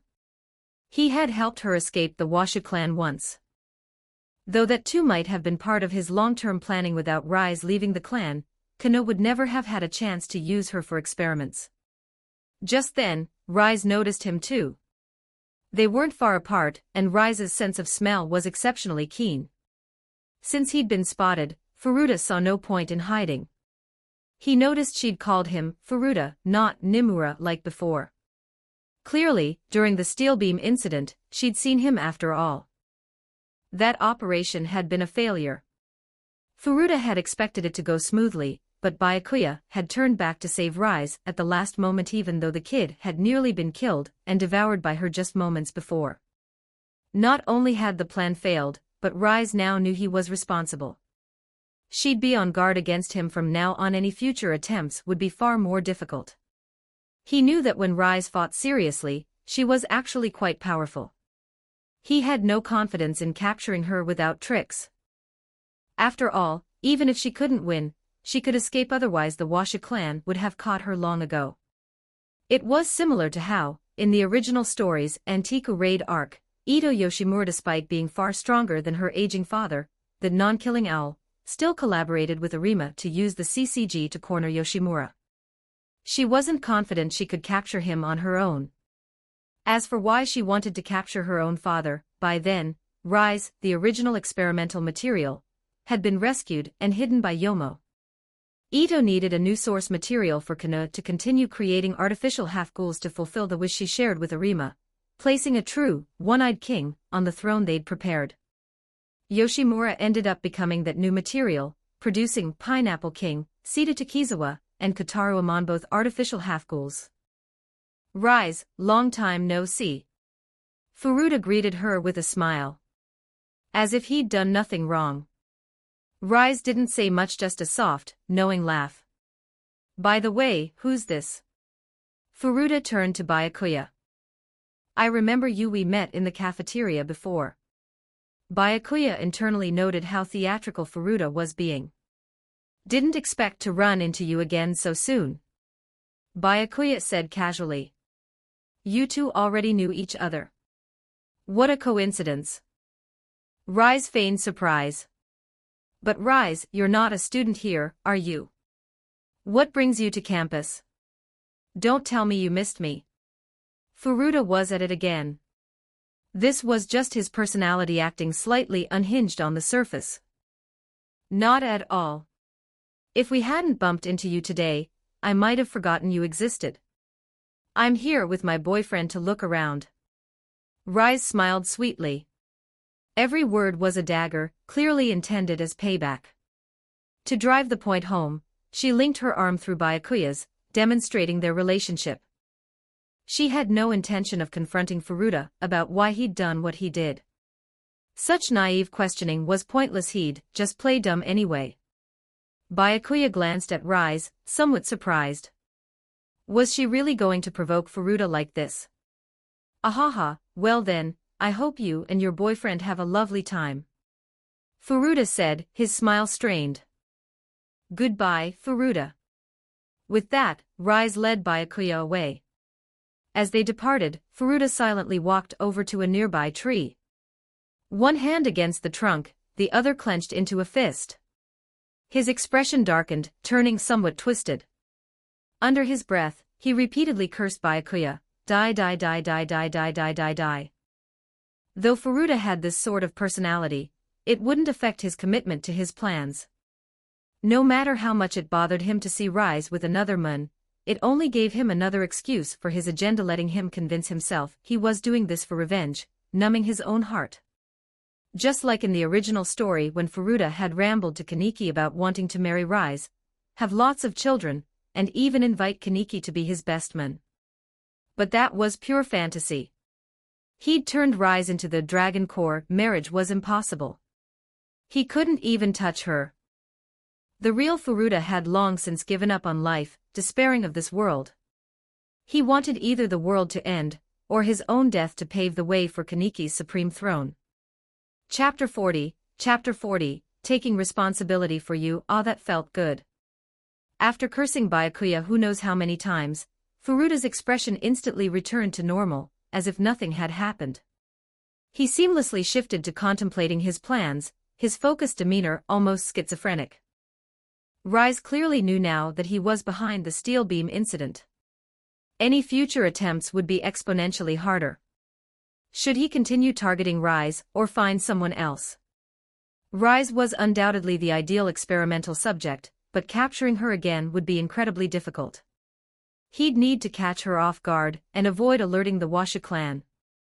If he switched targets, it would have to be someone with Washa bloodline, otherwise his ultimate, dragon, objective couldn't be achieved. The Washa clan had many breeders, women with relatively pure bloodlines. Though not as pure as Rise's, they could still serve the purpose. These were Furuta's considerations as he headed to class. As for what had just happened with Byakuya and Rise, he'd already pushed it from his mind. Meanwhile, Byakuya feigned ignorance. That guy just now, was he the one in the clown mask who attacked you? Yes, that was him. His name is Nimura Furuta, someone I've known for a long time. Rise nodded. Then why did he attack you? Byakuya continued asking. Who knows? Rise said casually. She wasn't deliberately hiding anything, she genuinely didn't know.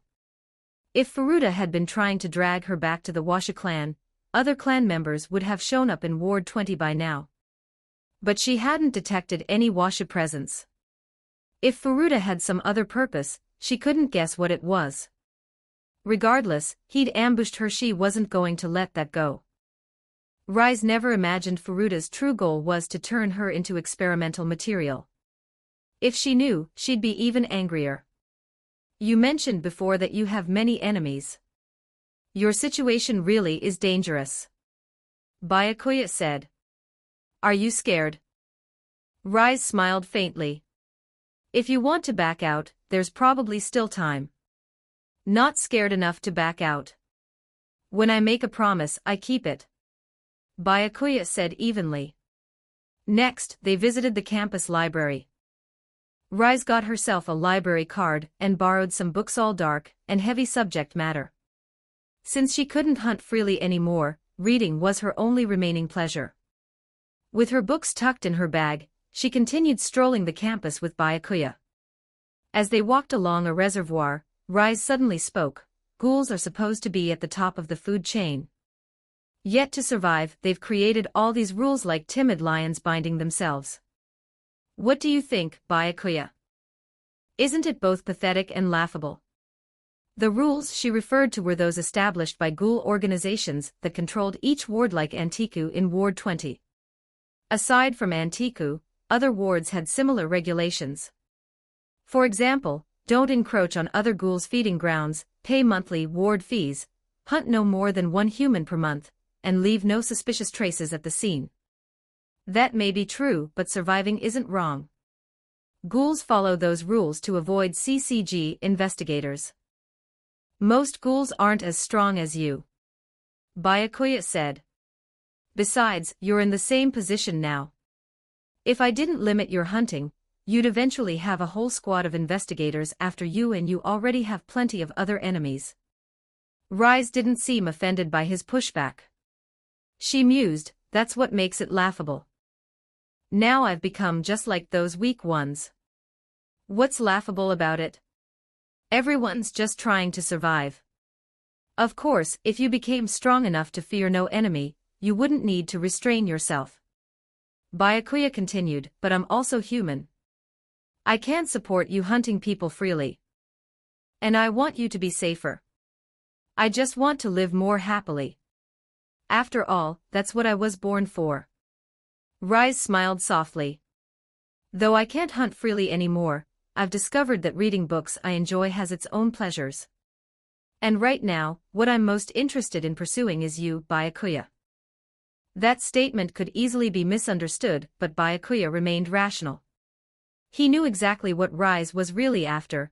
I think you're pursuing my flesh, not me. Same difference, Rise laughed.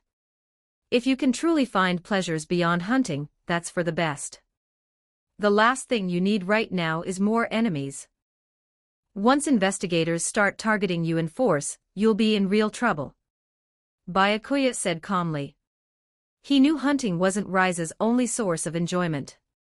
After all, she'd lived in Ward 11 before coming to Ward 20, and had left because she'd grown bored even though there were still plenty of humans to hunt there. That proved she was utterly self-indulgent, doing everything purely for pleasure. Okay. A few more lectures and you'll sound just like my nagging old father, Rise said dismissively. Her old father was Shachi, also known as Madasaka Kamishiro. I said I'd protect you, so naturally I need to take responsibility for you. Being a bit naggy is normal, though I don't think what I said counts as nagging, Byakuya replied evenly. Rise chuckled softly, then asked with sudden curiosity, why do you want to protect me anyway? Do you actually like me? Byakuya had given her an answer back when the steel beam incident happened, but she hadn't taken it seriously. She'd assumed he was just saying things. So she wanted to confirm again. Chapter 41, Call me Nishiro, I already told you last time, it's true. Byakuya spoke frankly. That said, being wary of you is also true. The two aren't mutually exclusive. Then it can only count as liking me a little bit, right? If you really liked me, if you were head over heels for me, you wouldn't have refused my request. Rise said this with a hint of complaint. I'm definitely not brainless enough for that. I'm not a masochist. Letting you eat my flesh whenever you want. That would be insane. Byakuya replied with an exasperated look. But speaking of which, if you really do like me, shouldn't I respond properly? Rise suddenly asked. That's up to you. Byakuya could boldly tell Rise he liked her without caring whether she accepted or rejected him.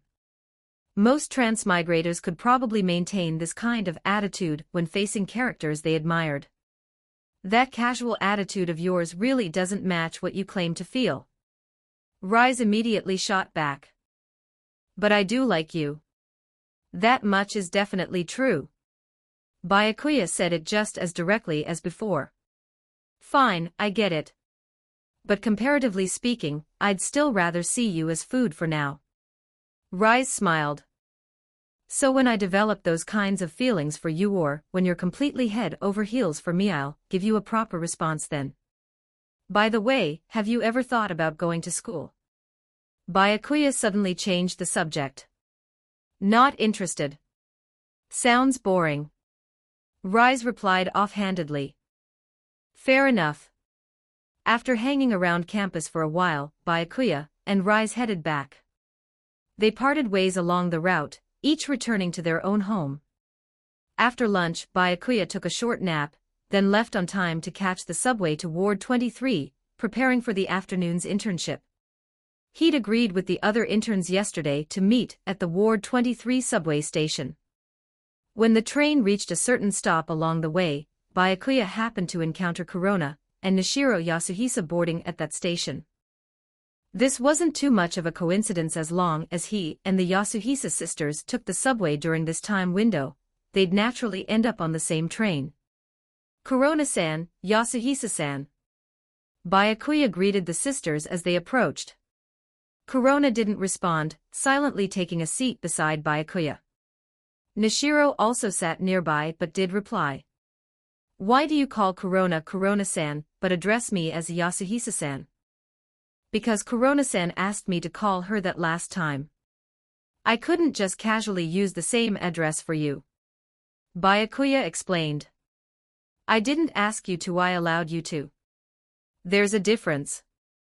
Corona corrected him, seeming somewhat embarrassed. Right. Byakuya smiled but said nothing more. That's not fair. Call me Nishiro-san too. Nishiro said with a neutral expression. Normally, the more introverted Nishiro would never say such things to someone she wasn't close with like Byakuya. But she was now very invested in Corona's situation with Byakuya. To better understand him, she couldn't afford to be as reserved as usual. Nishiro, you. Corona looked at her sister in surprise. She hadn't expected Nishiro to say something like that to Byakuya. Could Nishiro be? While Corona's mind raced, Byakuya responded to Nishiro, all right then, I'll call you Nishiro-san from now on. Hearing him say, Nishiro-san, a faint blush crept across Nishiro's face. Though she'd mentally prepared herself, actually hearing it from his mouth still made her feel somewhat shy. Nishiro cleared her throat softly, forcing down her embarrassment. So, how old are you? And what's your family situation like? Corona was puzzled. Why was Nishiro asking these questions? Why the sudden interest? Though somewhat confused, Byakuya answered anyway, I'm 18. As for family, it's just me. Hearing that he lived alone, Nishiro immediately assumed she'd touched on a painful past. I'm sorry, I didn't mean to. It's fine, really. It's nothing. Byakuya smiled faintly. It wasn't like his parents had actually died, the system had simply given him this background in this world. House, car, money, the system had actually provided him quite generously. So this was hardly a painful past for Byakuya. If anything, it was pretty sweet. Okay, I hope I didn't offend you. Then Nishiro continued, what I want to know is how do you view Corona? Since Corona had told her she liked Byakuya, Nishiro naturally needed to know how Byakuya viewed her sister. You mean, what do I think of Corona-san? Byakuya asked. You could put it that way. Nishiro nodded. Byakuya answered immediately. So fast that Nishiro didn't even register it at first. Sitting nearby, Corona immediately turned her face away, not wanting Byakuya or Nishiro to see her flustered expression. Corona is indeed cute, but is there nothing else? Nishiro blinked, taking a moment to process. Though she had a strange feeling about it since she and Corona looked almost identical, Byakuya calling Corona cute felt like he was calling her cute too. Something else. Byakuya said plainly, she's so cute that I can't think of a more fitting description. Corona's shoulders trembled slightly. Just turning away wasn't enough anymore, the blush had already spread to her ears. Unless she covered those too, there was no hiding it. All right. I can tell you're being sincere. Byakuya's directness left Nishiro unable to doubt him. But now Nishiro found herself averting her gaze as well. Because Byakuya had been looking directly at her the whole time, and since she and Corona looked nearly identical, it felt like everything he'd just said was directed at her. If she held eye contact any longer, her own face would probably turn red too. Chapter 42, No More Saying Cute. By now, the subway had arrived at Ward 23 station. After waiting briefly at the station, the full group assembled. However, Arima and the other Squad Zero members weren't meeting them here like yesterday, they would be waiting at the Ward 24 entrance. So once everyone gathered, they immediately set off for Ward 24. Amaha-san. When Byakuya met Suzuya, Suzuya actually took the initiative to greet him this time. His tone was a bit stiff after all, he'd never interacted normally with other trainees at the institute before. Good afternoon, Suzuya-san. Byakuya responded in kind. The two didn't exchange many words, just this simple greeting. You know he has serious violent tendencies. Why are you still willing to get close to him? Corona spoke up without bothering to control her volume, addressing Byakuya directly. Suzuya stood right behind Byakuya, and naturally heard everything Corona said. Normally, he'd never care about such things. But hearing Corona say this to Byakuya, he inexplicably felt the urge to defend himself. Still, he didn't speak up. Even if he explained, no one would believe him. The academy director had already issued a formal reprimand.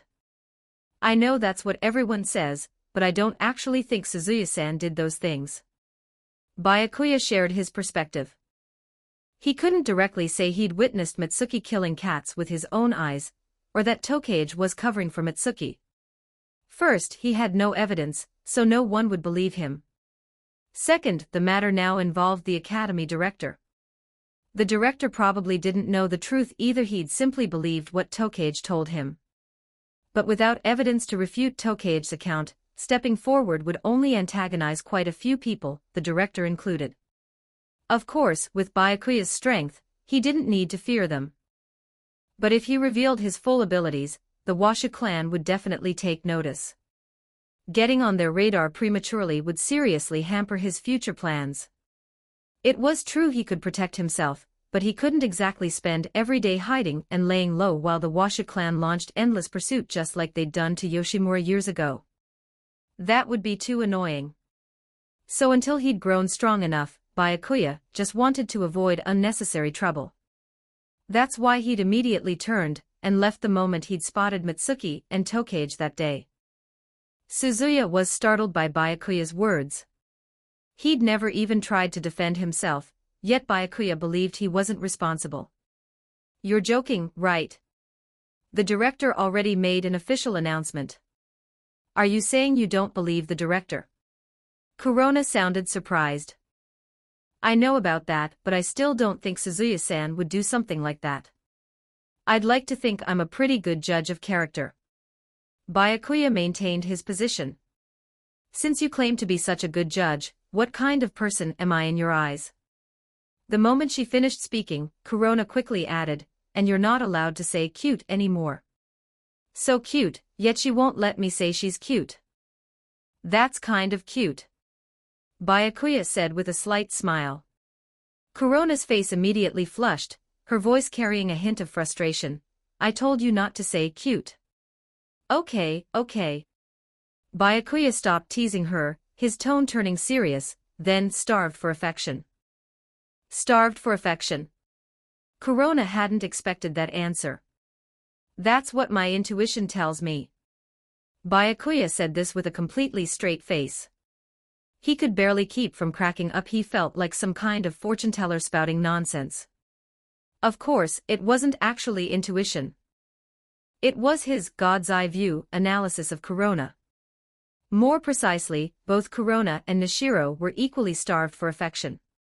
They'd lost their biological father when they were very young, and their mother wasn't even mentioned in the original story. Later, Dr. Kano had forcibly taken over the Yasuhisa household. He'd probably spun some lies to the young Corona and Nishiro, and the two sisters, having lost family early and lacking parental love, came to see Kano as their father. They obeyed him in everything, even willingly undergoing artificial half-ghoul experimentation. It was obvious they were starved for affection. Your intuition is wrong. I'm not starved for anything. Corona refused to admit it, or perhaps she simply hadn't realized it herself. Byakuya just smiled and didn't press further. Whether you're starved for affection or not doesn't really matter. The point is that Corona-san is cute. That's what I really wanted to say. You redoing it again. Corona's face went red in an instant, her usual cool demeanor completely gone. Meanwhile, Suzuya wasn't paying attention to Byakuya and Corona's conversation. He was thinking that if Amaha-san really believed in him like that, maybe he could find an opportunity to properly explain what happened. He didn't care whether others believed him or not. He just hoped Amaha-san would believe what he had to say. Same location as yesterday. Byakuya and his group met up with the full Squad Zero contingent, preparing to enter Ward 24. The Squad Zero members still wore their matching white combat uniforms, apparently the unit's signature attire. Other CCG investigators didn't dress so distinctively, typically wearing casual clothes or formal suits. Standing out too much would make it harder to catch ghouls. Unlike Squad Zero, which possessed overwhelming strength that made subtlety unnecessary. Amaha-san. Shiohei waved the moment he spotted Byakuya. You two have gotten pretty close already.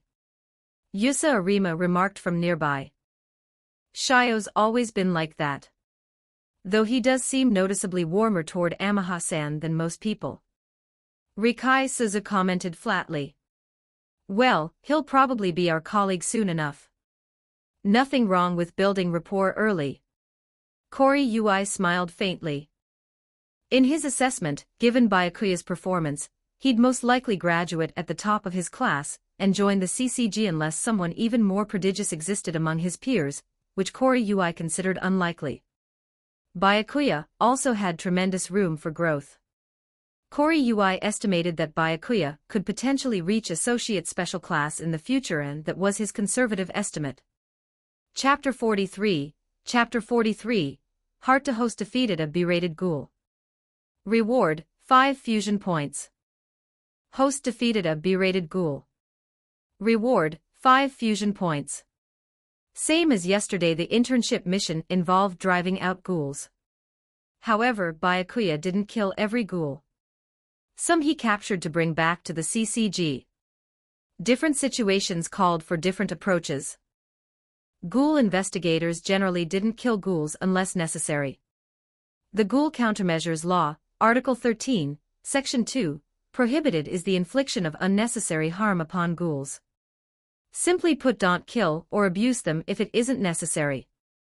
Though that's what the law stated, quite a few CCG investigators didn't fully comply. For instance, Kuriomato killed every ghoul on sight, regardless of whether they were good or evil. And Tokage had tortured Yamori Jason so badly that the man's psyche had shattered. However, no matter what Mato or Tokage did to ghouls, they faced no consequences. Because the Ghoul Countermeasures Law also stated, any target designated as a ghoul shall not be protected under any law. Since ghouls had no legal protection, there was naturally no legal punishment for any treatment inflicted upon them. As for Byakuya's attitude toward ghouls, he certainly didn't believe in killing them all. Kill those who deserved it, spare those who didn't, and apply double standards when appropriate. Simple as that. Just as he treated Rise. He didn't deny that his stance was pure double standards. After all, everyone was somewhat biased. A simple example, in the original story, Tuka Kirishima had killed 2 innocent CCG investigators, yet hardly anyone hated her for it or wanted her dead. In the world of Tokyo Ghoul, who didn't have innocent blood on their hands? Kaneki included. In fact, Kaneki had probably killed the most innocent humans of anyone. When he finally transformed into dragon, he'd devoured roughly half of Tokyo. If they had to hold everyone accountable and execute them all, just thinking about it gave Byakuya a headache. The day's internship concluded. Byakuya and Suzuya once again performed the best, followed by Corona and Nishiro.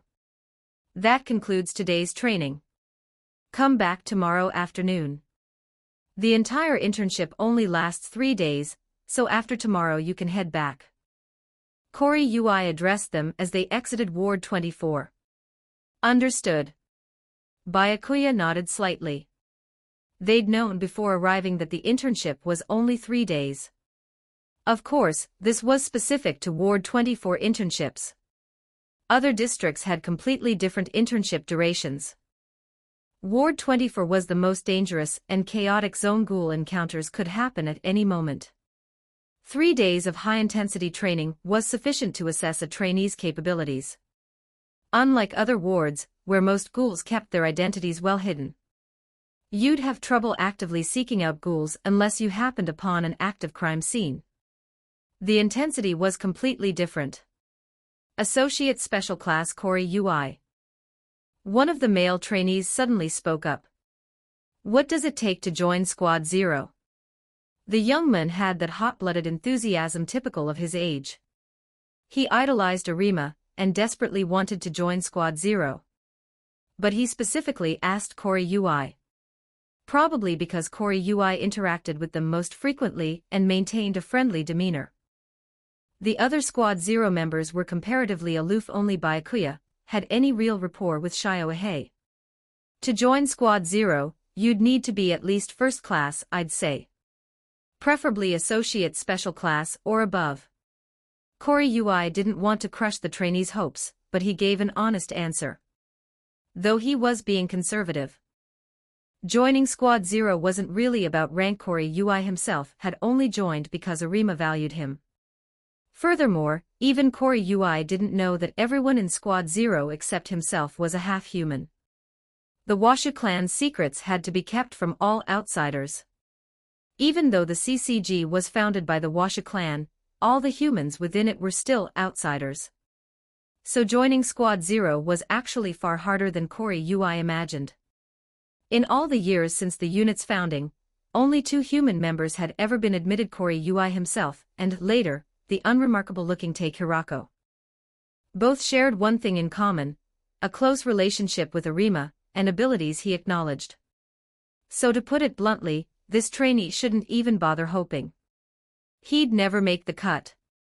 Even Koriyui's conservative assessment was enough to leave the trainee feeling despair. I understand. I'll work hard. His voice carried a note of dejection. Forget associate special class, he wasn't even sure he could make first class someday. On the return trip, Byakuya ended up on the same subway car as the Yasuhisa sisters again. Today both sisters seemed unusually exhausted. Perhaps yesterday's performance hadn't satisfied them, so they'd pushed themselves extra hard during today's training. Now they were completely drained, practically collapsing into their seats. Maybe you were right. Corona suddenly spoke up, her voice flat. Right about what? Byakuya didn't immediately follow. You said I'm starved for affection, remember? About that, do you know why Nishiro and I were hostile toward you at first? Corona looked weary, her voice soft and lacking its usual edge. Byakuya shook his head. He could guess, though probably something to do with Kano. Still, Corona's sudden willingness to share surprised him. Because of Father. Nishiro and I want to earn Father's approval and praise, so we wanted to take both first and second place together. Then Father would definitely be proud of us. Corona explained. She didn't mention that this father wasn't their biological father, they'd long since come to see him as such. Well, don't push yourselves too hard. I noticed you're both exhausted today. That's not good.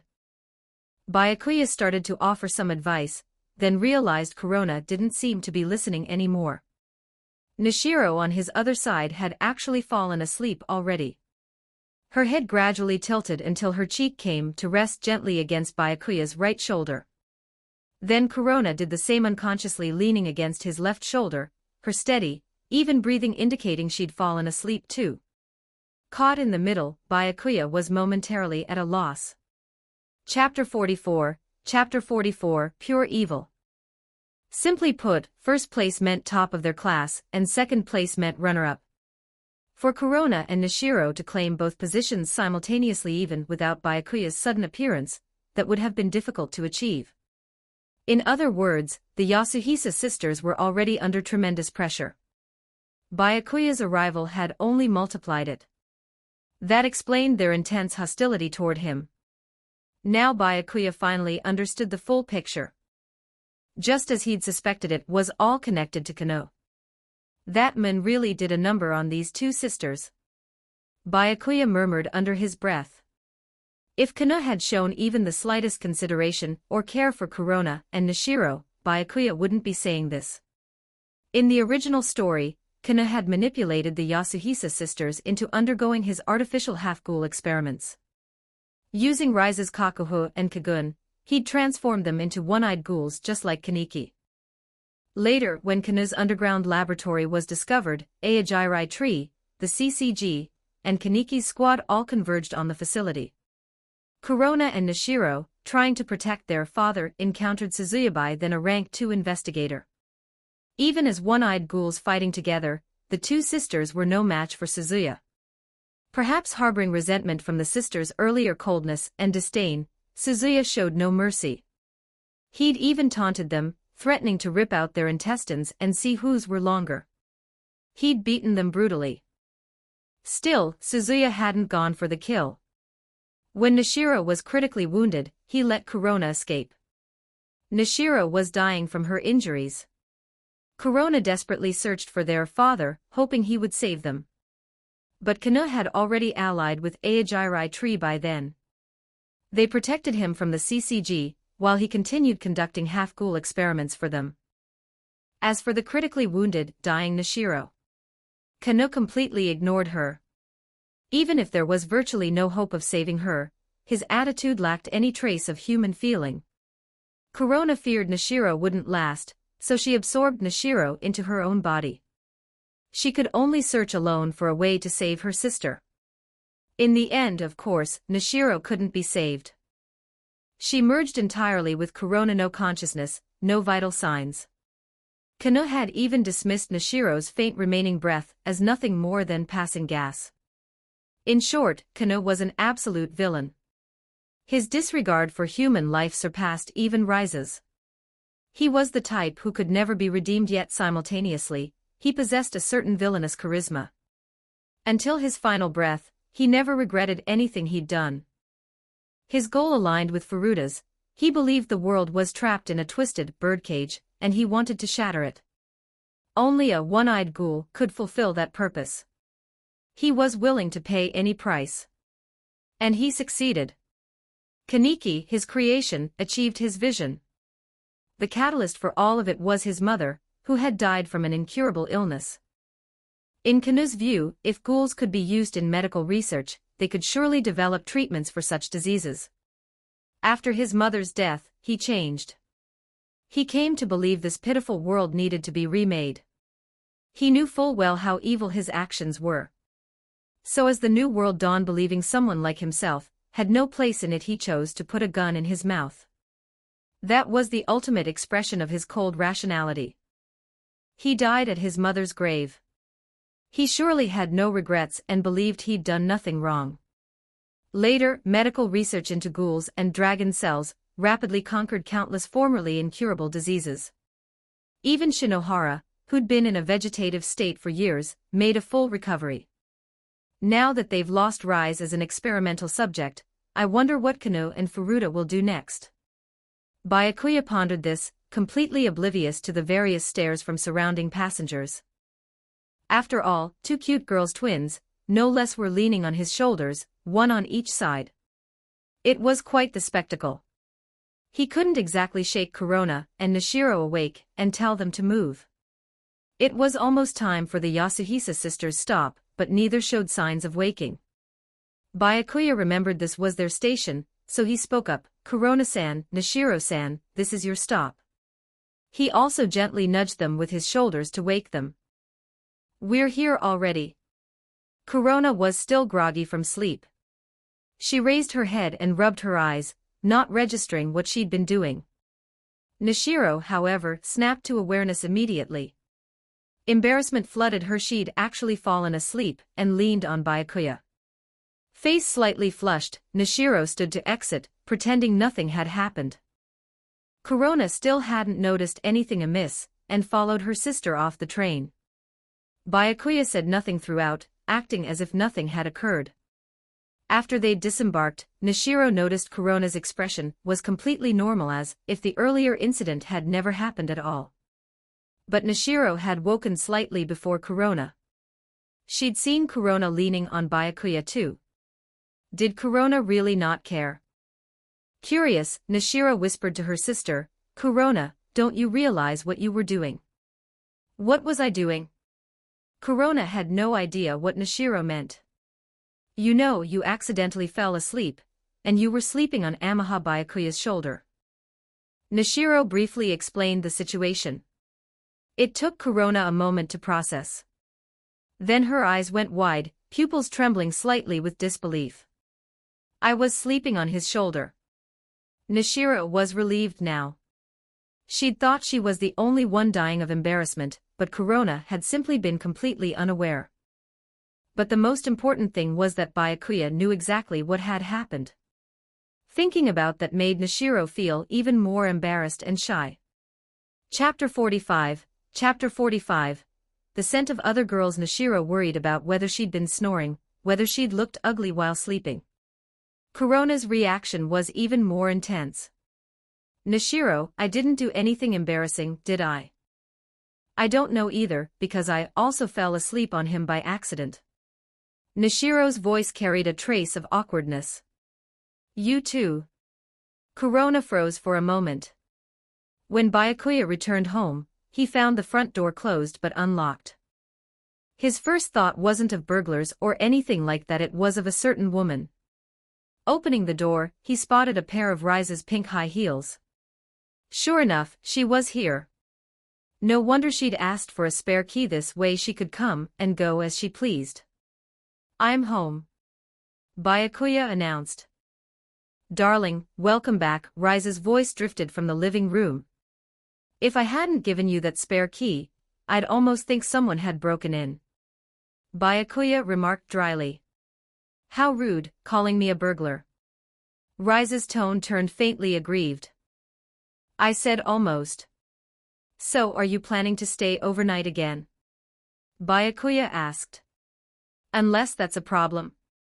Rise replied directly. "Of course not. Whatever makes you happy." Byakuya's tone was calm. Just then, Rise rose from the sofa and approached him. He didn't need to guess what she was about to do. Sure enough, Rise proceeded to smell every inch of him from head to toe. This time she was far more thorough, giving Byakuya a vaguely ominous feeling. Mixed with all sorts of ghoul scents again. But there's human scent too, and the faint fragrance of girls. Rise detected numerous scents. Her sense of smell was far sharper than most ghouls. Last time she hadn't been so meticulous. This time she left no stone unturned. Especially when she caught the feminine scent, a subtle shift appeared in her eyes. "Your nose is something else," Byakuya couldn't help but comment. "Seems like more than one girl, too." "Two scents are particularly distinct." Rise analyzed the scents on him, even deducing that he'd been in relatively close contact with Corona and Nishiro. "Also, where exactly did you go? Why do you smell like those people?" Her gaze shifted again, expression turning noticeably more serious. She'd been focused on the other women's scents, but now something far more concerning had emerged. Those people she mentioned were the half-humans from Squad Zero. Due to her low status within the Washa clan, Rise had grown up in the Sunlit Garden alongside half-humans from the clan's branch families. Ordinary ghouls couldn't distinguish between regular humans and half-humans. But having lived among half-humans since childhood, Rise could detect the subtle difference. The fundamental distinction between humans and half-humans was their RC cell count, not something normally detectable by smell. Only someone like Rise, who'd spent her formative years around half-humans, could barely manage it. Most importantly, those half-humans were nothing but Washa lapdogs in Rise's eyes, spending their entire lives serving the clan. The fact that Byakuya had been in contact with them concerned her greatly. "What do you mean by those people?" Byakuya continued, feigning ignorance. Actually, you probably wouldn't know about that. So where did you go today? Rise speculated, or are you actually a CCG investigator? If Byakuya didn't know about half-humans, then he'd probably encountered them through the CCG. She knew some half-humans were sent by the Washa clan to bolster CCG combat strength. Not quite. I'm not an official investigator yet, still just an intern. Since Rise had already figured most of it out, Byakuya saw no point in hiding it. He could feel that Rise's wariness toward him had gradually diminished from when they first met. So he was willing to share more with her. That explains it. Now Rise understood. Whether Byakuya was an intern or full investigator, working at the CCG meant inevitable encounters with investigators whose true identities were Sunlit Garden half-humans. But with your abilities, you're still just an intern. Rise found this surprising. Can't help it. I only recently decided to become a CCG investigator. Byakuya shrugged. Now that you're becoming an investigator, isn't harboring me a serious crime under that countermeasures law? Rise smiled. That law is a joke anyway. Byakuya spoke bluntly. The Washa clan who'd both enacted the Ghoul countermeasures law and founded the CCG was itself a Ghoul family. Just that fact alone was laughable enough. Setting that aside, few investigators fully complied with the law anyway. Byakuya's directness surprised Rise. If someone else heard you say that and reported you, you'd be in serious trouble. By someone else, she meant humans. As a Ghoul, she certainly wouldn't report Byakuya. That's why I only say these things to you. Byakuya said quietly. Rise smiled softly. Then she redirected the conversation. So all those Ghoul scents on you, that's because you were fighting ghouls with other investigators. No wonder there's also a slightly different scent, similar to the quinquas those investigators carry. That's right. This thing here. Byakuya nodded slightly, pulling out the Hiriko 176 that he'd kept in his inner pocket. That much I understand now, but... A subtly dangerous smile appeared on Rise's face. What about those two girls' scents? Care to explain? Chapter 46. Chapter 46, The Truth About the Washa Clan, Their Classmates Doing the Internship with Me. Is something wrong? Byakuya explained with a calm expression. Nothing really. I just find it interesting that you keep saying you like me, yet you're getting so close to other girls. Rise's tone was equally casual, as if she didn't particularly care, and was merely teasing him. Through scent alone, she could tell those two girls had definitely been in close physical contact with Byakuya. Their scents were by far the strongest on him. Obviously, this was the result of Corona and Nishiro falling asleep on Byakuya's shoulders. No matter how much Byakuya fought ghouls or chatted with Shioahei, those scents wouldn't be nearly as concentrated as the Yasuhisa sisters. That's probably because we were fighting side by side during combat. That's why their scent got on me.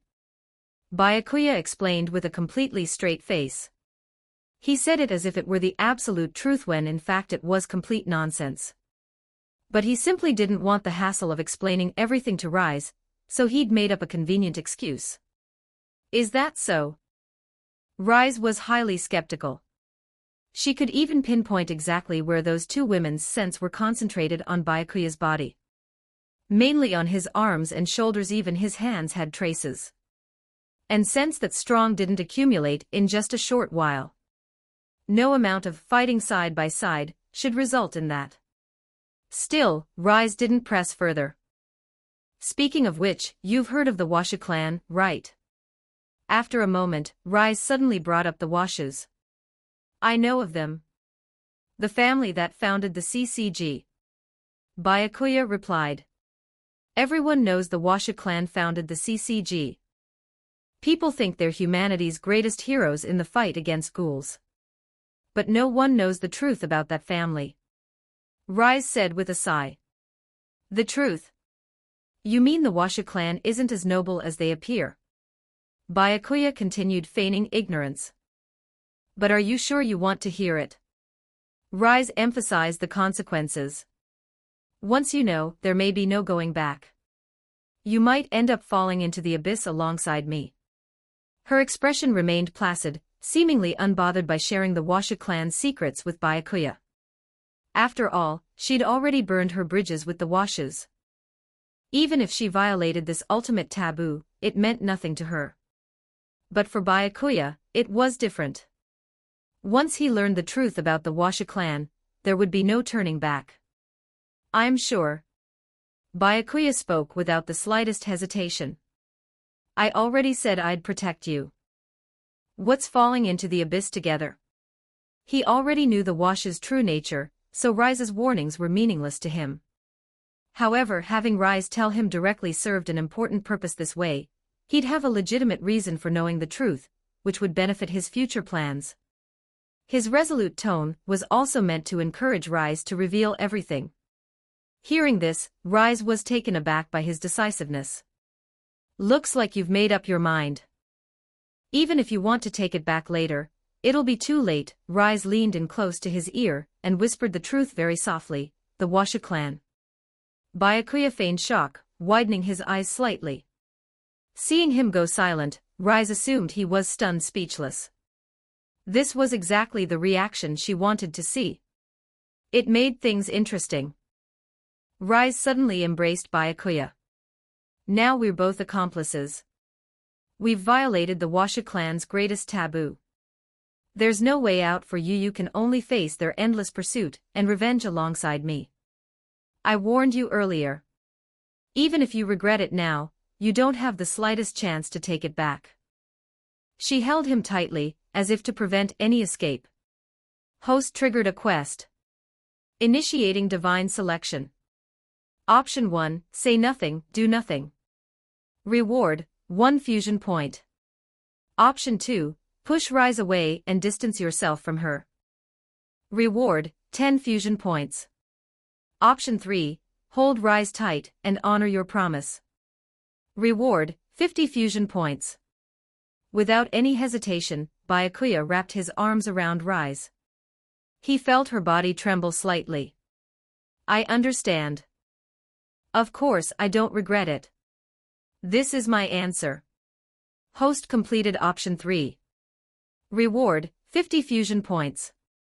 The generous reward was likely because taking this step meant his enemy would now be the entire Washa clan. The Washa's power was immense. They controlled both the CCG and the V organization. Moreover, all Washa ghouls were natural-born Kakujas. As for why Rise had never manifested a Kakuja form, that remained a mystery. Only the manga author would know. Perhaps she simply never had the chance to display that power before Furuta's ambush stripped away her freedom. If that was the case, the CCG's S rating severely underestimated Rise. A Kakuja-class ghoul would be at least SS, or even SSS rated. No wonder Furuta hadn't attempted another attack on Rise after his initial failure. Now that she was on guard, succeeding would be extremely difficult. In the later timeline, Furuta only became so powerful after transplanting Rise's Kakuho. At this point in time, it was hard to say whether Furuta could actually defeat Rise in a direct confrontation. In any case, the Washa clan was undoubtedly the most formidable antagonistic force in the Tokyo Ghoul world. Their downfall in the original story was mainly due to internal collapse. Yet Byakuya didn't fear the Washas. In fact, he'd resolved from the very beginning that he would inevitably clash with them, otherwise, this world's tragedies would only continue. Rise couldn't help but smile. You really are surprising. Should I call you naive or something else? But I don't dislike fools like you. She still suspected Byakuya didn't truly understand how terrifying the Washa clan was. After all, she hadn't revealed all their capabilities yet. She'd need to emphasize that later. But for now, she wanted to clarify something else first. I've told you my secrets.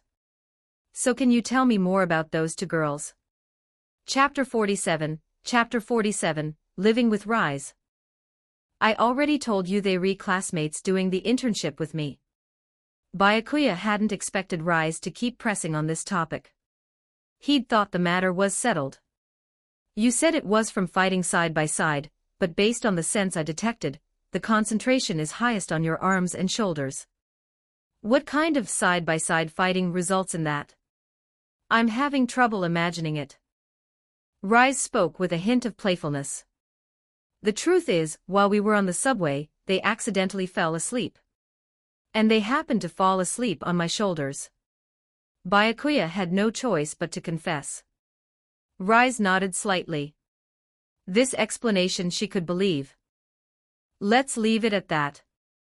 Next, I need to tell you more about the Washa clan's power, so you don't go doing something reckless without knowing what you're up against.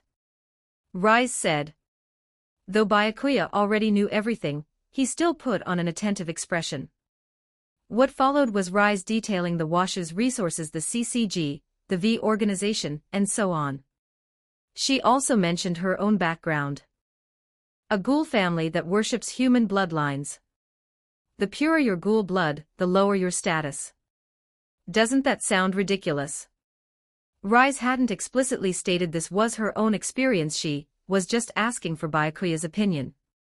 But is this something you personally went through? Byakuya asked. I suppose I made it too obvious. Rise said softly. Yes, this was my experience. That's why I never want to return to that disgusting place.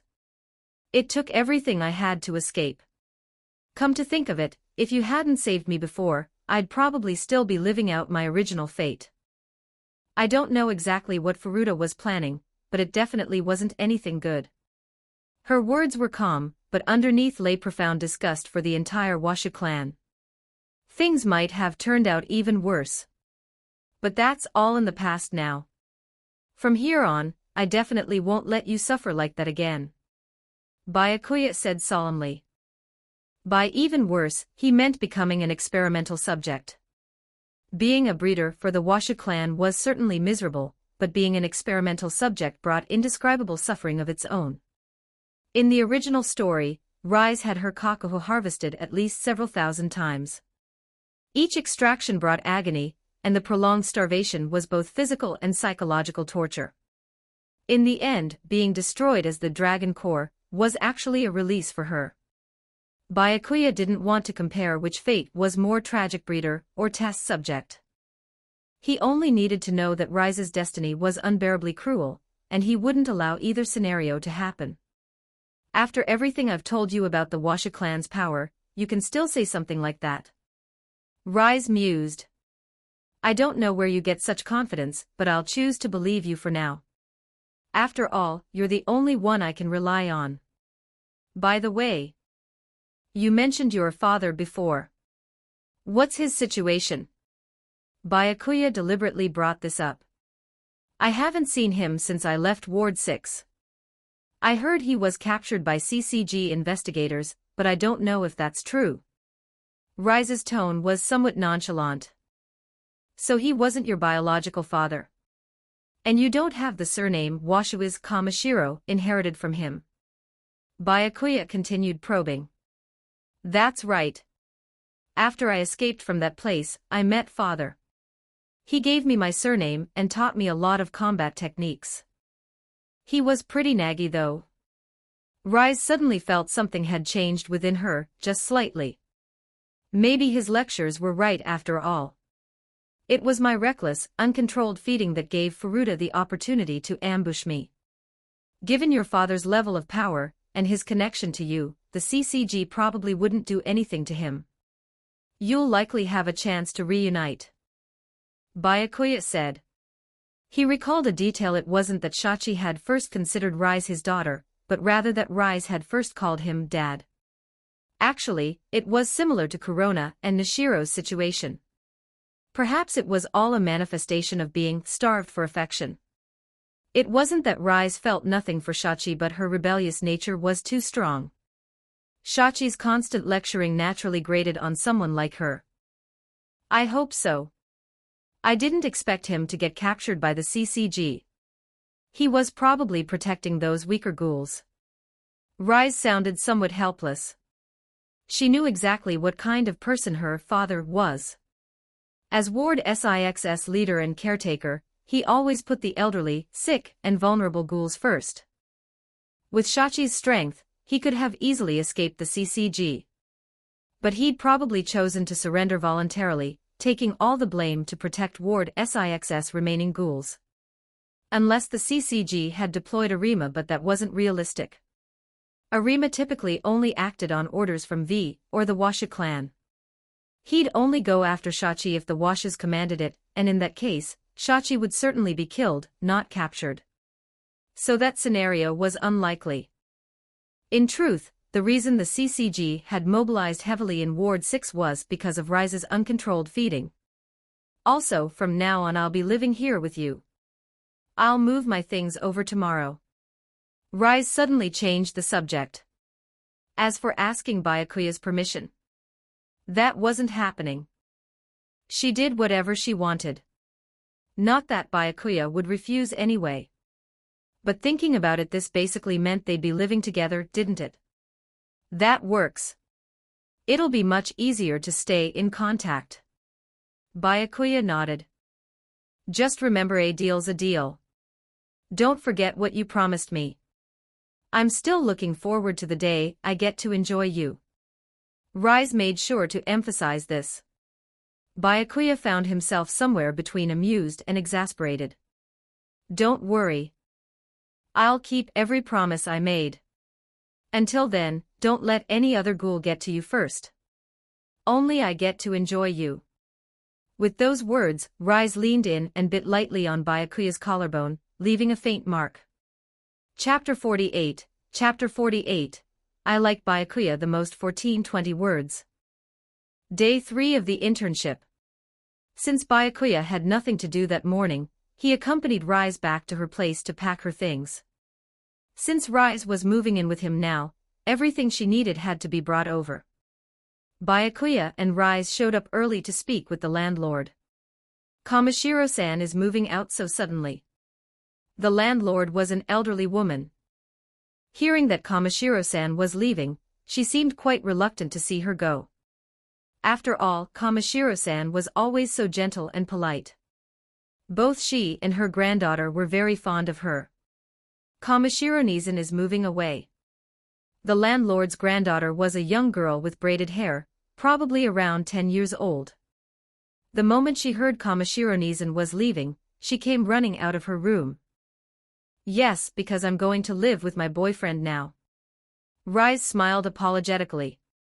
At the word boyfriend, the granddaughter's attention immediately shifted. Boyfriend?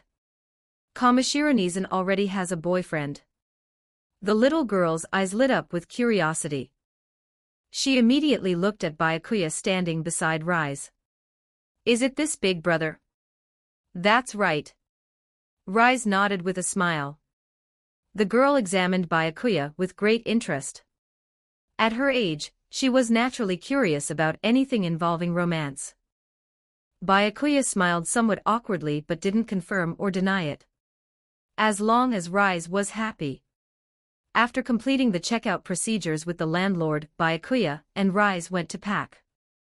Once everything was ready, they each pulled a suitcase plus some other belongings and headed to Byakuya's place. So you're going to the internship this afternoon, right? After lunch, Byakuya and Rise sat on the couch watching TV together. Rise asked about the internship. Yeah, today's the last day.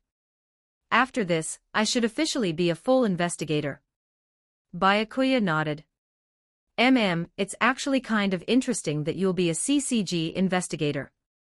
You can gather all sorts of intel on the inside. Rise said. Too bad I'm too conspicuous. Otherwise, I'd like to check out the CCG myself.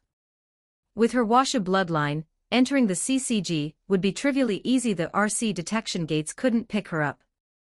The problem was that if she left any trace at the CCG, the Washa clan could easily track her down.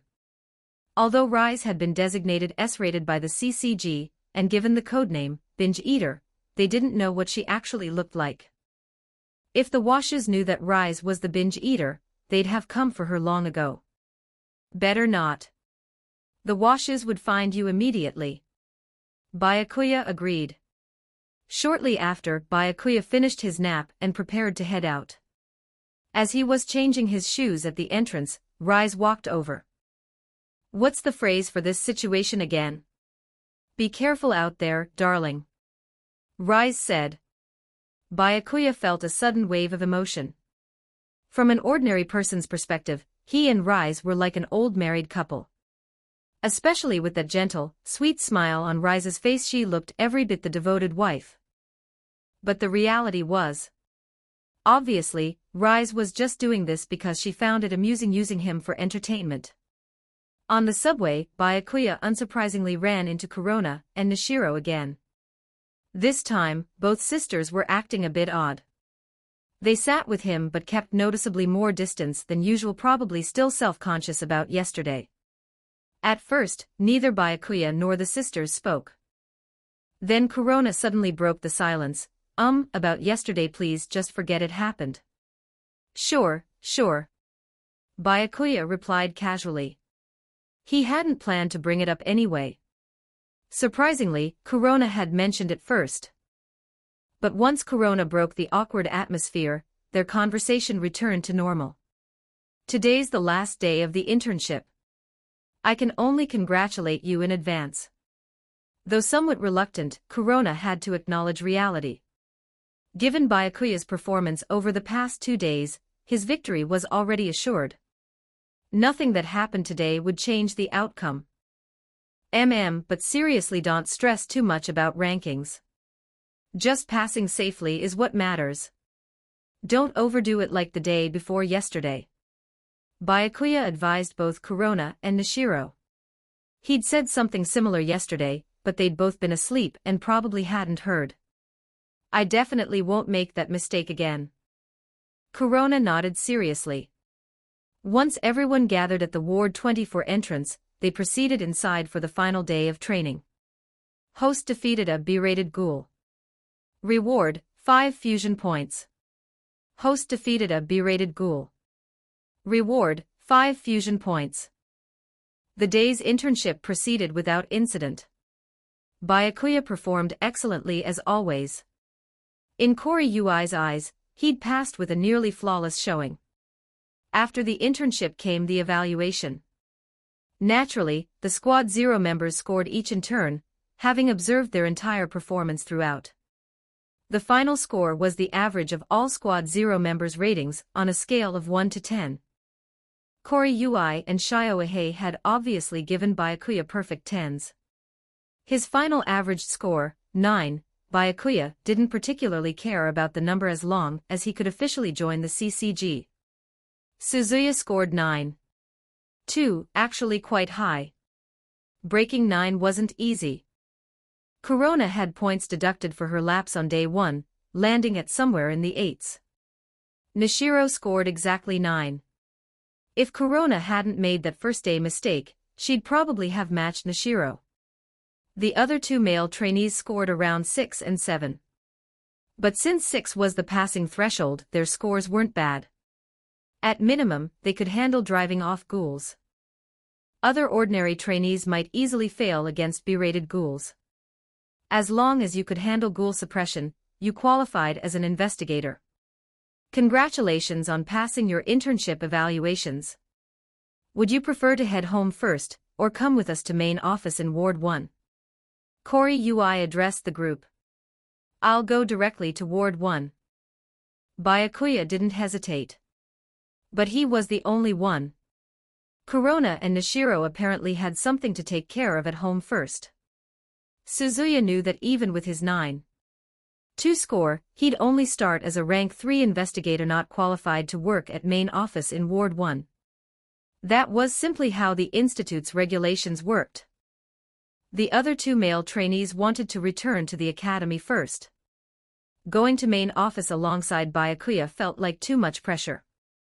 "All right, looks like it's just you. Let's go then," Koryui said. Byakuya departed with Squad Zero for CCG main office in Ward 1. On the subway, he chatted idly with Shiohei. After exiting at the Ward 1 station, they soon arrived at main office. Since Byakuya had come ahead of the others, the CCG processed his paperwork first. He received his Rank 2 investigator title along with official ownership and usage rights for the Hiriko 176th. In other words, the Quinqua dagger only truly belonged to him now. Of course, it was just a stopgap. Byakuya had eliminated quite a few ghouls in Ward 24, all berated, but enough to earn him a brand new Quinqua that he could name himself. Paperwork complete and commendation received, Byakuya was now officially a Rank 2 investigator. He collected his credentials and other materials, then headed home. Since the internship had just ended, the CCG was considerate enough to give him a few days off. During this time, they'd also assign him a partner, someone ranked between first class and special class. The Sentakatsuki fan meet and greet happened to fall during this break.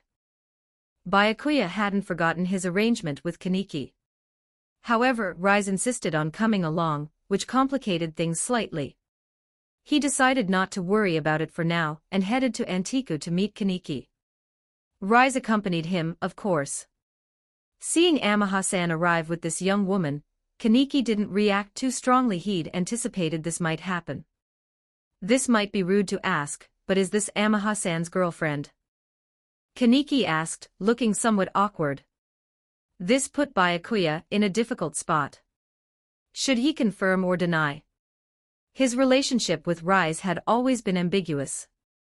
Technically, they weren't a couple, but everyone except the two of them probably assumed they were. Before Byakuya could answer, Rise spoke up for him. That's right. I like Byakuya the most. I thought so. I understand now. Kaneki actually seemed relieved. As a result, when they headed to the fan meet together, there was no awkwardness at all.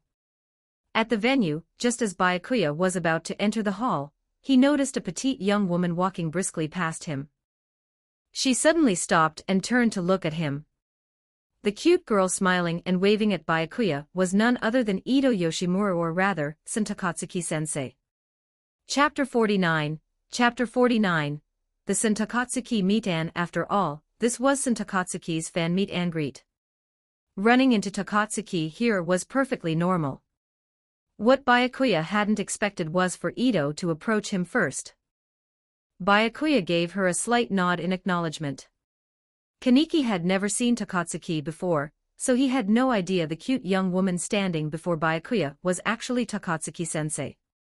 Of course, she only looked like a cute young girl. She was actually 24. Ito didn't say much more to Byakuya. After a simple greeting, she headed inside to meet her fans. Was that girl just now a friend of yours? Or a classmate? Rise asked. Neither friend nor classmate. She's actually Takatsuki-sensei. I happened to run into her once before. Byakuya explained. That's Sentakatsuki. Rise was genuinely surprised. The reality was too different from what she'd imagined. She'd assumed that someone who could write such works would be a worldly, experienced man or woman. She hadn't expected someone so petite and young-looking. Amaha-san, you're saying that was Takatsuki-sensei just now? Kaneki was even more shocked. You'll see her again inside in a moment. Byakuya nodded. Soon enough, Kaneki spotted Takatsuki sitting inside meeting fans, the same girl who'd greeted Amaha-san. The line was quite long. They'd have to queue up to meet Takatsuki, standard procedure for fan events. While waiting, visitors could browse the books displayed around the venue, all Takatsuki's works. When Kaneki's turn came, he discussed his impressions of her works with Ito. Beyond that, he was too shy to chat much with a girl he'd just met. After Kaneki, it was Byakuya and Rise's turn. They sat down together before Ito. We meet again, young man. Ito smiled at Byakuya. Today she wore her hair long and loose. The slightly disheveled style seemed natural, probably because she'd been running late and had rushed over without properly styling it. Yeah, we meet again.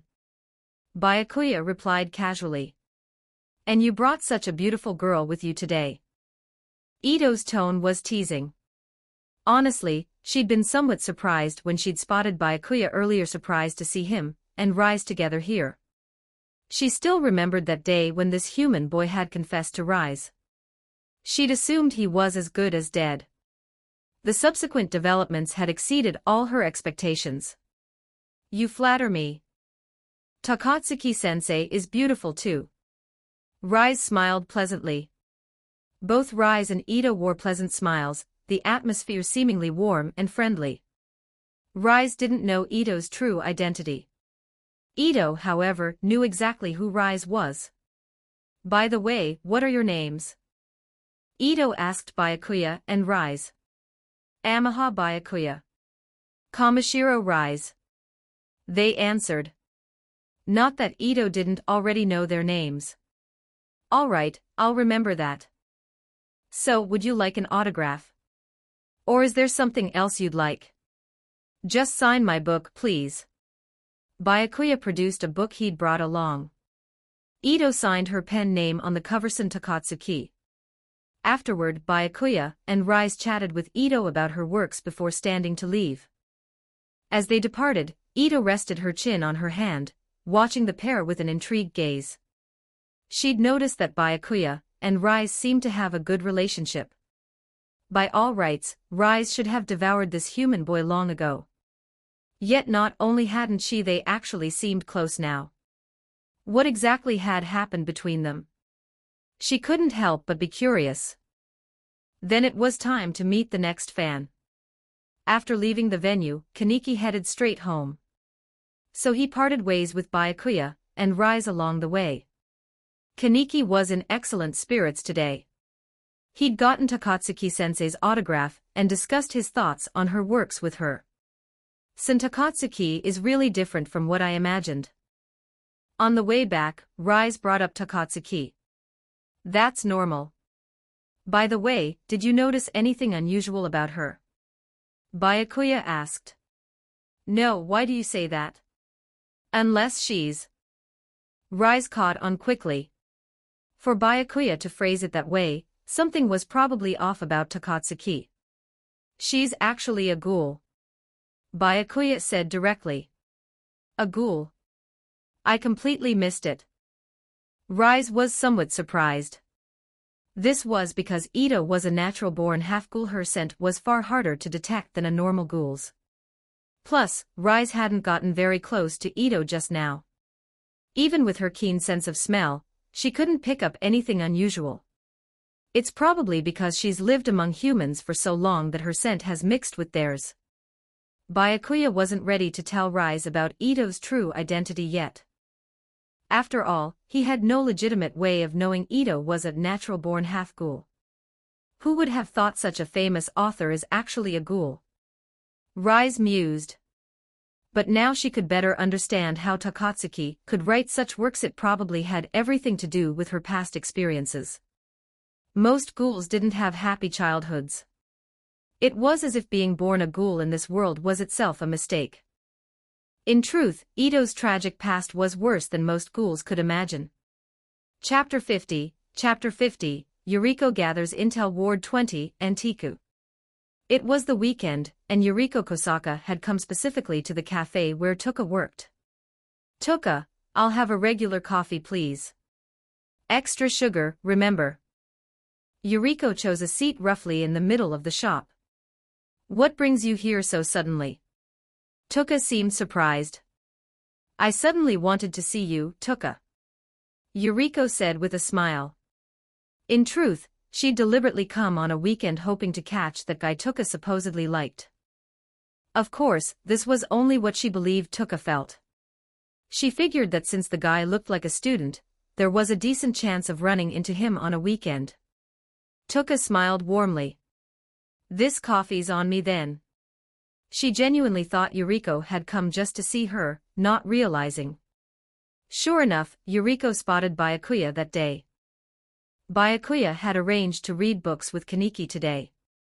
As for Rise, she was at home leisurely browsing fashion magazines. Spotting Kaneki, Byakuya took a seat at his table.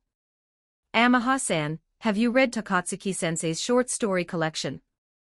Kaneki seemed eager to recommend more works. Byakuya said. You should try this one. It's closely connected to her novel The Black Goat's Egg. Kaneki handed his copy of the short story collection to Byakuya. Takatsuki-sensei's works are always worth reading. Byakuya nodded. Yuriko had wanted to approach the guy immediately, but noticed he seemed busy with something. Not wanting to interrupt, she decided to wait. And wait she did for 3 or 4 hours. Sitting there just drinking coffee was boring, so she chatted with Tuka whenever Tuka wasn't busy. See you, Amaha-san. See you. Finally, Kaneki packed up and left. Only Byakuya remained at the table. He was actually about to leave too. But then he noticed someone approaching Yuriko. From what he remembered, she was Tuka's very close friend. She'd even remained close to Tuka after learning Tuka's true identity as a ghoul, never distancing herself or showing fear. Their friendship stayed strong. However, Byakuya had never interacted with Yuriko. Why was she coming over? Yuriko confidently sat down across from Byakuya, showing no shyness at all about initiating conversation with a guy. And you are? Byakuya asked, puzzled. I'm Tuka's classmate. You know Tuka, right? Yuriko smiled as she asked. Sorry, I don't know who you mean. Byakuya shook his head slightly. Tuka had never actually told him her name. They simply weren't close enough yet. Naturally, he couldn't act like he knew her. Yuriko was surprised. This guy didn't even know Tuka's name. That very cute waitress over there. I thought you two knew each other. Yuriko spoke quietly to Byakuya, emphasizing very cute with extra weight. Meanwhile, Tuka had noticed Yuriko move to Byakuya's table. She couldn't help but pay attention now. Her gaze kept drifting toward Yuriko's direction, wondering what on earth Yuriko was saying to that guy. She was afraid Yuriko might say something strange. Then Tuka noticed Yuriko glance back at her and Byakuya's gaze briefly followed. Her worry intensified. Yuriko was clearly discussing her with that human boy. Only now did Tuka realize this was why Yuriko had suddenly shown up at the cafe. I've exchanged a few words with her, but we're not close. Is there something you need? Byakuya said. I'd like to introduce myself. I'm Kosaka Yuriko. Nice to meet you. Yuriko smiled. I'm Amaha Byakuya. Nice to meet you too. Byakuya replied. This might be forward of me, but do you currently have a girlfriend? This was the question Yuriko most wanted to ask. Byakuya answered honestly. Just then, Tuka couldn't take it anymore. She immediately came over to intervene. Wearing a strained smile, she said, Yuriko, come with me for a moment. Yuriko sensed Tuka might be a little angry, so she stopped. As Yuriko was led away by Tuka, Byakuya remained somewhat confused, unsure why Yuriko had asked him such a question. Yuriko clearly hadn't shown any signs of liking him. It was more like she was gathering information for someone else. Even asking whether he had a girlfriend. So who was she gathering information for? It seemed like Tuka, but that didn't make sense either. He and Tuka had barely interacted. Whatever. Byakuya decided not to overthink it. Since there was nothing else to do, it was about time to head home. He finished his last sip of coffee and left. Tuka, listen, that guy doesn't have a girlfriend. Yuriko informed Tuka. Also, his name is Amaha Byakuya. Don't tell me you didn't even know his name. Whether he has a girlfriend has nothing to do with me. I told you you've got it wrong. Tuka felt a headache coming on. No matter how she explained, it seemed useless. Okay, I got it wrong. Yuriko conceded. But she clearly still didn't believe Tuka.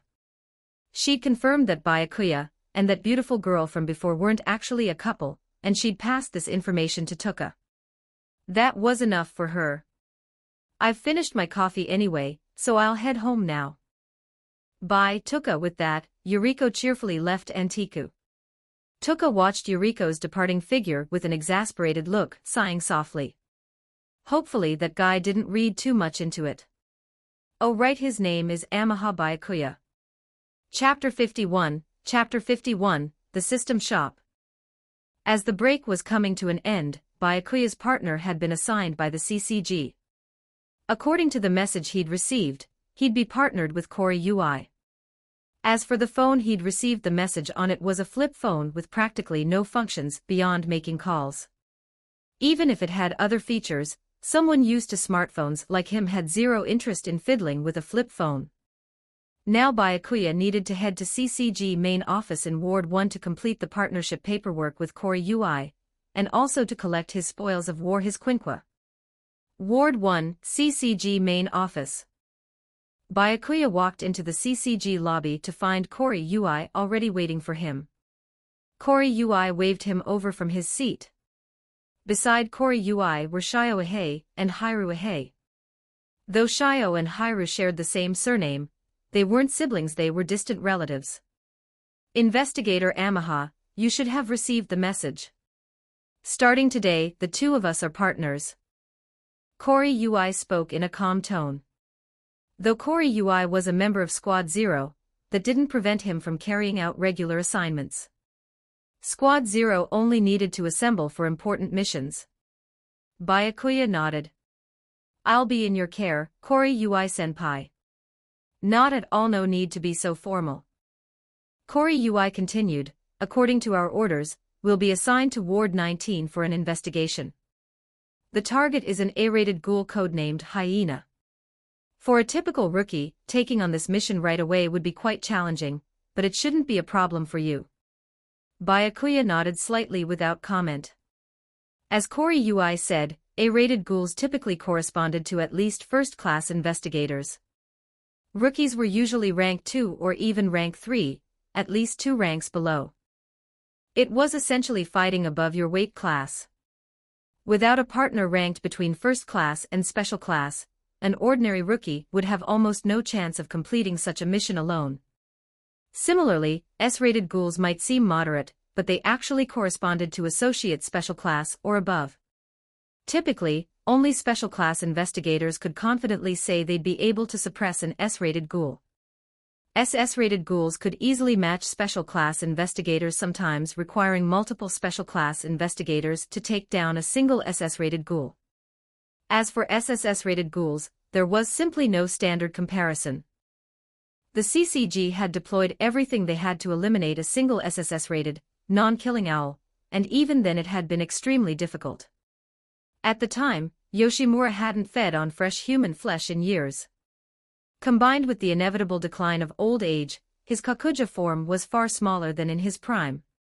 He'd also been ready to die and had refused to kill the investigators opposing him or consume wounded ones to recover his strength. Otherwise, the outcome of the Antiku raid might have been very different. If we go back even further to when Yoshimura encountered special class investigators Shinohara and Kuroiwa at the Aojirai tree hideout, had he been willing to kill those two special classes, the battle's course would have changed dramatically. But such speculation was meaningless.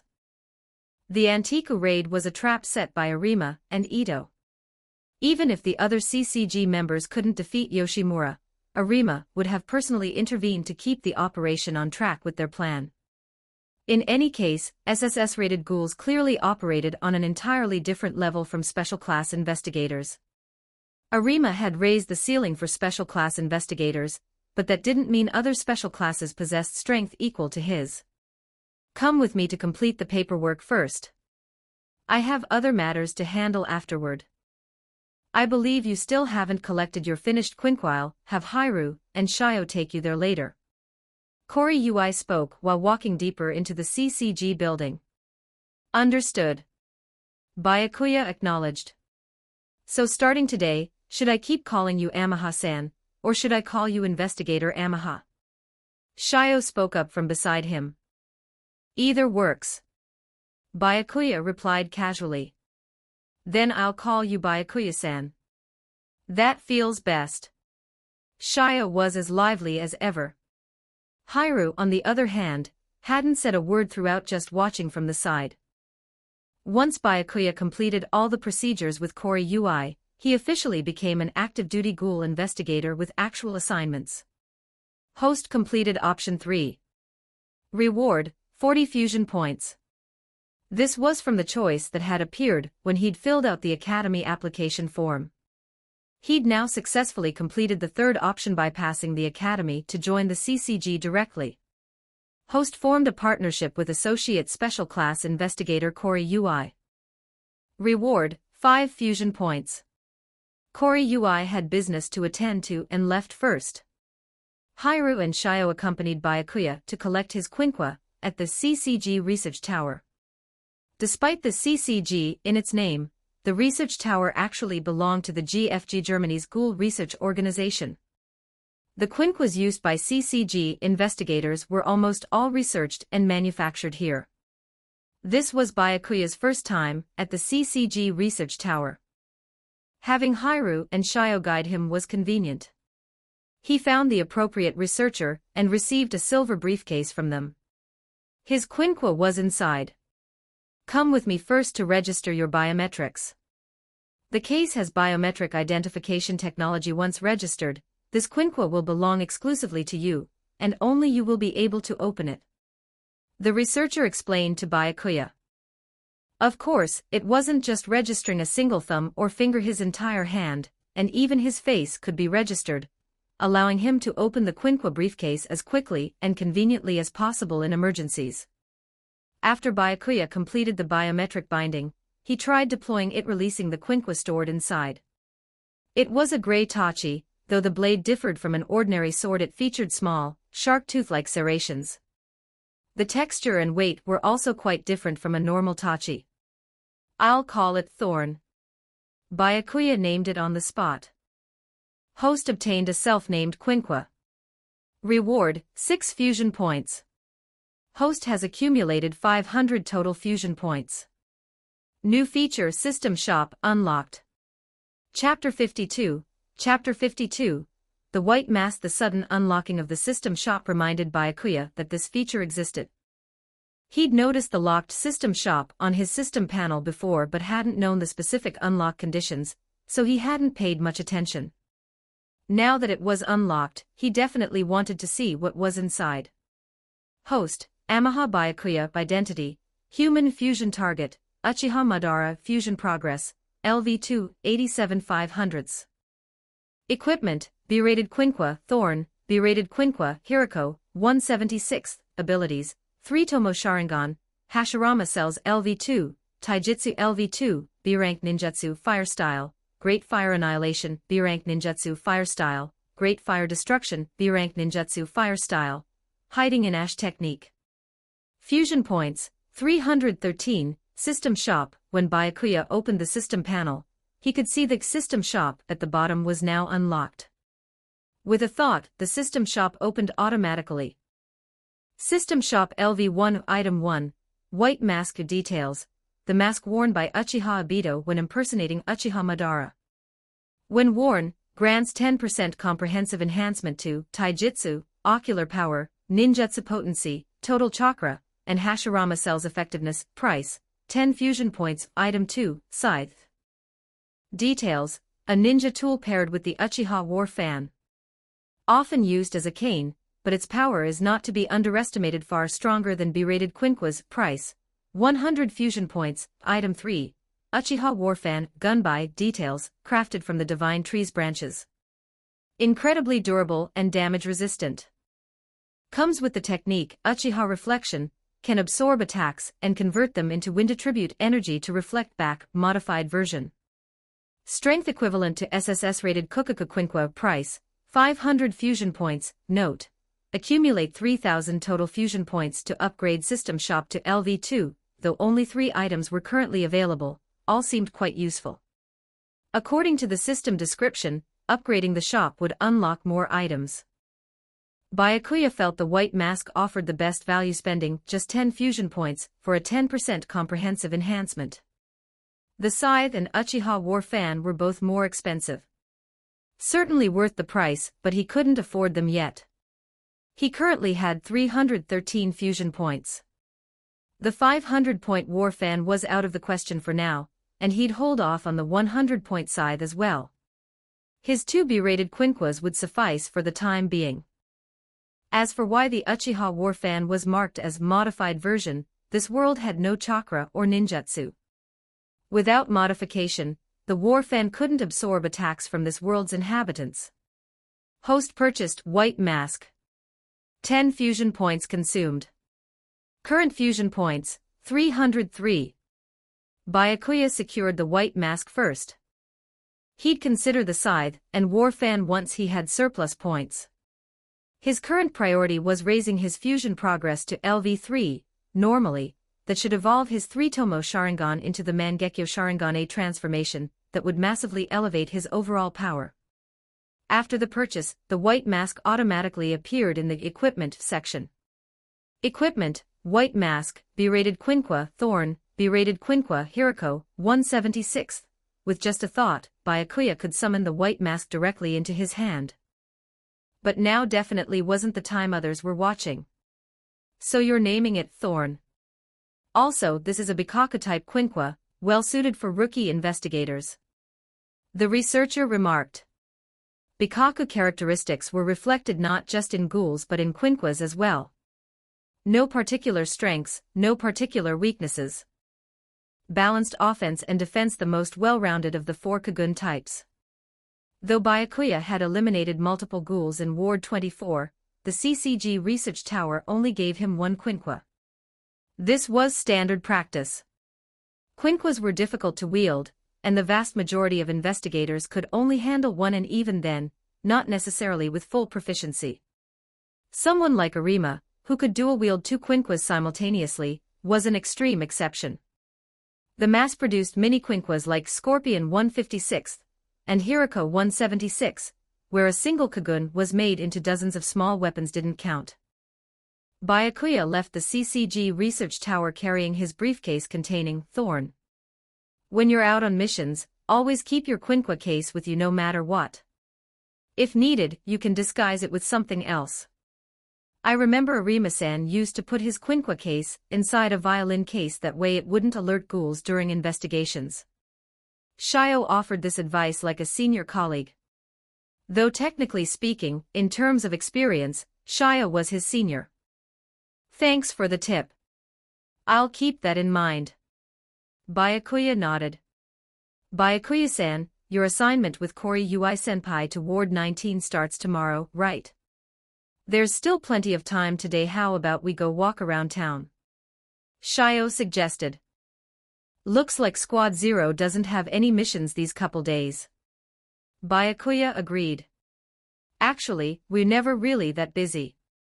Shio said with a smile. Squad Zero didn't deploy lightly. When they did, things were resolved extremely quickly thanks to Arima's presence. Most of their time was spent investigating Ward 24, playing an ongoing game of whack-a-mole with Aojirai Tree. But Arima's true identity was Aojirai's real, one-eyed king. He had no intention of actually eliminating them, he just needed to stall. The Washu clan had assigned him to eradicate Aojirai Tree, but he certainly wasn't going to do that. What about you, Hiranizan? Want to come along? Shio asked Hiru beside him. Hiru nodded with a smile. For a normal stroll through town, the 3 of them didn't bring their Quinqua briefcases, only portable weapons like daggers and short blades. Though Ward 1 was also a chaotic district with serious ghoul activity, ghouls wouldn't dare attack openly in broad daylight. There were simply too many investigators stationed here. They just walked around, ate some desserts, nothing particularly special. But Byakuya noticed that Hiru's gaze occasionally lingered on him. Obviously, it had to do with Arima. Right now, she was watching him again. Byakuya pretended not to notice. Chapter 53, Curio Motto 1014 words. I've been partnered with an associate special class from Squad Zero. Starting tomorrow, I'll be going to Ward 19 to investigate ghouls. That evening, back home, Byakuya gave Rise a brief update. You mentioned the Washu clan bred many half-humans, and that half-humans have physical abilities far beyond normal people. I've been wondering, could Arima, the so-called strongest CCG investigator, be a half-human. Byakuya suddenly brought this up. And his identity doesn't stop there. Clearly, Rise knew about Arima. He's also a cleaner 4V. I'd guess that Squad 0, his unit, has many half-humans as well. So you should be extra careful lately. If Arima discovers you, that would be serious trouble. Byakuya warned Rise. He'd raised this topic specifically to caution her. Obviously, the Washu clan would order Arima to capture Rise. In the original story's later timeline, Shachi had died precisely because of this. Of course, Arima sometimes slacked off, just like his whack-a-mole game with Aojirai Tree in Ward 24. He only completed missions efficiently when he absolutely had to. But whether Arima would actively hunt for Rise was one thing. If he accidentally discovered her, he'd definitely deal with her on the spot to avoid raising suspicion from the Washes or V's leader, Keiko. Rise seemed to find Byakuya a bit naggy. Worry about yourself instead. You're the one who needs to stay safe. Byakuya could hear the thread of concern in her voice and smiled in response. Tokyo, Ward 19. Byakuya wore ordinary clothes, and Kori Ui had forgone his white combat uniform for a suit. Their Quinqua briefcases were hidden inside a larger suitcase. This wasn't an ordinary suitcase either, it had biometric technology. When needed, the Quinqua cases inside could be ejected at maximum speed. A precaution against sudden ghoul encounters. According to current records, this hyena has killed at least a dozen confirmed victims. The actual number is certainly higher. Recently, he was involved in an incident with more than 5 casualties, which elevated his threat rating to A. Walking toward the Ward 19 CCG branch, Kori Ui briefed Byakuya on known intelligence. Hyena is suspected to have a Rinkakukagun characterized by extremely high attack power but relatively fragile. His usual hunting grounds are. Byakuya and Kori Ui weren't starting the investigation immediately upon arrival. They needed to check in at the Ward 19 branch first, basically clocking in so the CCG knew they were actually working. Associate Special Class Kori Ui. At the Ward 19 CCG branch, every investigator they passed greeted Kori Ui respectfully. As for Byakuya, no one recognized him. He'd only just joined, with no reputation to speak of. Kori Ui, on the other hand, was Squad Zero's vice-captain, and a former prodigy of the Arima squad. He was known throughout the CCG. Associate Special Class Kori Ui, so you're the one sent to support Ward 19. They encountered a man with completely white hair, a gaunt face, a slightly hunched posture, wearing a gray overcoat and carrying a Quinqua briefcase. Byakuya's eyes flickered with recognition. He'd immediately identified the man as Curio Mato, and Kataru Amon stood right beside him. So Mato is stationed in Ward 19 during this period. First Class Mato, Rank 1 Amon. Kori Ui acknowledged them.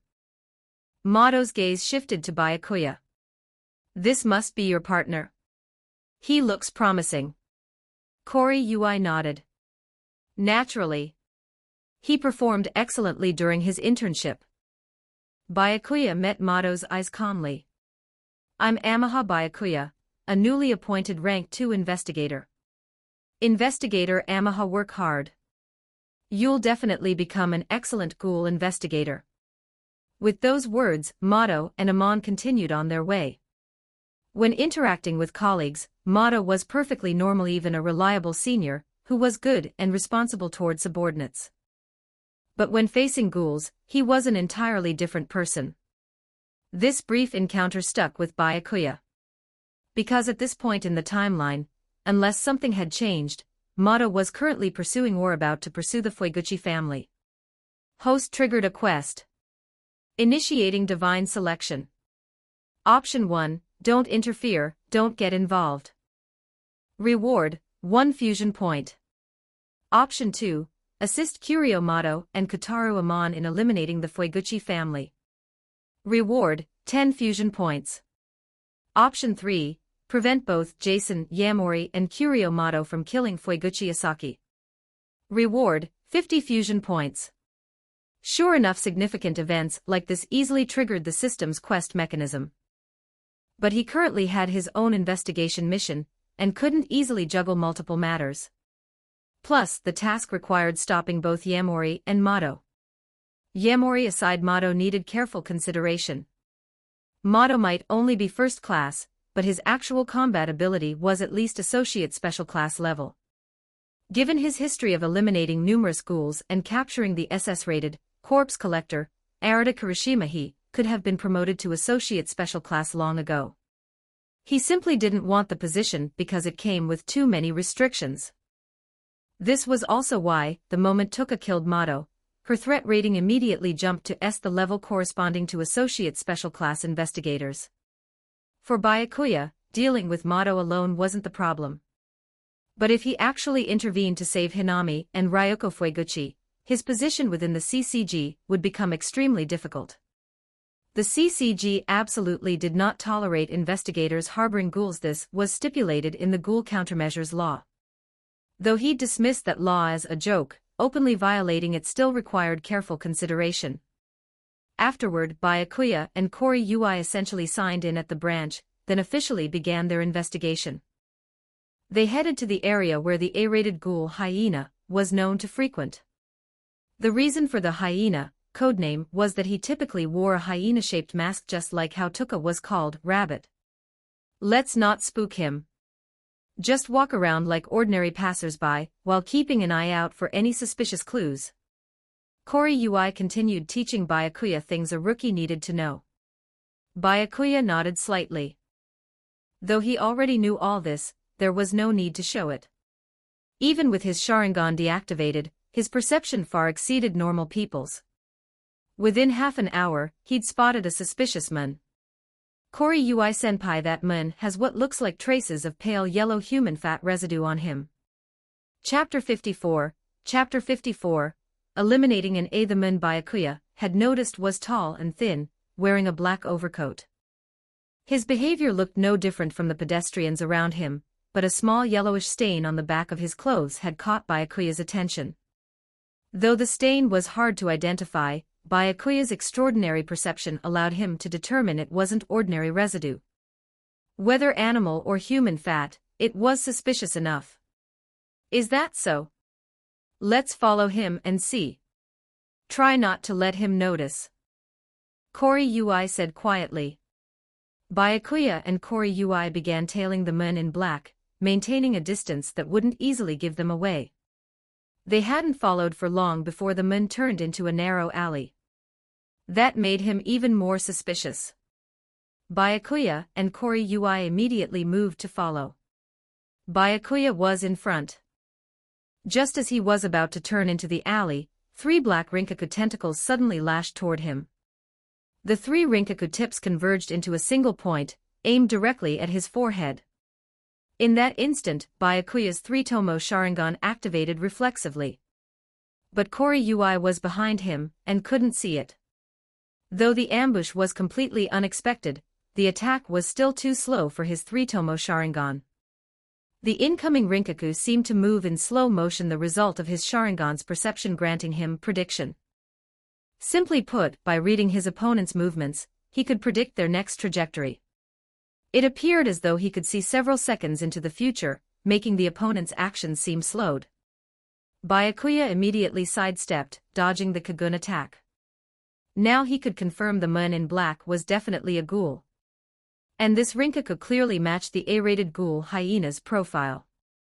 Byakuya tentatively identified this as his mission target. Kori Ui reacted quickly, immediately activating the suitcase. 2 Quinqua briefcases ejected from within.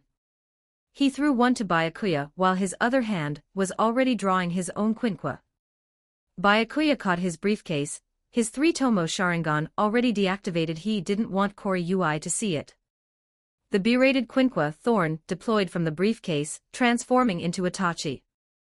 Byakuya's gaze locked onto the mun in black, who had at some point donned a hyena-shaped mask. Hyena frowned when he saw his ambush had failed. He'd already suspected these 2 tailing him were doves, but he hadn't expected even this move to be dodged. He immediately realized these weren't ordinary investigators. Without certainty of victory, he needed to retreat. Hyena tried to retract his Kagun and flee, but Byakuya wouldn't give him that chance. The three Rinkaku tentacles were still converged at a single point, having just passed the left side of Byakuya's head. Byakuya reversed his grip on the Tachi and thrust leftward, piercing through all three tentacles at once. Now Hyena couldn't retract them even if he wanted to. Rinkaku was inherently fragile. Combined with the Quinqua's sufficient killing power, penetrating the Kagun was effortless as long as enough force was applied, and Byakuya was plenty strong. But he didn't stop there.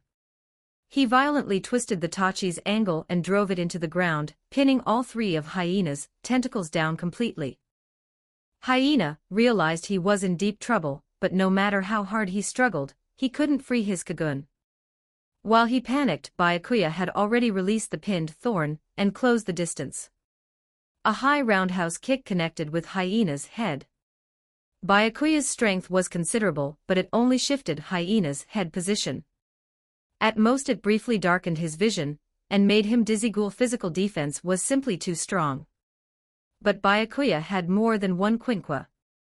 His Hiriko 176th had always been kept in his inner pocket, and now it proved useful.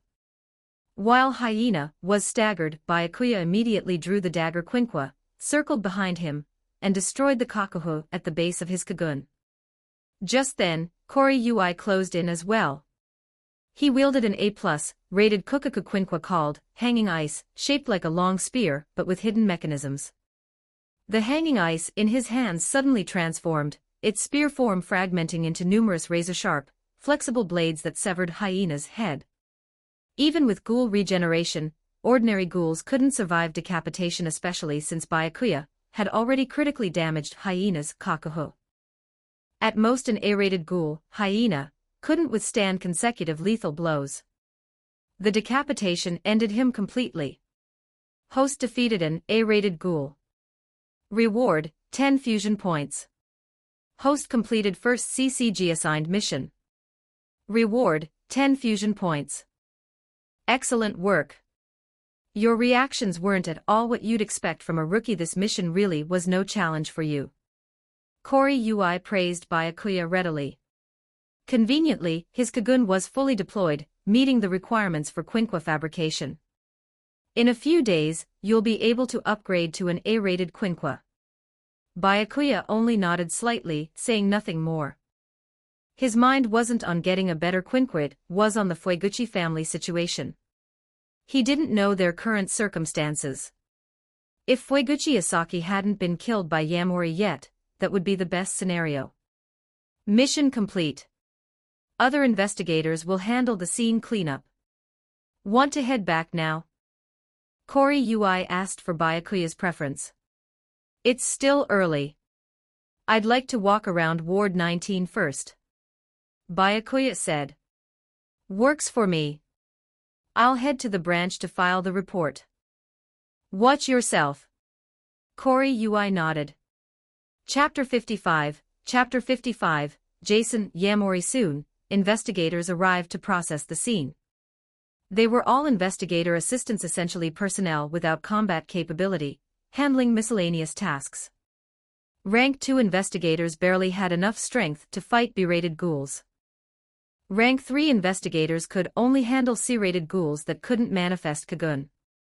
As for investigator assistants, they could only do odd jobs. Associate Special Class Kori-ui. And this person is. These assistants only recognized Kori-ui, not Byakuya. They would transport Hyena's corpse to the CCG research tower in Ward 1 and clean up all traces of blood and other evidence at the scene. Kori-ui exchanged a few words with Byakuya before leaving to file his report. Byakuya appeared to be wandering the streets, but he was actually searching for the Fueguchi family's location. He only knew they ran a clinic, not its exact address. Asking pedestrians might yield answers. Since he was no longer on active duty, Byakuya didn't bother hiding his Quinqua briefcase in the larger suitcase. He carried it openly. Anyone could tell at a glance he was a CCG investigator. This made it easier to question civilians. He quickly learned the clinic's location. The Fueguchi Clinic was fairly well known in this area. Fueguchi was kind to patients, diligent, and had an excellent reputation. Fueguchi Isaki was indeed a rare example of a genuinely kind ghoul. He'd be killed because Yamori discovered he was collaborating with CCG investigators. Byakuya immediately headed for the clinic. As he approached, he deliberately slowed his pace and observed his surroundings.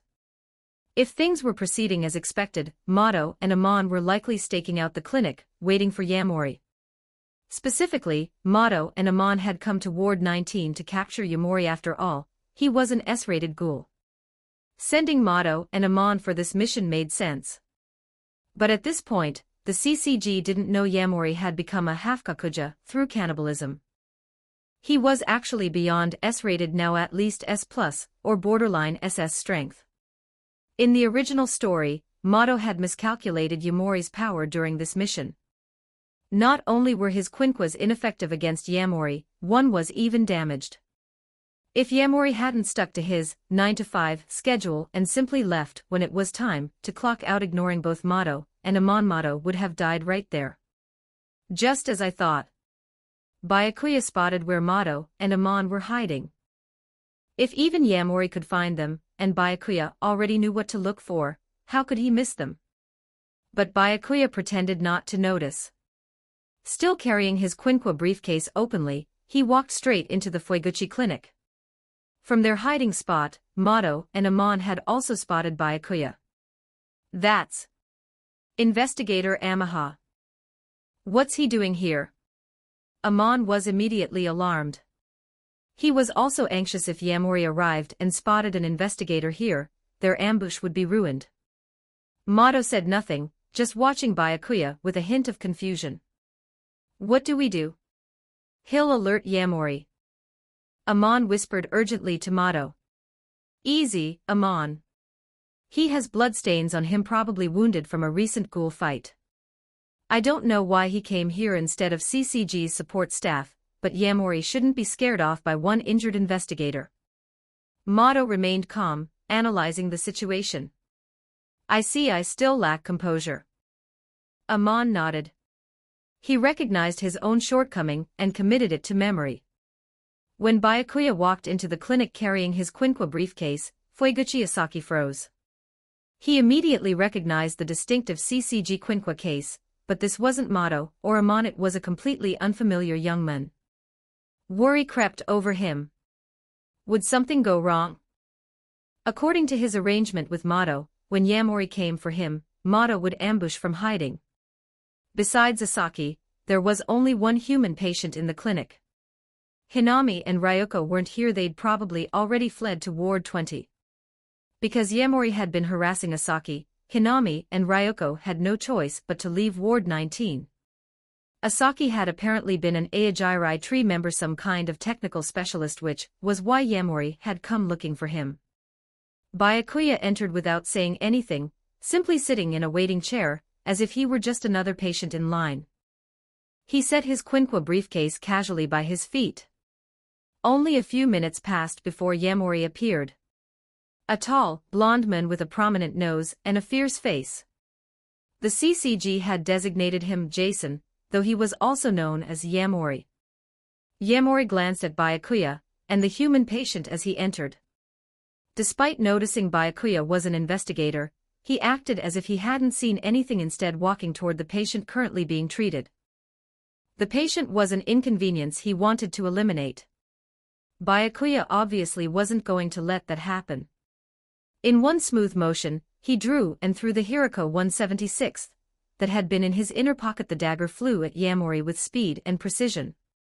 But Yamori was a half-kakuja class ghoul. His reflexes were certainly formidable.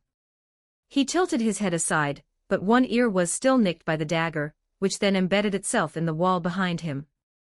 Yamori frowned. He'd actually been wounded and this investigator had dared attack him. I was in a pretty good mood today. Then you had to go and ruin it, kid. Yamori kept one hand in his pocket while the other twisted his index finger to a grotesque angle with an audible crack. A twisted grin spread across his face. Clearly, Byakuya had angered him. Asaki's heart sank, cold sweat beading on his forehead. That young investigator had just ruined everything. According to his arrangement with Mato, the hidden ambush was supposed to spring when Yamori came for him. Now Chapter 56, Confronting the S-1014 Words. Host's first confrontation with S-rated Ghoul Jason. Reward received, 10 fusion points. Byakuya rose from his chair without a trace of expression, the Quinqua briefcase in his hand unfolding into a grey tachi. He had every intention of stopping Yamori. There wasn't a hint of fear on his face, otherwise he wouldn't have come here in the first place. The current timeline was working in his favor. Asaki Fueguchi hadn't been killed by Yamori yet. The human patient nearby reacted fairly quickly, though his choice wasn't exactly rational. Rather than hiding somewhere inside the clinic, he bolted straight for the door. That meant running right past Yamori. But Yamori completely ignored the man, letting him flee outside without a second glance. Right now, all he wanted was to tear this brat apart. Everyone else was irrelevant. Pity he's not a ghoul, Yamori thought. Otherwise he could have properly entertained him. After all, a ghoul's unique regenerative abilities meant he could enjoy the pleasure of endless torture. Yamori let out a thunderous roar as he explosively closed the distance. No Kagun. He seemed intent on crushing Byakuya with pure physical strength alone. Against an ordinary human, this would be child's play. Their bodies couldn't possibly match a normal ghoul's, let alone one at Yamori's level. But Byakuya was no ordinary human. Yamori closed in on him in the blink of an eye, swinging his thick fist at Byakuya's head. Byakuya had already tracked the movement. His pupils were locked precisely on the trajectory of the incoming blow. He tilted his head slightly, dodging the punch with ease. It looked like the fist had nearly smashed his skull in, but that was merely an illusion created by his precise evasion. Simultaneously, Byakuya twisted his wrist and drove the tachi into Yamori's abdomen in a reverse grip. Pain flared through Yamori's gut, and for a moment he couldn't believe it. He hadn't expected to be wounded so suddenly. Still, a minor injury like this meant nothing to him. If anything, it only fueled his rage.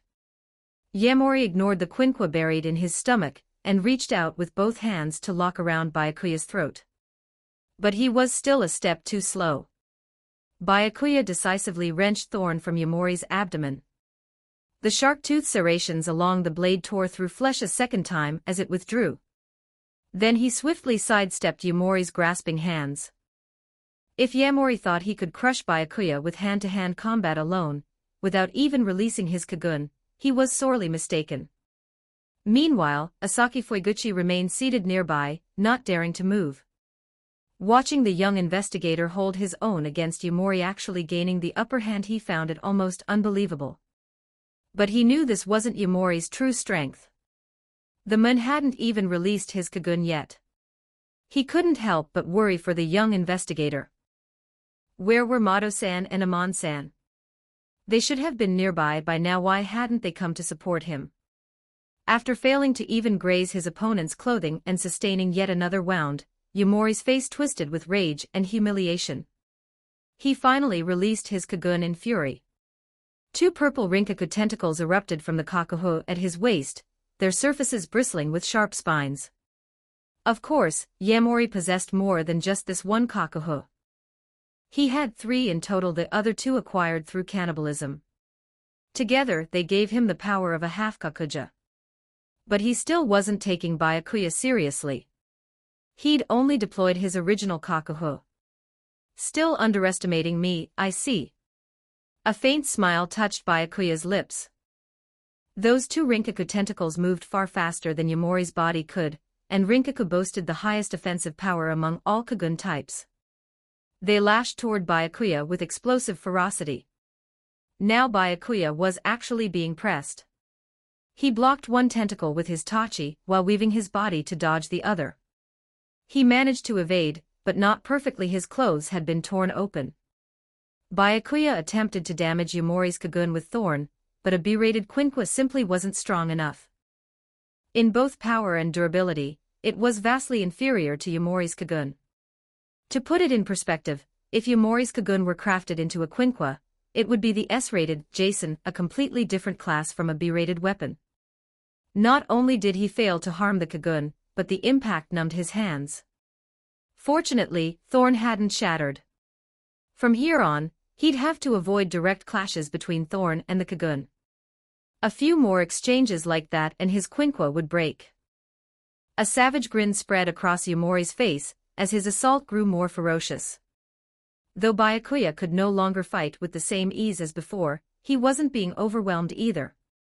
Unless Yamori lost his temper and transformed into his half-Kakuja form, but Byakuya still had cards to play too. Quite a few, in fact. He simply didn't want to use them yet. Just as Byakuya and Yamori were locked in their intense battle, Kiryu Mato and Kataru Amon finally appeared, Quinquas in hand. Mato wielded an umbrella-shaped Quinqua, while Amon carried Dejima 1/2, a metal rod-like Kukaku. Yamori quickly realized he'd walked into an ambush. His first instinct was to retreat immediately. He was already fighting evenly with this kid.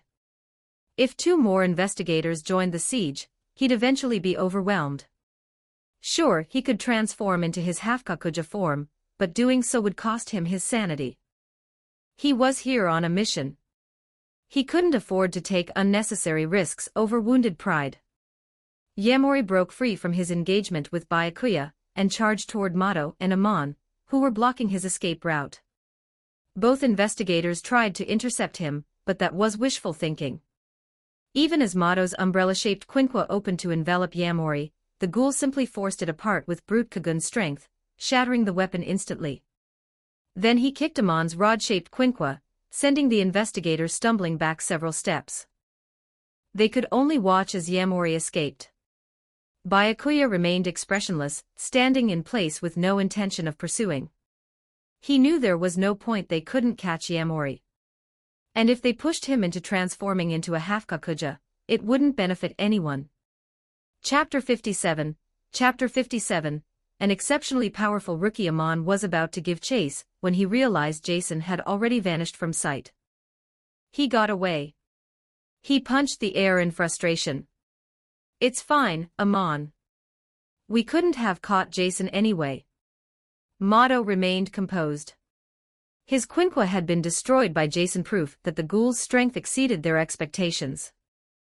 It was just a random Quinqua he'd brought along. Broken was broken. He had plenty of others in his collection. He'd simply underestimated Jason's power. Yes, sir. Amon nodded. We should actually thank Investigator Amaha for helping us gauge that Ghoul's strength. Otherwise, we might have been in real danger. Mato turned to look at Byakuya. This young man was still a rookie, yet his strength was remarkably impressive, able to fight an S-rated Ghoul like Jason head-on without falling behind. There were a few others in the CCG who were similarly inexplicably powerful. Could this kid have come from the same place as those people? Thank you, Investigator Amaha. Amon also turned to address Byakuya. He couldn't help but feel admiration. The other man was just a rookie, yet had performed far better than Amon himself. It was nothing. Byakuya replied evenly. Mato-san, Amon-san, what do we do now? Asaki Fueguchi spoke up, his face etched with worry. They hadn't managed to capture Yamori. The Ghoul had surely figured out that Asaki had collaborated with CCG investigators. Retaliation was inevitable. Among Ghouls, especially Aojirai Tree colleagues, Yamori was typically called by his alias. Yes, what indeed? Mato pondered for a moment before his expression twisted into a cold sneer. What to do, I couldn't say. All I know is that you're no longer useful. Asaki's eyes went wide as the meaning sank in. They were going to dispose of him. Amon remained silent, though clearly something weighed on his mind. Mato-san had used Dr. Fueguchi. And over the past few days of interaction, Amon hadn't gotten the impression that this ghoul was particularly malicious. Quite the opposite, he'd been remarkably kind to humans. But Mado-san had always taught him using the ghoul countermeasures law. Once a target was confirmed as a ghoul, they lost all legal protection. In Mado-san's eyes, no ghoul had any reason to live. They all deserved to die. Even if Amon felt some reluctance, he would follow Mado-san's will. He couldn't bring himself to object. Mado called out. His own Quinqua had been destroyed by Jason, so he needed Amon to carry out the execution. Generally speaking, an investigator without a Quinqua was virtually defenseless against a ghoul. The only exception was Kishu Arima, who had once driven off a ghoul with nothing but an ordinary umbrella. But his physical capabilities were on an entirely different level from normal humans or even half-humans. Yes, sir. Amon steeled himself, all hesitation gone. He would obey Mado's command. He gripped Dejima one half and advanced toward Asaki. This isn't what we agreed on. Panic flooded Asaki's face. His instinct was to run, but there was nowhere to go. 3 investigators stood before him. He had no escape. All he could do was cower in place, drowning in regret. If only he hadn't approached them for cooperation. He'd believed CCG investigators could be trusted. Instead, not only had they failed to eliminate the threat of Yamori, but now he was going to die here too. And the worst part, he had a wife and daughter. Both Yamori and Mado knew about them. He could accept his own death, but he couldn't bear the thought of his wife and daughter being killed too. With a ghoul. Disgusting. Mado's sneer deepened. As he spoke, one eye went wide while the other narrowed, his gaze filled with pure loathing. He'd never considered Asaki a person. Ghouls weren't people to begin with, just vermin that deserved to die. Trust was meaningless. Already, Mado was mentally planning his next Quinqua. He'd use this ghoul's Kagun and Kakuho. Then he'd use that Quinqua to hunt down the wife and daughter. Let the whole family have a nice little reunion.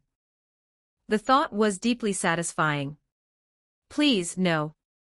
Asaki's desperate screams filled the clinic. But just as Amon raised his Quinqua to strike, wait. The voice came from behind. From Byakuya. Amon froze mid-swing, caught off guard. Mado also turned to look at Byakuya, his eyes questioning. Jason hasn't been captured yet. This ghoul still has value.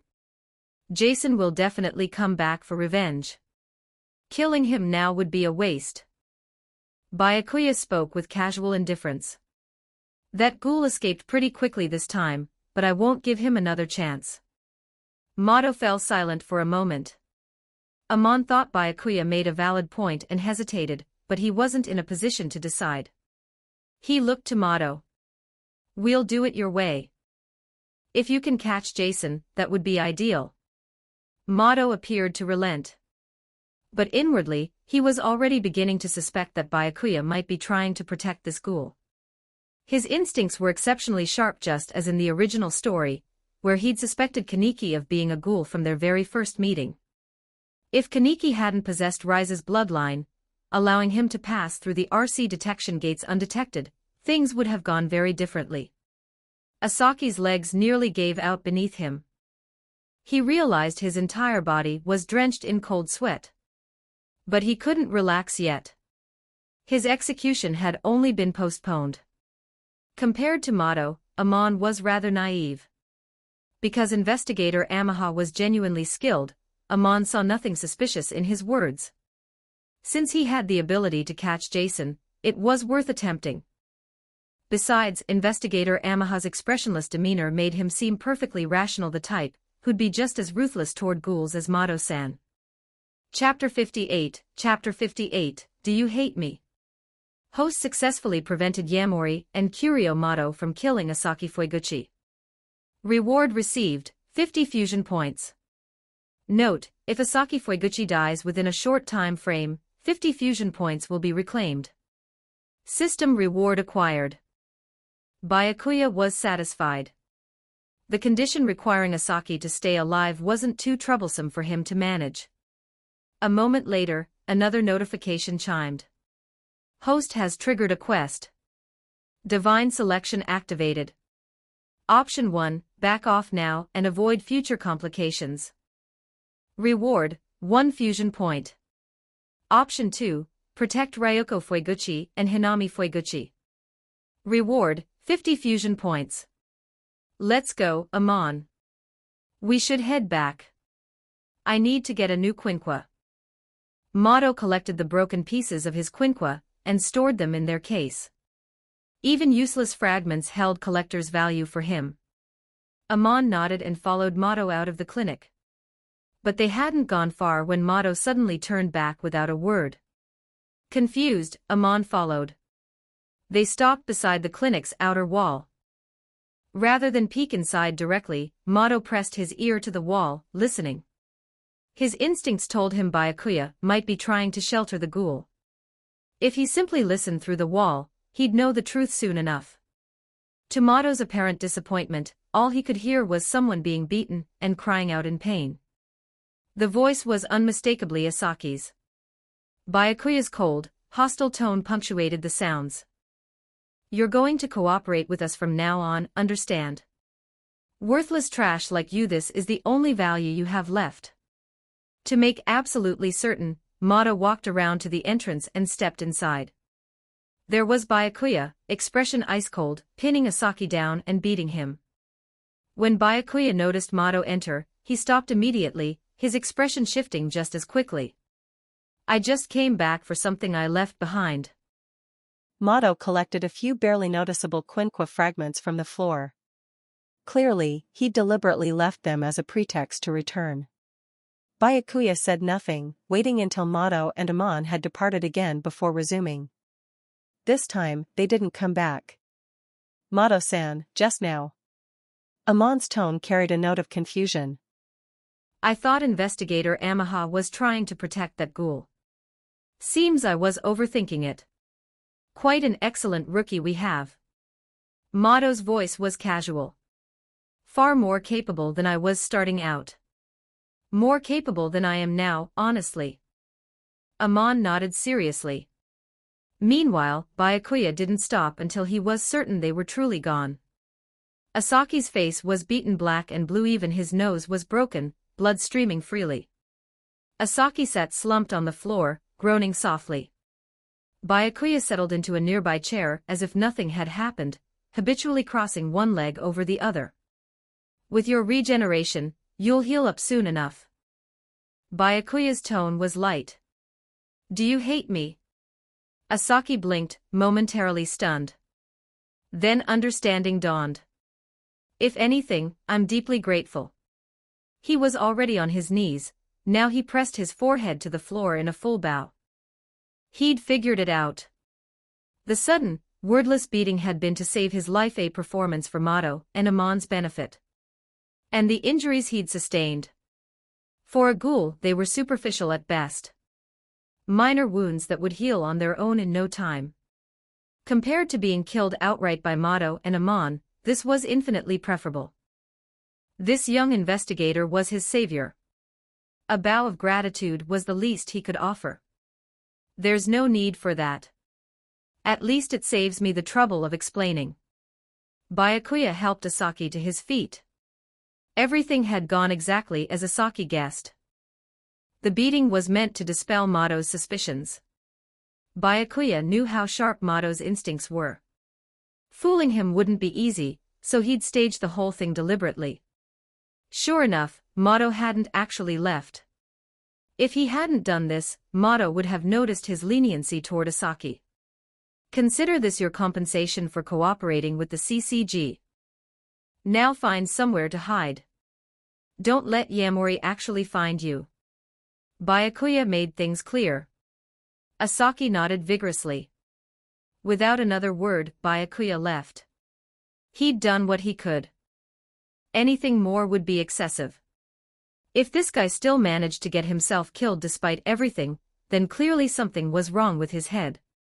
In that case, Byakuya would rather have the 50 fusion points reclaimed than deal with the hassle. Asaki wasn't that foolish. He intended to find the most isolated hiding spot possible, and wait for this whole situation to blow over before reuniting with his wife and daughter. Later that day, Byakuya returned to the CCG branch office in Ward 19. Kori Ui had already finished his own debriefing, and heard about Byakuya's encounter from Mado. I heard from First Class Mado that you ran into Jason, and that you held your own quite well. Is that true? Ui asked as soon as Byakuya walked in. Byakuya nodded slightly.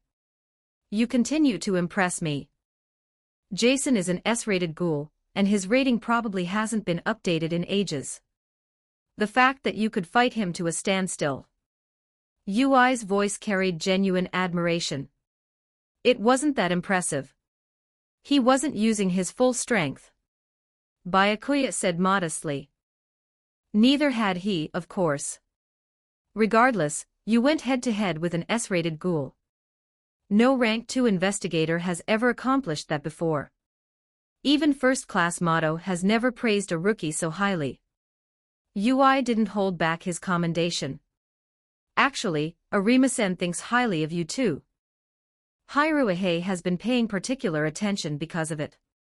Chapter 59, Ryoko Fueguchi and Hinami Fueguchi, the mission to eliminate the A-rated ghoul hyena, is complete. There won't be any new assignments for a while, so take some time to rest. Ui addressed Byakuya. Fighting both the A-rated hyena and the S-rated Jason back-to-back, even a veteran first-class investigator might struggle to handle that. Understood. Byakuya nodded. As for his own plans, he saw no need to share them with Ui. With no immediate assignments, Byakuya parted ways with Ui and returned alone to Ward 20. But even here, he had matters to attend to. During this period, Yamori's mission was to capture Rise alive. That meant he'd likely be operating in Ward 20 for the foreseeable future.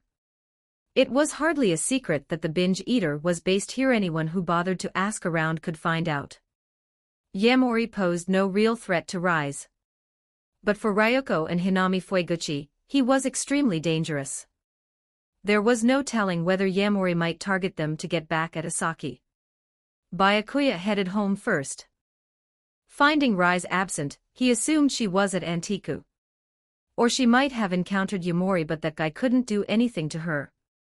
No need to worry. Unless something unexpected had happened. At Antiku, Rise was indeed there. I knew you'd be here. Byakuya sat down beside her. Weren't you investigating something in Ward 19? Back already? Rise seemed mildly surprised. Yeah, things went smoothly. Would have been even faster if someone hadn't gotten in the way. Byakuya paused. By the way, do you know anyone called Jason or Yamori? The man had developed a split personality after being tortured by Tokage. Jason was a second persona that emerged as a survival mechanism. Still, Byakuya preferred calling him Yamori. Rise thought for a moment.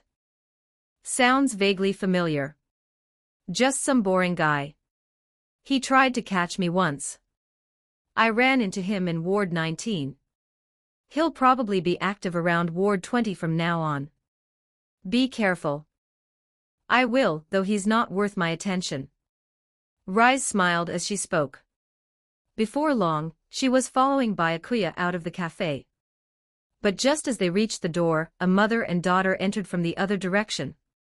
Both had brown hair and brown eyes. Their features were similar and quite pretty. Byakuya recognized them immediately, Ryoko and Hinami Fueguchi. As Byakuya and Rise passed by, Hinami instinctively shrank behind her mother to avoid the strangers. Then she froze. She'd caught a very familiar scent from that young man. This is Father's scent.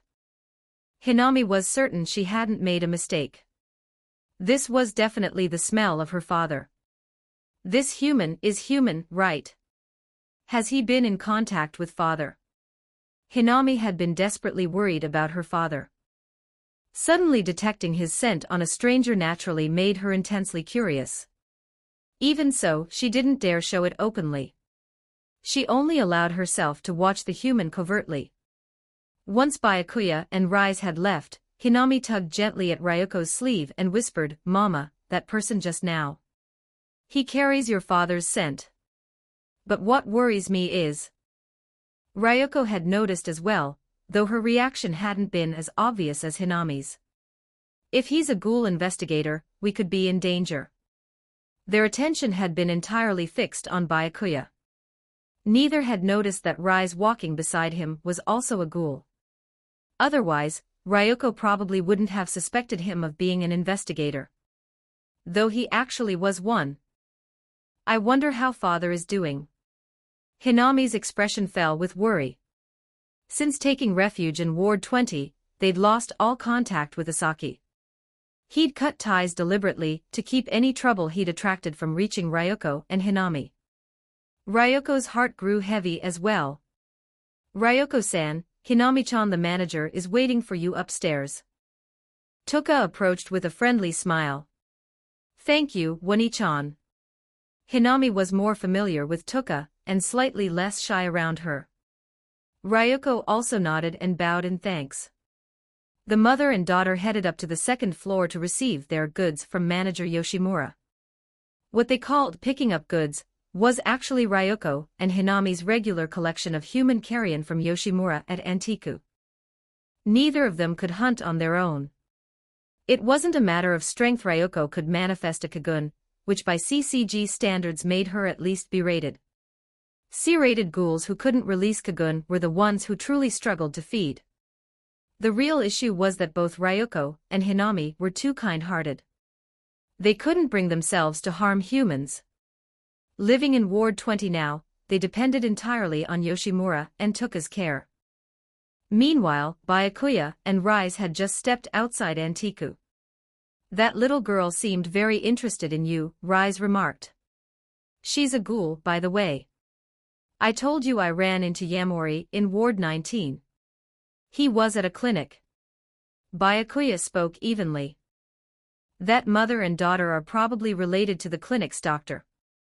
The daughter's features look a bit like his. Some of the scents on you overlap with theirs.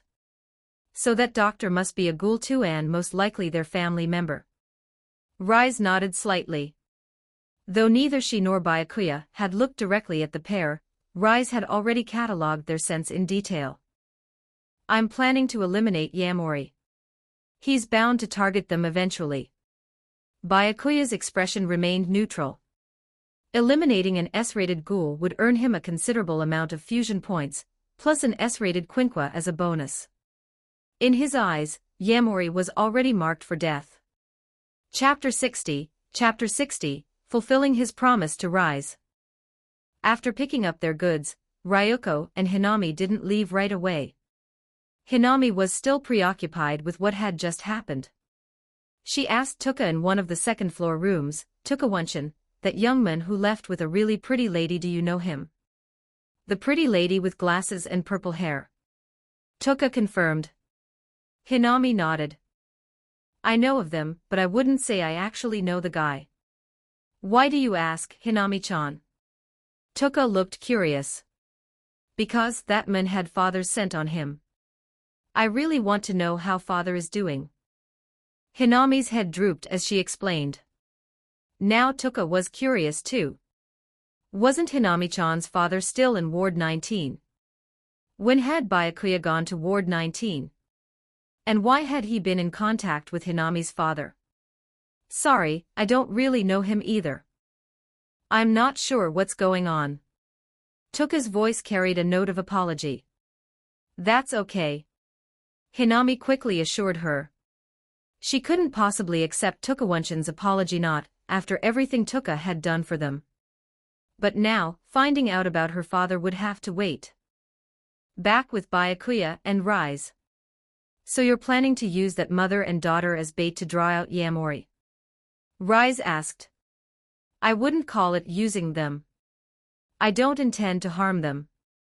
If anything, I'm protecting them. Once Yamori learns they're related to that doctor, he definitely won't let them go." Byakuya said. "Do what you want."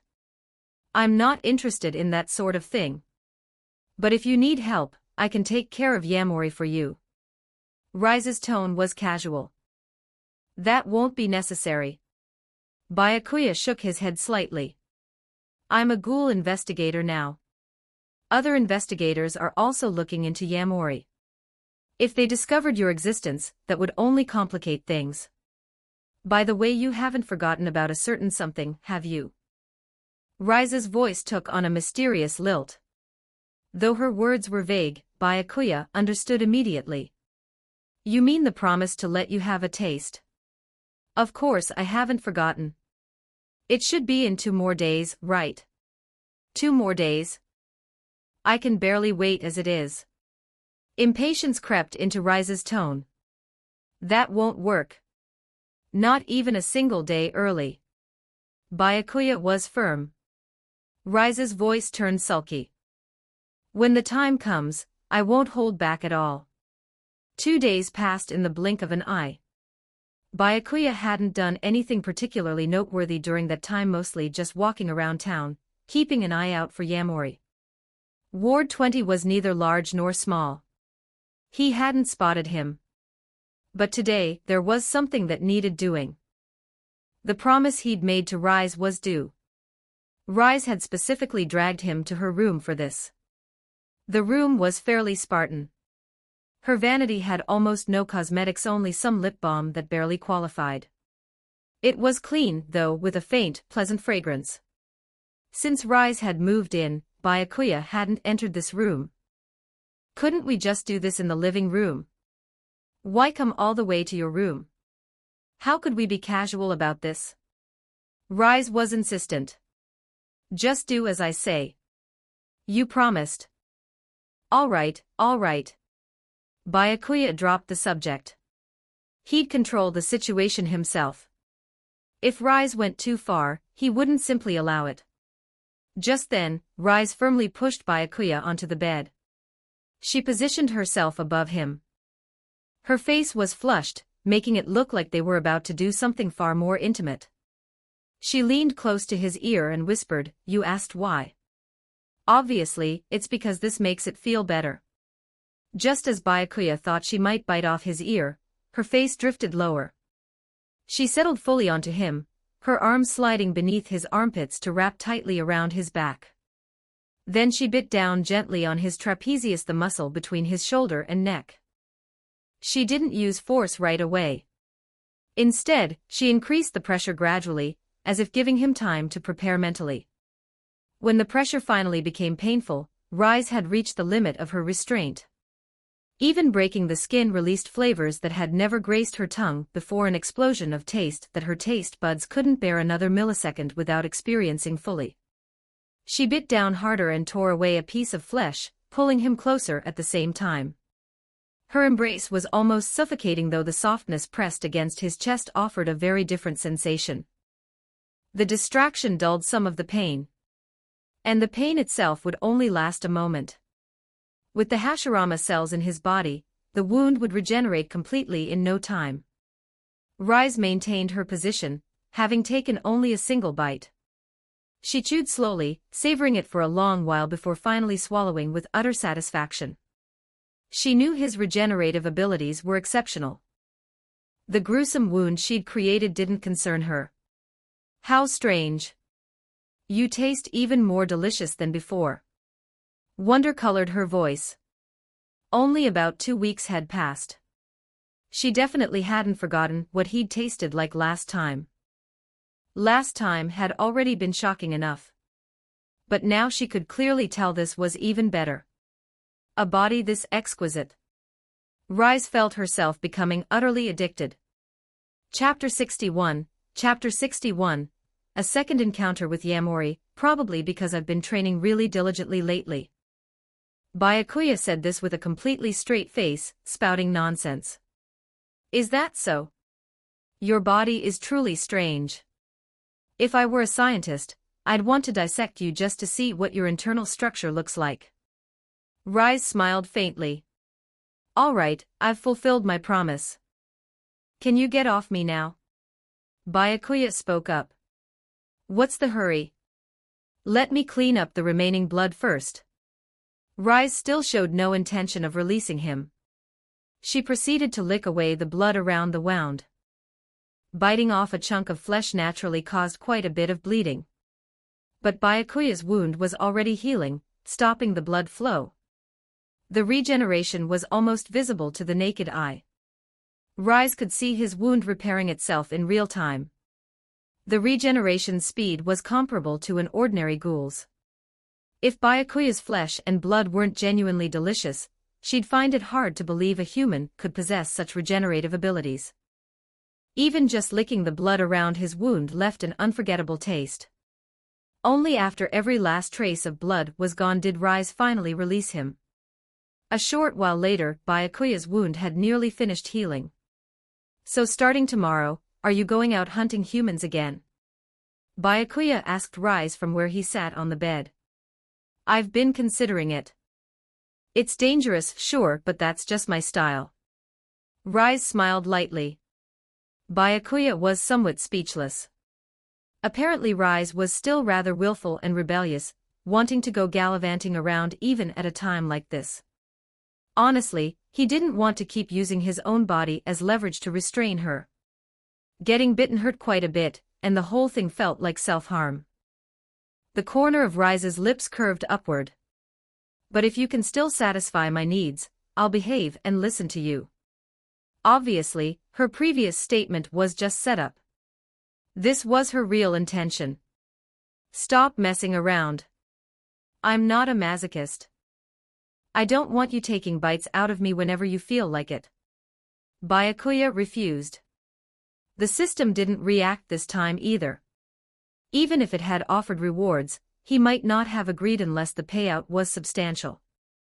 At least 100 or 200 fusion points before he'd even consider it. Then how about this, just let me drink a tiny bit of blood occasionally? Rise lowered her demands. Byakuya's blood was equally delicious and could satisfy her hunger. Eating his flesh wasn't strictly necessary. If she couldn't get full, Antiku still had plenty of human corpses. But for Rise, the issue had never been about getting full. It was about satisfying her appetite. But only when I'm willing. Byakuya reluctantly agreed. The next day. Over the past several days, Byakuya and Rise had been visiting Antiku regularly. They often saw Ryoko and Hinami Fueguchi there. Byakuya could feel Hinami's gaze lingering on him for extended periods, presumably because he still carried Asaki's scent.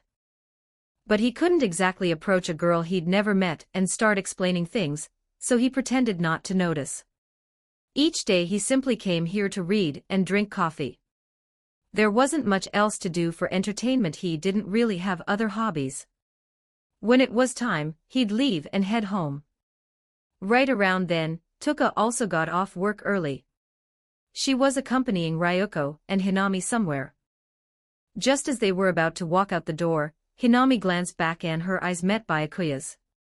She hastily looked away in a panic. Byakuya smiled with slight exasperation.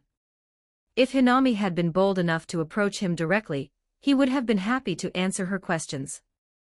Afterward, Byakuya and Rise gathered their things and left Antiku. But halfway home, Byakuya suddenly spotted a familiar figure in the crowd. It was Yamori, the same one he'd encountered not long ago. Yamori's build and features were far too distinctive. Byakuya noticed him immediately. You saw him too, right? That's the Yamori you mentioned before. Rise spoke up. Head home first. I have something to take care of. Be careful. With that, Rise departed. She wasn't particularly worried about Byakuya. Even she hadn't been able to get the better of him back then, so someone like Yamori was far from a threat. Byakuya immediately headed toward Yamori's direction, but the moon was quite far away, and had already turned into a narrow alley. Meanwhile, Yamori had ducked into this alley because he'd caught a familiar scent. You've really made me search high and low. Finally found you.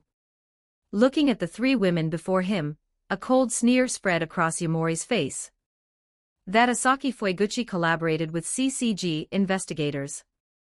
Made me lose face big time. The three people in front of him were naturally Ryoko Fueguchi, Hinami Fueguchi, and Toka Kirishima. These past days, Yamori had been operating in Ward 20, searching for Rise the Binge Eater while also hunting for Asaki's wife and daughter. He'd never seen Asaki's family before, but the young woman and little girl in front of him carried Asaki's scent. That was confirmation enough. As for the other girl in the work uniform, he'd just kill her too while he was at it. Who are you? Sensing hostile intent and detecting a ghoul's scent, Toka immediately grew wary. She didn't recognize him at all. She'd never seen him in Ward 20 before.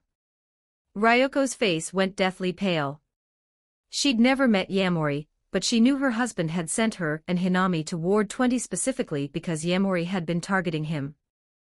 The man before her had mentioned her husband by name, and was clearly a ghoul.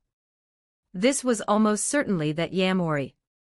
She'd heard from her husband that Yamori was terrifyingly powerful, an executive-level member of Aojirai Tree. His methods against fellow ghouls were exceptionally cruel.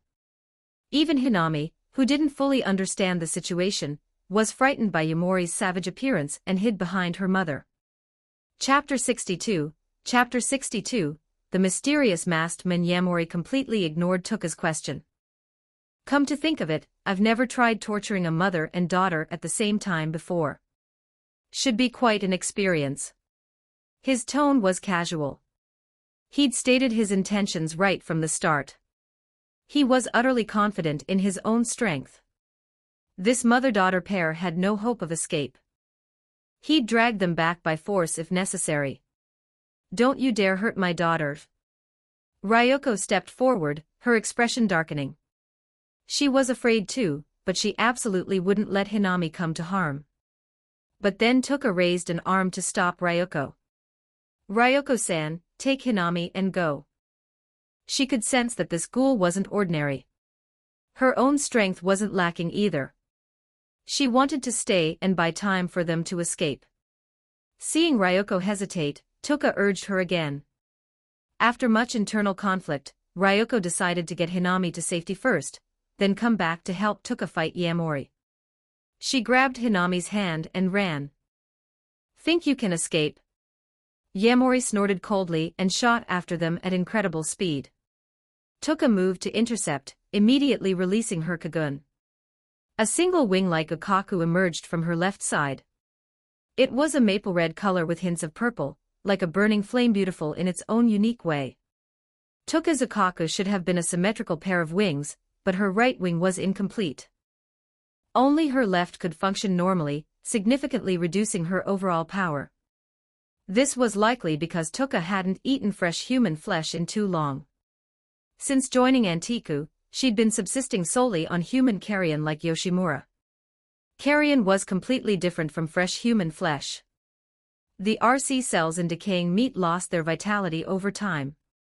If a ghoul didn't regularly consume fresh human flesh, they couldn't maintain their RC cell levels. Toka and Yoshimura would only grow weaker as time passed. Yet neither of them was willing to hunt and harm innocent humans. Toka fired her Okaku shards at Yamori, a barrage of purple-red blades. Yamori smirked contemptuously and blocked them with his own Kagun. While Rinkaku was typically more fragile, his RC cell count vastly exceeded Toka's. A Kagun's strength fluctuated with its user's RC levels. Even though Toka's Okaku was fast and accurate, it couldn't inflict any meaningful damage. While blocking her attacks, Yamori closed the distance in an instant. A casual sweep of his Kagun sent Toka flying. And she flew directly toward Ryoko and Hinami. Ryoko couldn't ignore this. She released Hinami's hand to catch Toka. Ryoko-san, you have to run. Toka's voice was urgent. That single exchange had shown her just how powerful this man was. She couldn't even stall for time. Stop dreaming. All of you are staying. Yamori was too fast. The moment Toka managed to steady herself, he was already in front of her again. He intended to incapacitate all three, then take them back for a leisurely session of torture. His massive fist slammed into Tuka. She stumbled back several steps, her kaku wrapped protectively around herself, throbbing with numbness and pain from absorbing the blow. In both raw power and Kagun's strength, Yamori utterly overwhelmed her. Then Yamori turned toward Ryoko and Hinami. Hinami trembled with fear while Ryoko instinctively released her Kagun to protect her daughter. Her Kagun was a Kokakue massive mothwing shape, almost like butterfly wings. Her eyes transformed into crimson Kakugan, her expression shifting from fearful to fierce and furious. But Ryoko's strength couldn't possibly match a half-Kakuja like Yamori. He pierced through her Kokaku with trivial ease. The defensive Kagun type known for its hardness seemed fragile as paper before him. Whoosh! Just as Yamori crushed Ryoko's defense and reached for Hinami, something struck the back of his head. It only left a shallow mark. Didn't even break his skin. Metal clattered against the ground. Yamori paused and glanced back to find an ordinary dagger. Not even a quinqua. It could barely tickle him. Still, he wanted to see who had the audacity to attack him. When he looked up, a figure had appeared behind him. All he saw was a white mask with a strange pattern and a pair of crimson eyes that resembled Kakugan. Before Yamori could finish, a fist crashed into his face. The punch shattered his nose. Byakuya felt his own fist go slightly numb. This guy's bones were seriously tough. He hadn't brought his quinqua. The dagger he'd thrown was just a common one he'd picked up somewhere. Even if he'd brought thorn, he wouldn't have used it. Kuriomato and Kotaro Amon might be in Ward 20 right now. If Mato witnessed what happened here, it would cause no end of trouble. So he donned the white mask, gaining a 10% enhancement to all abilities, and fought Yamori using a combat style completely unknown to the CCG. The suddenness of everything left Tuka and Ryoko momentarily stunned. They had no idea who had appeared to help them. The mask suggested he was a ghoul like them. In this world, most ghouls wore masks during combat to prevent humans, especially CCG investigators, from seeing their faces. Otherwise, continuing to live in human society would become extremely difficult. Hinami, however, noticed something else about the mysterious masked man. His clothes looked similar to what that young man at the cafe always wore. Chapter 63, Half Ryoko-san, Hinami-chan, let's go. Tuka was the first to react. She didn't have time to wonder about the masked man's identity. Getting them to safety was the priority. Ryoko's first instinct was to help. She didn't want to leave their rescuer to face such a powerful enemy alone. But she quickly realized she was too weak to make any difference, and Hinami was still here. She had to ensure Hinami's safety first. Without further hesitation, Ryoko grabbed Hinami's hand and fled with Tuka. Neither Ryoko nor Tuka realized who the masked man was as they left. Unlike Hinami, they hadn't been secretly watching Byakuya at the cafe. They hadn't noticed what clothes he wore, so they didn't pick up on the connection. Meanwhile, Yamori's aggression had completely shifted to Byakuya. He couldn't care less about the fleeing women anymore. All he wanted was to tear apart whoever had dared attack him. Arg! Yamori roared and sent both Rinkaku tentacles lashing at Byakuya. But Byakuya could react to Yamori's attacks even without activating his Sharingan. With his 3-Tomo Sharingan now active, Yamori's Kagun might as well have been moving in slow motion. Dodging was effortless. Snake Ram Monkey Boarhorse Tiger Fire style, great fireball technique. While evading, Byakuya formed hand seals in a blur and unleashed a great fireball. At such close range, the massive fireball erupting from his mouth blasted Yamori into the air. The temperature of the great fireball was effective against B-rated ghouls, but against a half-Kakuja like Yamori, who was at minimum S-rated, it wasn't particularly threatening. At most, the flames caused Yamori searing pain, but his regeneration outpaced the burns. While Yamori was still airborne, Byakuya used the body flicker technique to teleport above him. An axe kick slammed down onto Yamori's head, sending him crashing to the ground like a downed aircraft. Byakuya's tremendous force cratered the earth beneath Yamori. But this level of power still wasn't quite enough for hand-to-hand combat against an S-rated ghoul. Yaemori sprang up immediately, using his two Kagun tentacles to strike at Byakuya, while he was still momentarily suspended in midair. Byakuya used body flicker again to evade. This time he appeared behind Yaemori, toying with him like a monkey, and kicked him flying into a wall. After suffering repeated humiliations, Yaemori finally snapped. Driven by rage and shame, he unleashed his trump card. His form began to change. Dark crimson Kagun enveloped half his body, extending from his head down to his right arm. The massive claw formation on his right hand looked devastatingly powerful. Aside from those rare geniuses born with 2 or even 5 kakuho, ordinary ghouls typically had only 1. Yaemori possessed 3, the other 2 obtained through cannibalism. This was why he could achieve Kakuja transformation. Without cannibalism, even ghouls born with multiple Kagun types couldn't directly become half Kakuja. The only exception was the Washa clan, who were natural-born Kakuja, though the original story never really showcased that setting. In his half-Kakuja form, Yaemori's mind began to fracture. He gasped heavily as if struggling to breathe, his expression twisting into something feral. His burst speed more than doubled. He lunged at Byakuya like a rabid beast. Host has used 383 fusion points. Fusion progress plus 383. Current fusion progress, LV2, for 70/500. Byakuya's expression didn't change. He calmly spent the points before engaging. He'd been saving them precisely for moments like this. The boost to his fusion progress brought significant improvements across the board, even without advancing to LV3. Against Yaemori's half-Kakuja form, C-rank ninjutsu probably wouldn't cut it anymore. Rat Ox Dog Horse Monkey Boar Tiger Fire style, Great Fire Destruction. Byakuya decisively used the B-rank technique Great Fire Destruction. While retreating rapidly, he expelled a fireball for larger than the Great Fireball technique with correspondingly greater power and destructive force. The meteor-like sphere of fire hurtled toward Yaemori, giving him no room to dodge or retreat. Flames engulfed Yaemori's body and spread across the ground. Byakuya had deliberately avoided the surrounding buildings. He didn't want civilian casualties. These weren't ordinary flames. While not eternal like Amaterasu, they couldn't be easily extinguished and would only burn more intensely over time. Aerarg. Yaemori could only scream, whether from agony or impotent rage. He had no way to deal with the flames continuously searing his body. Like a demon possessed, he pounded the ground, cratering it further.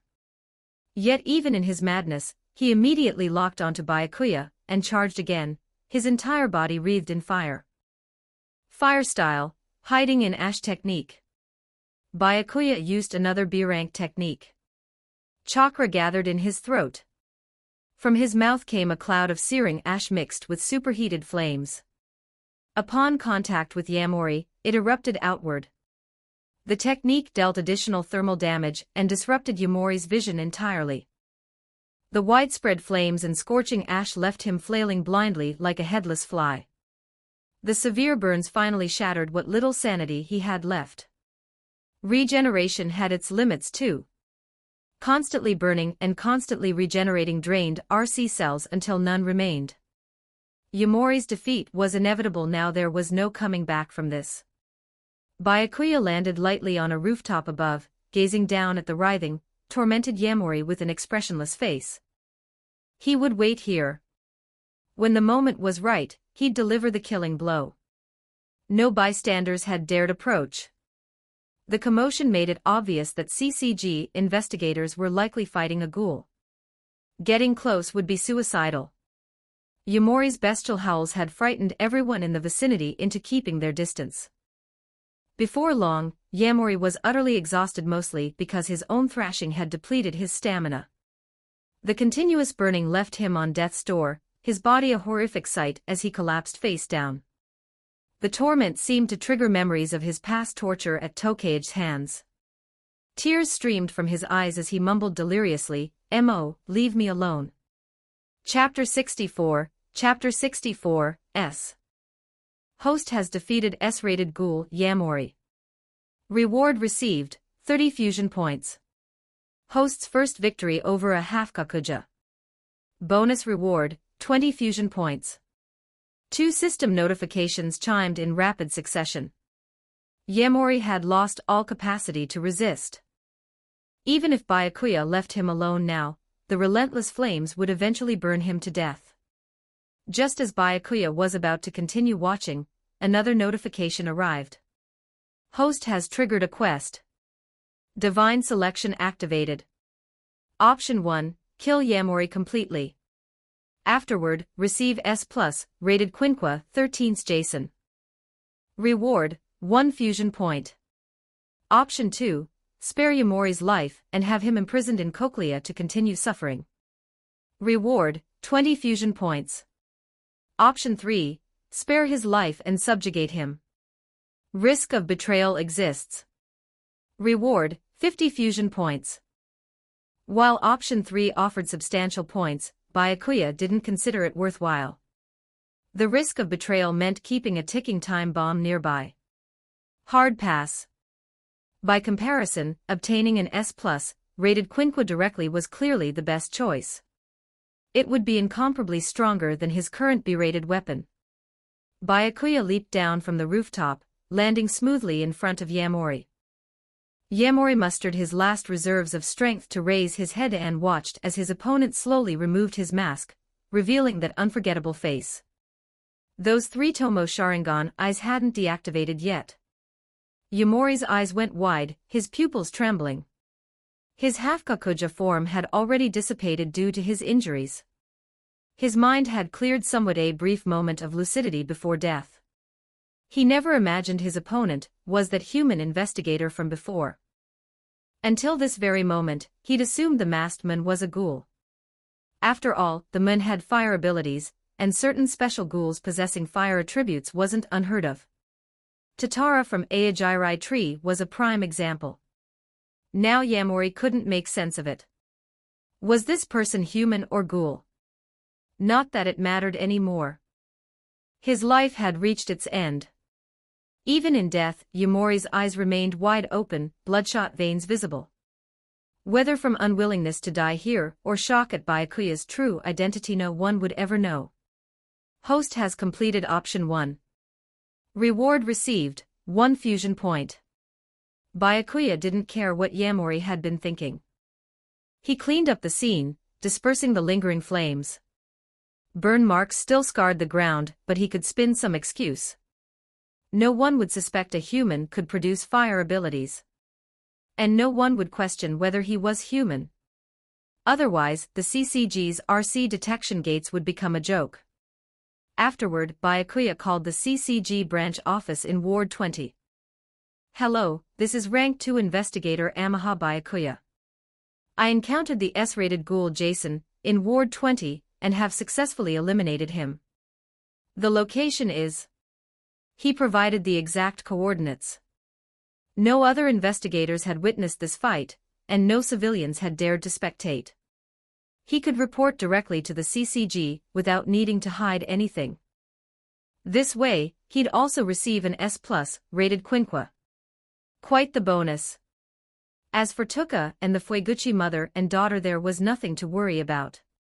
They couldn't confirm he was the one who killed Yamori. They wouldn't bother going to the CCG to verify, and the CCG wouldn't publicize his achievement anyway. We'll dispatch personnel immediately. The moment the assistant heard S-rated ghoul, all casualness vanished from his voice. The CCG's distribution of forces across wards depended on threat levels. Since Ward 20 had been relatively peaceful for years, the CCG had gradually reduced its presence there, leaving mostly investigator assistants and Rank 3 investigators with only a skeleton crew of higher-rank personnel. So for Ward 20's branch, an S-rated ghoul appearing was a major incident. Take the S-rated binge eater who'd recently surfaced, they still hadn't dared send anyone to apprehend her, waiting instead for support from other branches or main office in Ward 1. Now an investigator had eliminated an S-rated ghoul right here in Ward 20. This was explosive news for the branch, especially since that investigator was only Rank 2. After hanging up, the assistant immediately announced to the office, "Quick! Get everyone!" Investigator Yamaha eliminated the S-rated ghoul Jason, in Ward 20. He might be seriously wounded. Mobilize as many support personnel as possible. Of course, this was pure speculation. Byakuya hadn't mentioned anything about injuries. Investigator Yamaha. Who's that? And are you joking? The S-rated Jason was eliminated by a rank 2 investigator. Yeah, is this real? Someone's not pranking us. Real or not, we need to send people to check. If this investigator Yamaha actually did it and he's seriously hurt, any delay on our part that leads to his death, none of us could bear that responsibility. The office erupted into activity. If someone could truly eliminate an S-rated ghoul, they had at minimum first-class investigator potential. Realistically, the combat ability of an associate special class. If such a talent died because of their negligence, they wouldn't just be finished career-wise. They'd carry the guilt forever. After all, every powerful investigator represented humanity's hope against ghouls. Who joined the CCG for such dangerous work if not to eliminate ghouls and protect humanity? Soon, a group of investigator assistants and rank 3 investigators arrived in full gear. They saw Yamori's unrecognizable corpse on the ground and Byakuya leaning casually against a wall, completely unharmed. Their jaws dropped. They'd been told investigator Yamaha was seriously wounded. That was how the message had been relayed. Yet here he was without a scratch. Seriously, bro. A rank 2 investigator eliminated an S-rated ghoul without a single injury. Chapter 65, It can't be him. They stood frozen for a moment before remembering they had work to do. They immediately moved to confirm the corpse's identity. Cross-referencing against Jason's elimination order, they examined the body. Though Yamori's entire body had been scorched beyond recognition, his general facial features and released Kagun still allowed identification. This was indeed Jason, the S-rated elimination target. It's definitely Jason. Confirming his identity, the investigators collectively drew sharp breaths. In fact, following Mato and Amon's failed pursuit, the CCG had already upgraded Yamori's threat rating from S to S+. Otherwise, first-class Mato and rank 1 Amon wouldn't have struggled so much against a mere S-rated ghoul. Mato was widely recognized within the CCG as having associate special class level comprehensive ability. He simply chose not to accept promotion to that rank. S+ was straightforward to understand between S and SS. Even after discovering Jason was a half-Kakuja, the CCG hadn't raised his threat level to SS. First, he was already dead, so updating his rating seemed pointless.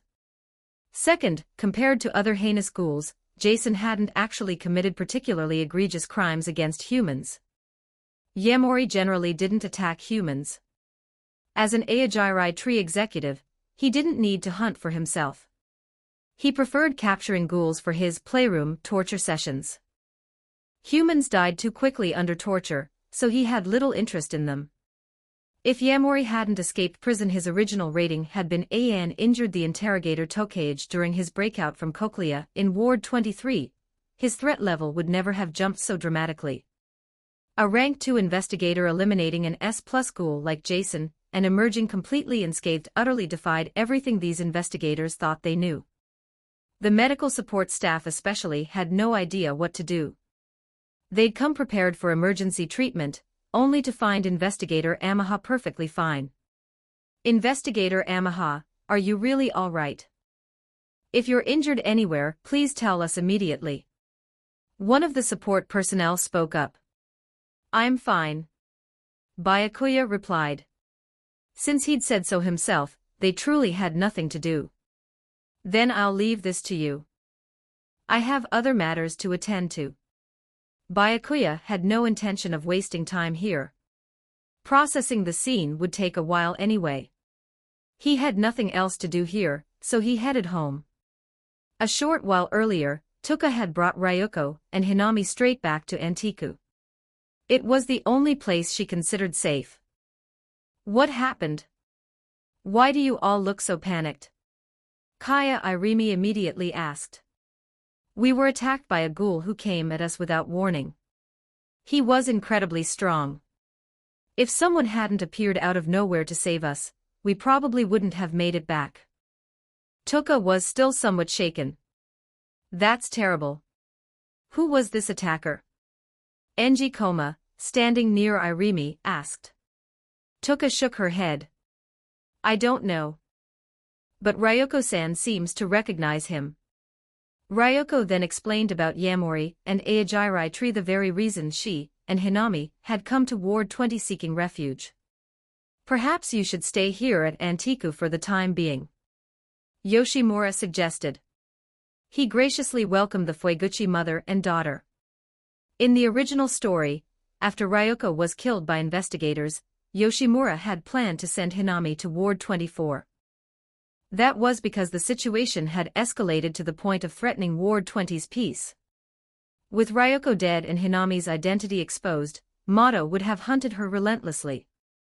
Yoshimura had worried that more investigators would flood into Ward 20, so he'd considered sacrificing Hinami. It was only Tuka's fierce opposition that prevented Hinami from being sent to Ward 24, a brutal place where Hinami would struggle to survive.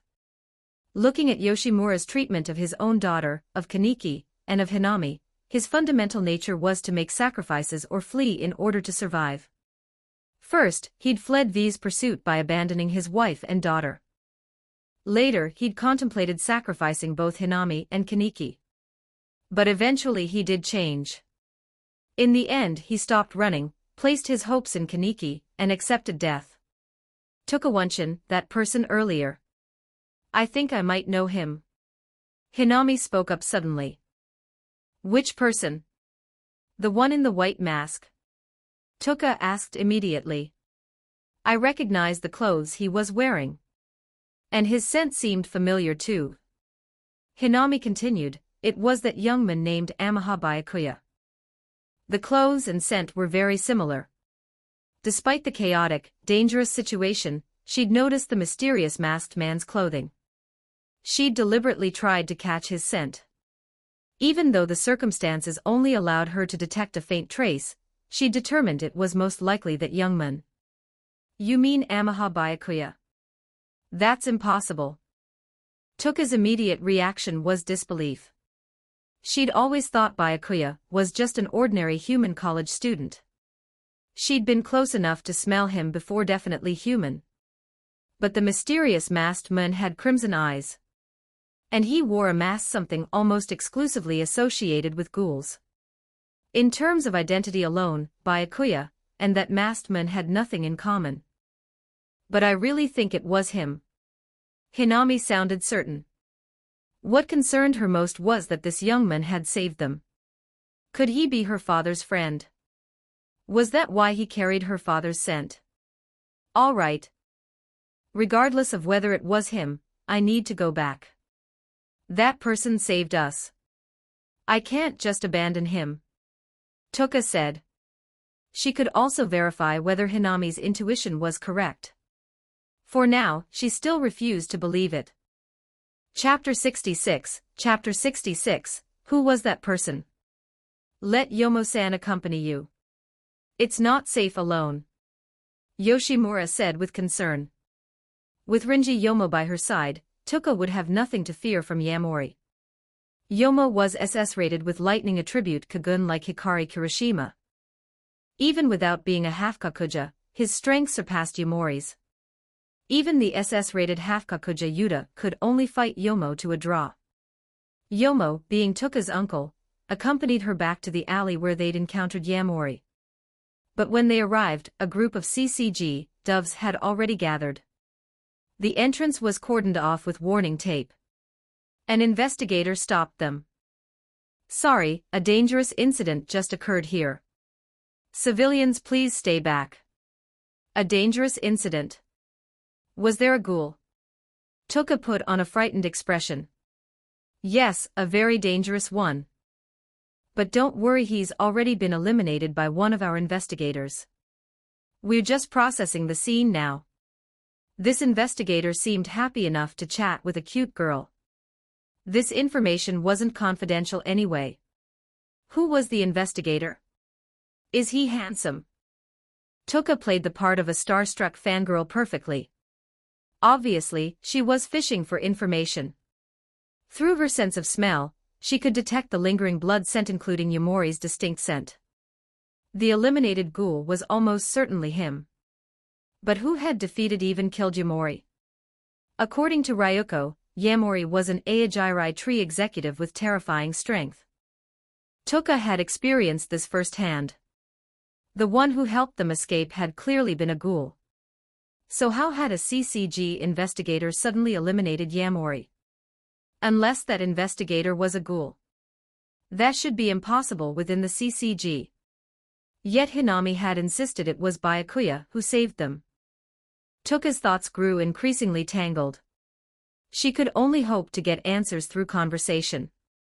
But however eager this investigator was to chat with a pretty girl, he wouldn't compromise on principles. He smiled as he replied, "That's not something I can share. Privacy, you know. Anyway, if you need to pass through here, please take a detour." All right. Tuka feigned disappointment, then returned to Antiku with Yomo to report what they'd found. So a CCG investigator eliminated Yamori. But that person earlier was clearly a ghoul like us, wasn't he? Ryuko was astonished. Maybe whoever helped us wounded Yamori first, but got injured himself and left, then an investigator who heard the commotion finished him off. Koma speculated. That's possible. But either way, I'm curious about who that masked man was. The more unclear things became, the more Tuka wanted to know. When that young man comes by again, I'll just ask him directly. Hinami spoke up. She was pushing herself to be brave because she wanted to know about her father. Before, she hadn't approached Byakuya because she knew nothing about him, and was too shy. Now that he'd saved them, she felt certain he wasn't a bad person, possibly her father's friend. That gave her courage to make contact. I suppose that's all we can do for now. Tuka nodded. With Yamori eliminated in Ward 20 by an investigator, Aogirai Tree might seek revenge. Ward 20 could become quite chaotic soon, possibly a battleground between Aogirai and the CCG. Everyone needs to be extra careful. Irimi warned. Tuka's expression darkened. The atmosphere grew heavy. After all, everyone at Antiku had worked for years to make Ward 20 the most peaceful district. Yamori's sudden arrival had shattered that peace, and might trigger a cascade of terrible consequences. Ryuko and Hinami felt guilty. If they hadn't come to Ward 20 seeking refuge, Yamori wouldn't have followed. But truthfully, it wasn't their fault. Yamori's primary mission was capturing Rise. Hunting them down was merely incidental. He'd been marked for death regardless. Look at you all. What's done is done, no use dwelling on it. Besides, Aogirai won't necessarily go to war with the CCG. Let's just focus on what we need to do. Fueguchi-san and Hinami-chan joining us is a good thing. We've gained 2 more helping hands. Koma had noticed the mother and daughter's guilt and moved to lighten the mood. While they weren't willing to hunt humans, they could help around the cafe and collect human corpses. They'd definitely be useful. Irimi smiled. He's right. No need to be pessimistic. Ryuko and Hinami felt somewhat better. They'd work hard to help Antiku. Meanwhile, Byakuya had returned home. Normally, he should have gone to the CCG branch to claim credit, but it seemed unnecessary. He was technically on leave anyway. He could go to main office in Ward 1 once his break ended and pick up his S+, rated Quinqua then. I'm home. He'd gotten used to saying this. He wasn't living alone anymore. Welcome back, darling. Would you like dinner first? Or perhaps, you'd like to enjoy me first? Rise emerged from the living room. Byakuya had grown accustomed to her random teasing, but something about that line seemed off. Chapter 67, Advancing to Mangekyo Sharingan. Byakuya and Rise were now seated in the living room. How did it go? You went after Yamori, right? Rise asked. Eliminated him. Officially as an investigator. Byakuya's tone was calm. Rise acknowledged, then suddenly yanked off his shirt. Doesn't look like you're injured. Though with your healing, minor wounds would have already closed anyway. She seemed intent on removing his pants too, but Byakuya caught her mischievous hands. He coughed lightly. Even if you're joking, don't take it too far. Who's joking? I'm just checking on your physical condition. Rise smiled innocently. Anyway, with Yamori eliminated, Aojirai tree might take action. Be more careful going forward. Byakuya steered the conversation back on track. Multiple factions were watching Rise, Aojirai tree, the Washa clan, and Nimura Furuta, who was technically affiliated with the clowns. Aojirai's one-eyed owl, Ito Yoshimura, might even have her sights on Antiku. Yamori had been merely a warm-up. The real troubles were yet to come. The next day, Byakuya and Rise visited as usual for reading. Ryoko and Hinami were there as well. Host has completed option 2. Reward received, 50 fusion points.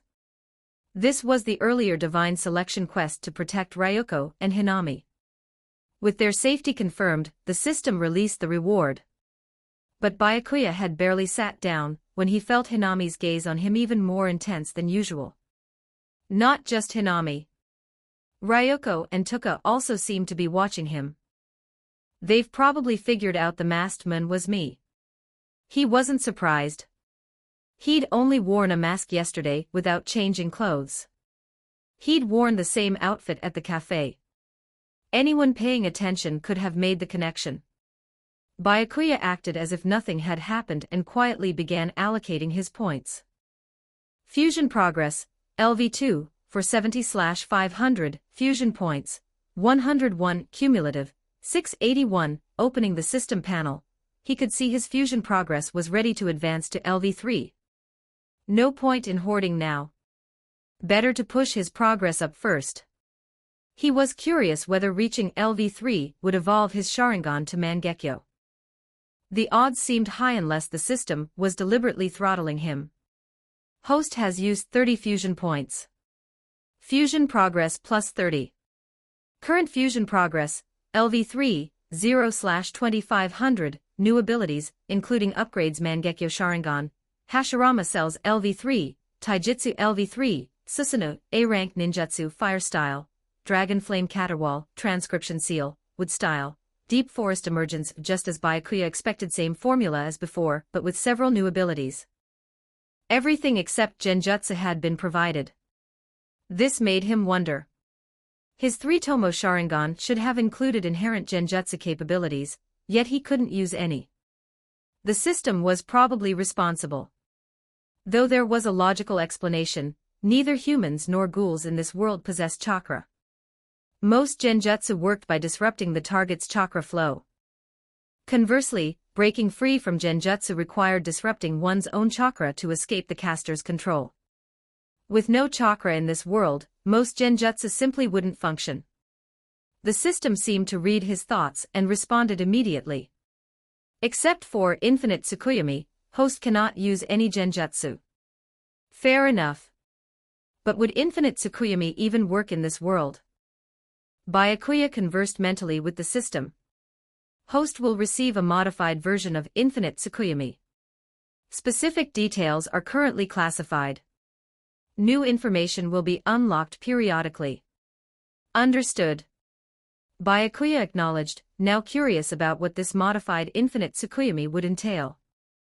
The original Infinite Tsukuyomi would be essentially meaningless here. He had no desire to turn masses of humans and ghouls into white Zetsu, nor did he need them. The modified version presumably had some purpose, or the system wouldn't bother dangling it as a mystery. He'd just have to wait and see. While Byakuya was absorbed in examining the system, Hinami fidgeted restlessly. She'd resolved yesterday to boldly approach him with questions, but now that the moment had arrived, her shy nature made her hesitate again. Tuka noticed Hinami's state and decided to help her out. She walked directly over to Byakuya. "Excuse me, sir. Could you come with me for a moment? Someone would like to speak with you." Very direct. Byakuya snapped back from his system contemplation and nodded. Rise merely glanced at Tuka without comment, her eyes returning to her book.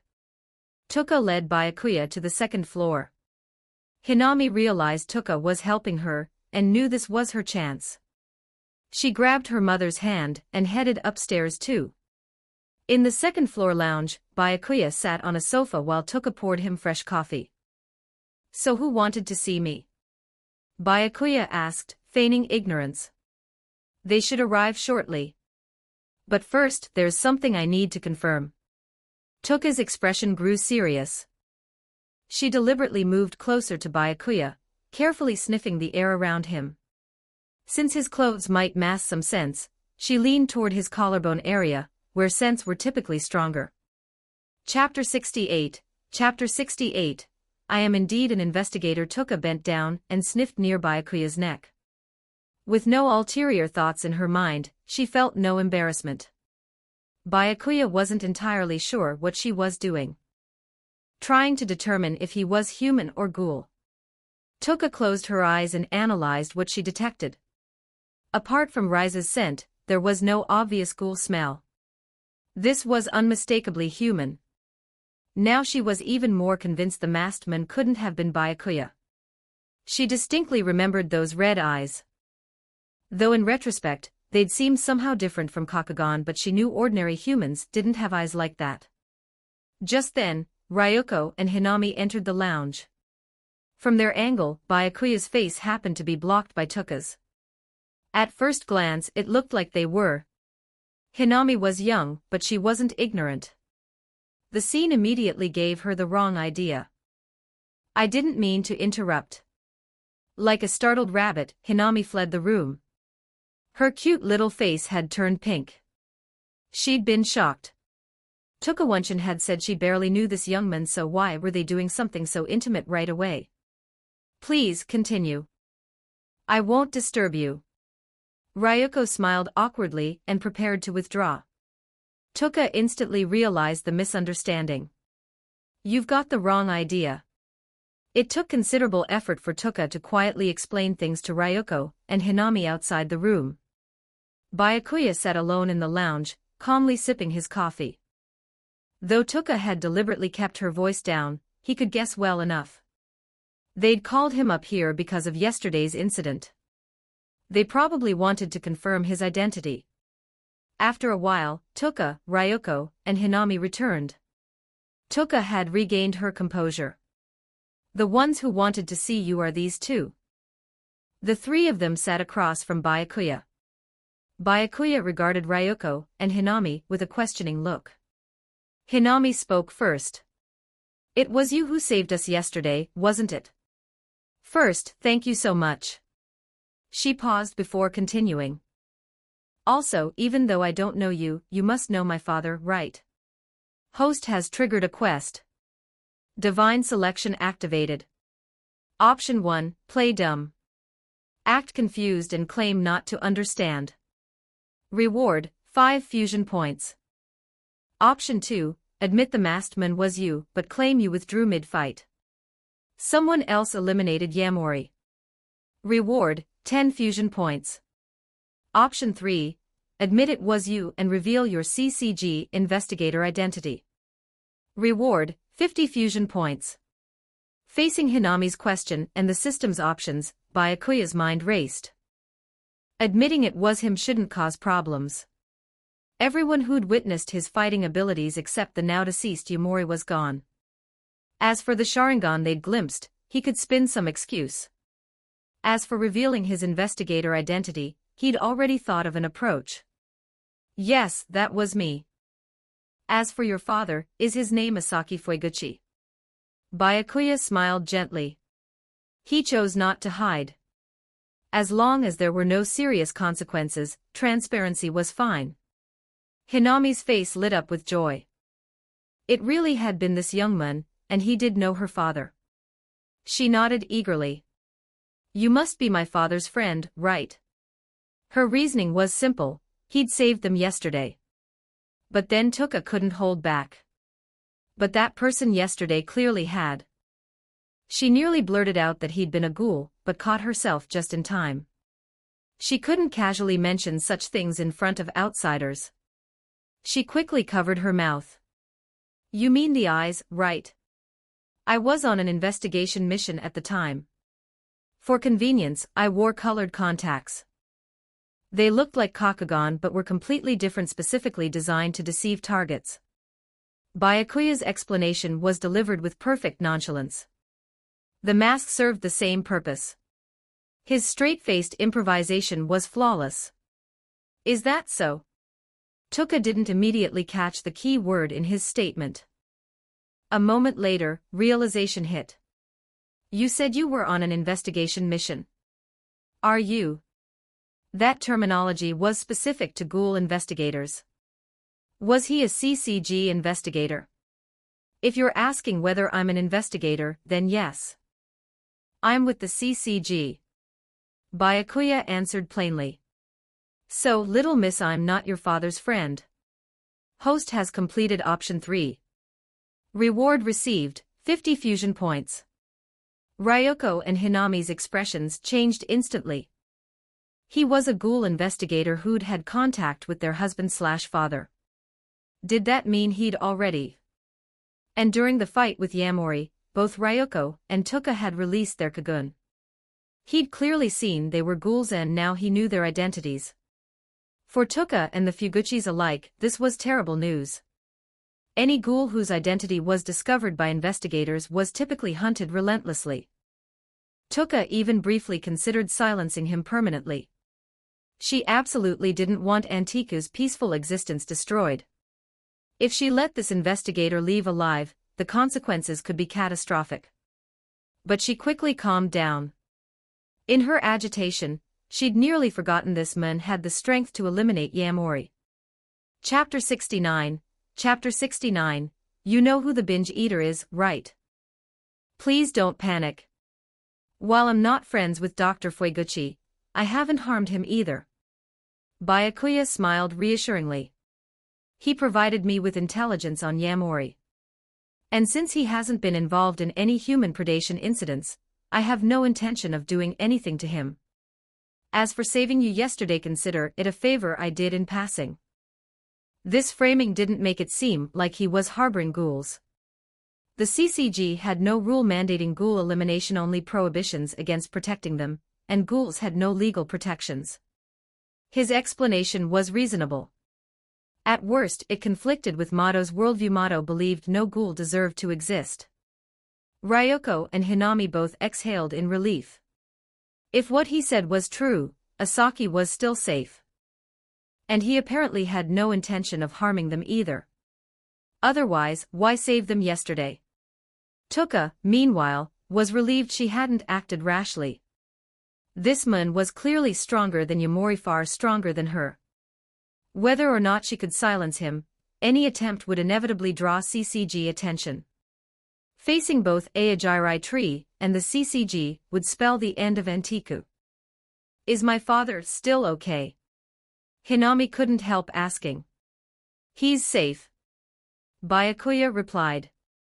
The system hadn't reclaimed his 50 fusion points, meaning Asaki was still alive.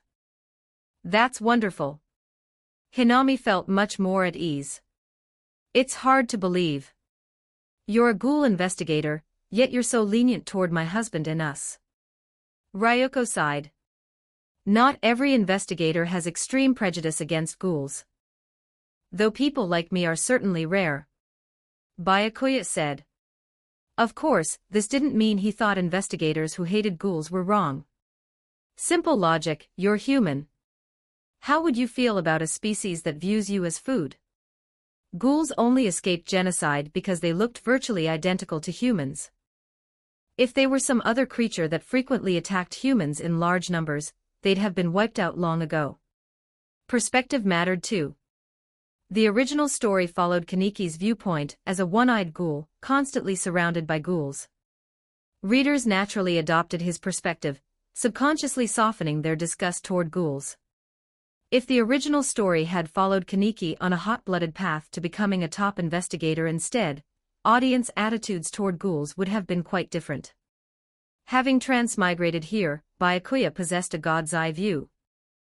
Ordinary humans in this world couldn't possibly view ghouls the way he did. Most felt only revulsion, and that was perfectly natural. Even someone like Mato could only be called extreme. Given his history, his hatred was understandable. Watching his beloved wife be gnawed beyond recognition by a ghoul, anyone would despise them. You saw my true form back then. Even knowing I'm a ghoul, you're not going to move against me? Tuka asked grimly. Byakuya shook his head. Because I have my own principles. Tuka fell silent. Even so, she didn't dare trust him completely. Antiku's true nature absolutely couldn't be revealed. Her ghoul identity was exposed, yes, but Antiku itself hadn't been. She could pretend she just worked here, that other staff didn't know she was a ghoul. Let's leave it at that. I'll pretend I don't know anything about you. But other investigators won't be as accommodating. With that, Byakuya stood to head downstairs. But then Tuka couldn't resist asking, since you're an investigator, you must know who the binge eater is, right? She'd been curious about his relationship with Rise for a while. She'd wondered why Rise hadn't made a move on this human yet. Turned out this seemingly ordinary college student was actually a highly capable investigator. She could understand Rise not daring to attack such a powerful investigator. But she couldn't understand why Rise spent every day attached to him, looking so. Given what she knew of Rise's personality, it was baffling. Could that woman actually have fallen for a human and an investigator at that?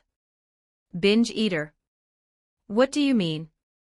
Byakuya reacted instantly, his acting skills on full display. His expression showed only blank confusion. If he admitted knowing Rise was the binge eater, he'd essentially be announcing he was protecting her.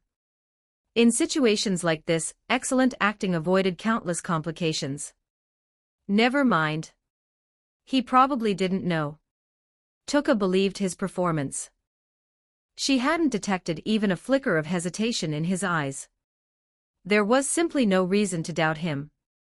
Besides, Tuka suddenly felt she understood Rise's behavior. That woman had probably marked Byakuya as prey, then discovered he was an investigator and hadn't dared strike. So she'd been using her feminine wiles to slowly ensnare him, planning to eventually.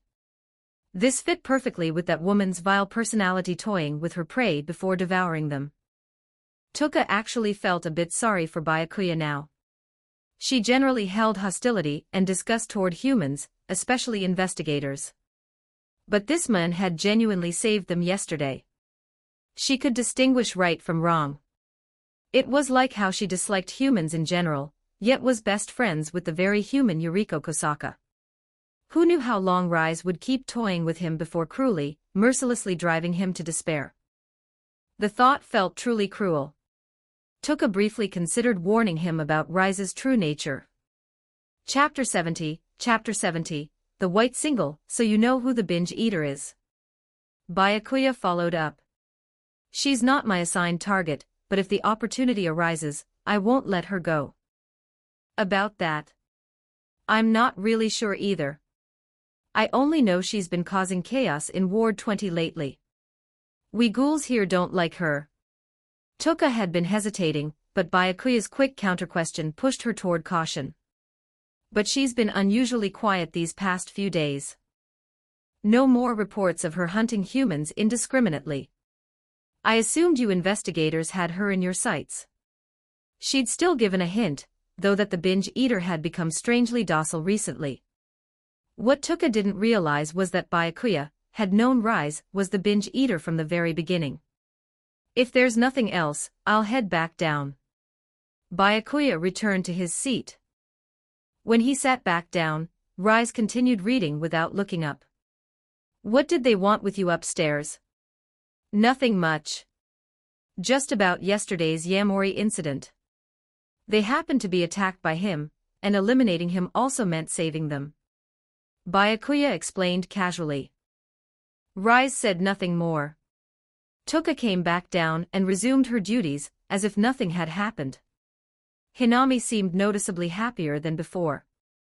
The perpetual worry that usually shadowed Ryuko's face had lifted as well.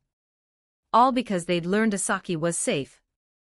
After Byakuya eliminated Jason, the investigator assistants processed the scene, and immediately transferred the corpse to the CCG laboratory building in Ward 1. Though both the scene and Jason's body showed obvious burn marks, no one thought much of it. Fire attribute quinquas were rare but not non-existent. Since no one knew what kind of quinqua Byakuya possessed, there was nothing to question. A quinqua was every investigator's closely guarded secret.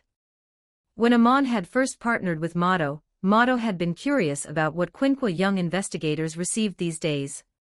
Amon had firmly declined to show him. If quinqua information leaked especially to Ghoul's, an investigator would be at severe disadvantage in combat. Upon arrival at the laboratory building, technicians began dissecting the corpse to create a quinqua from Jason's kakuho and kagun. Mato and Amon also came to the facility. They'd been assigned to capture Jason. They'd just failed, only for a junior A rookie, no less, to eliminate him. Anyone would be curious. By the time they arrived, the dissection was complete. Only Jason's kakuho and kagun remained. This Jason had 3 kakuho. The intelligence was significantly off. Mato was surprised. They'd all believed as CCG intelligence indicated that Jason had only 1 kakuho. Normal ghouls typically had just 1. The technician nodded. 3 kakuho meets the criteria for a half kakuja. Quite a discrepancy from the original profile. So investigator Amaha can eliminate even a half kakuja. That's even more impressive than I imagined. No wonder Associate Special Class UI thinks so highly of him. Mato remarked with admiration. Incredible. Hard to believe he's still just a rank 2. Amon felt even more respect. Now that Yamori has been eliminated, we should transfer to another ward. This ghoul organization called Aojirai Tree has been gaining momentum. Ward 11 fell to them just days ago. Despite discussing a CCG setback, Mato's expression was unusually excited. Prepare yourself, Amon. The enemies ahead will be unprecedented. He knew the SSS-rated Owl led Aojirai Tree in, that Owl was the same ghoul who'd killed his wife years ago. Everything he'd done was for revenge. The terror and helplessness he'd felt facing the Owl had birthed his obsession with power.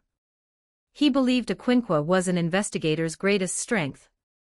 That was why he was so devoted, even obsessed with collecting them. Yes, sir. Amon nodded solemnly, showing no fear. Leave time ended. CCG main office. Byakuya arrived to receive his commendation and collect the quinqua made from Yamori's remains. Beyond verbal praise, he received a badge designed around the CCG's dove emblem. This was the White Single-Wing Badge, awarded to investigators who successfully eliminated an S-rated ghoul. Beyond the Single Wing, there was also the White Double-Wing Badge and White Dragon-Wing Badge, corresponding to SS-rated and SSS-rated eliminations respectively. This White Wing Badge system existed alongside the Osmanthus Badge system, which was based on the total number of ghouls an investigator eliminated in 1 year. That system also had 3 tiers: Osmanthus Badge, Silver Osmanthus Badge, and Gold Osmanthus Badge. After the ceremony, Cory UI was waiting outside. Hard to believe you actually eliminated the S-rated Jason. The last rank 2 investigator to earn the White Single-Wing Badge was Arima-san. UI marveled. And the autopsy revealed Jason wasn't just S-rated, he was a half-kakuja. I'm starting to think you might be stronger than me. You're too kind, UI-senpai. Byakuya's expression remained calm, showing no pride. UI smiled. No need for modesty at a time like this. Also, your quinqua 13's Jason is ready. Let's head to the laboratory building to see it. Don't forget to like and subscribe to Novels Wonderland.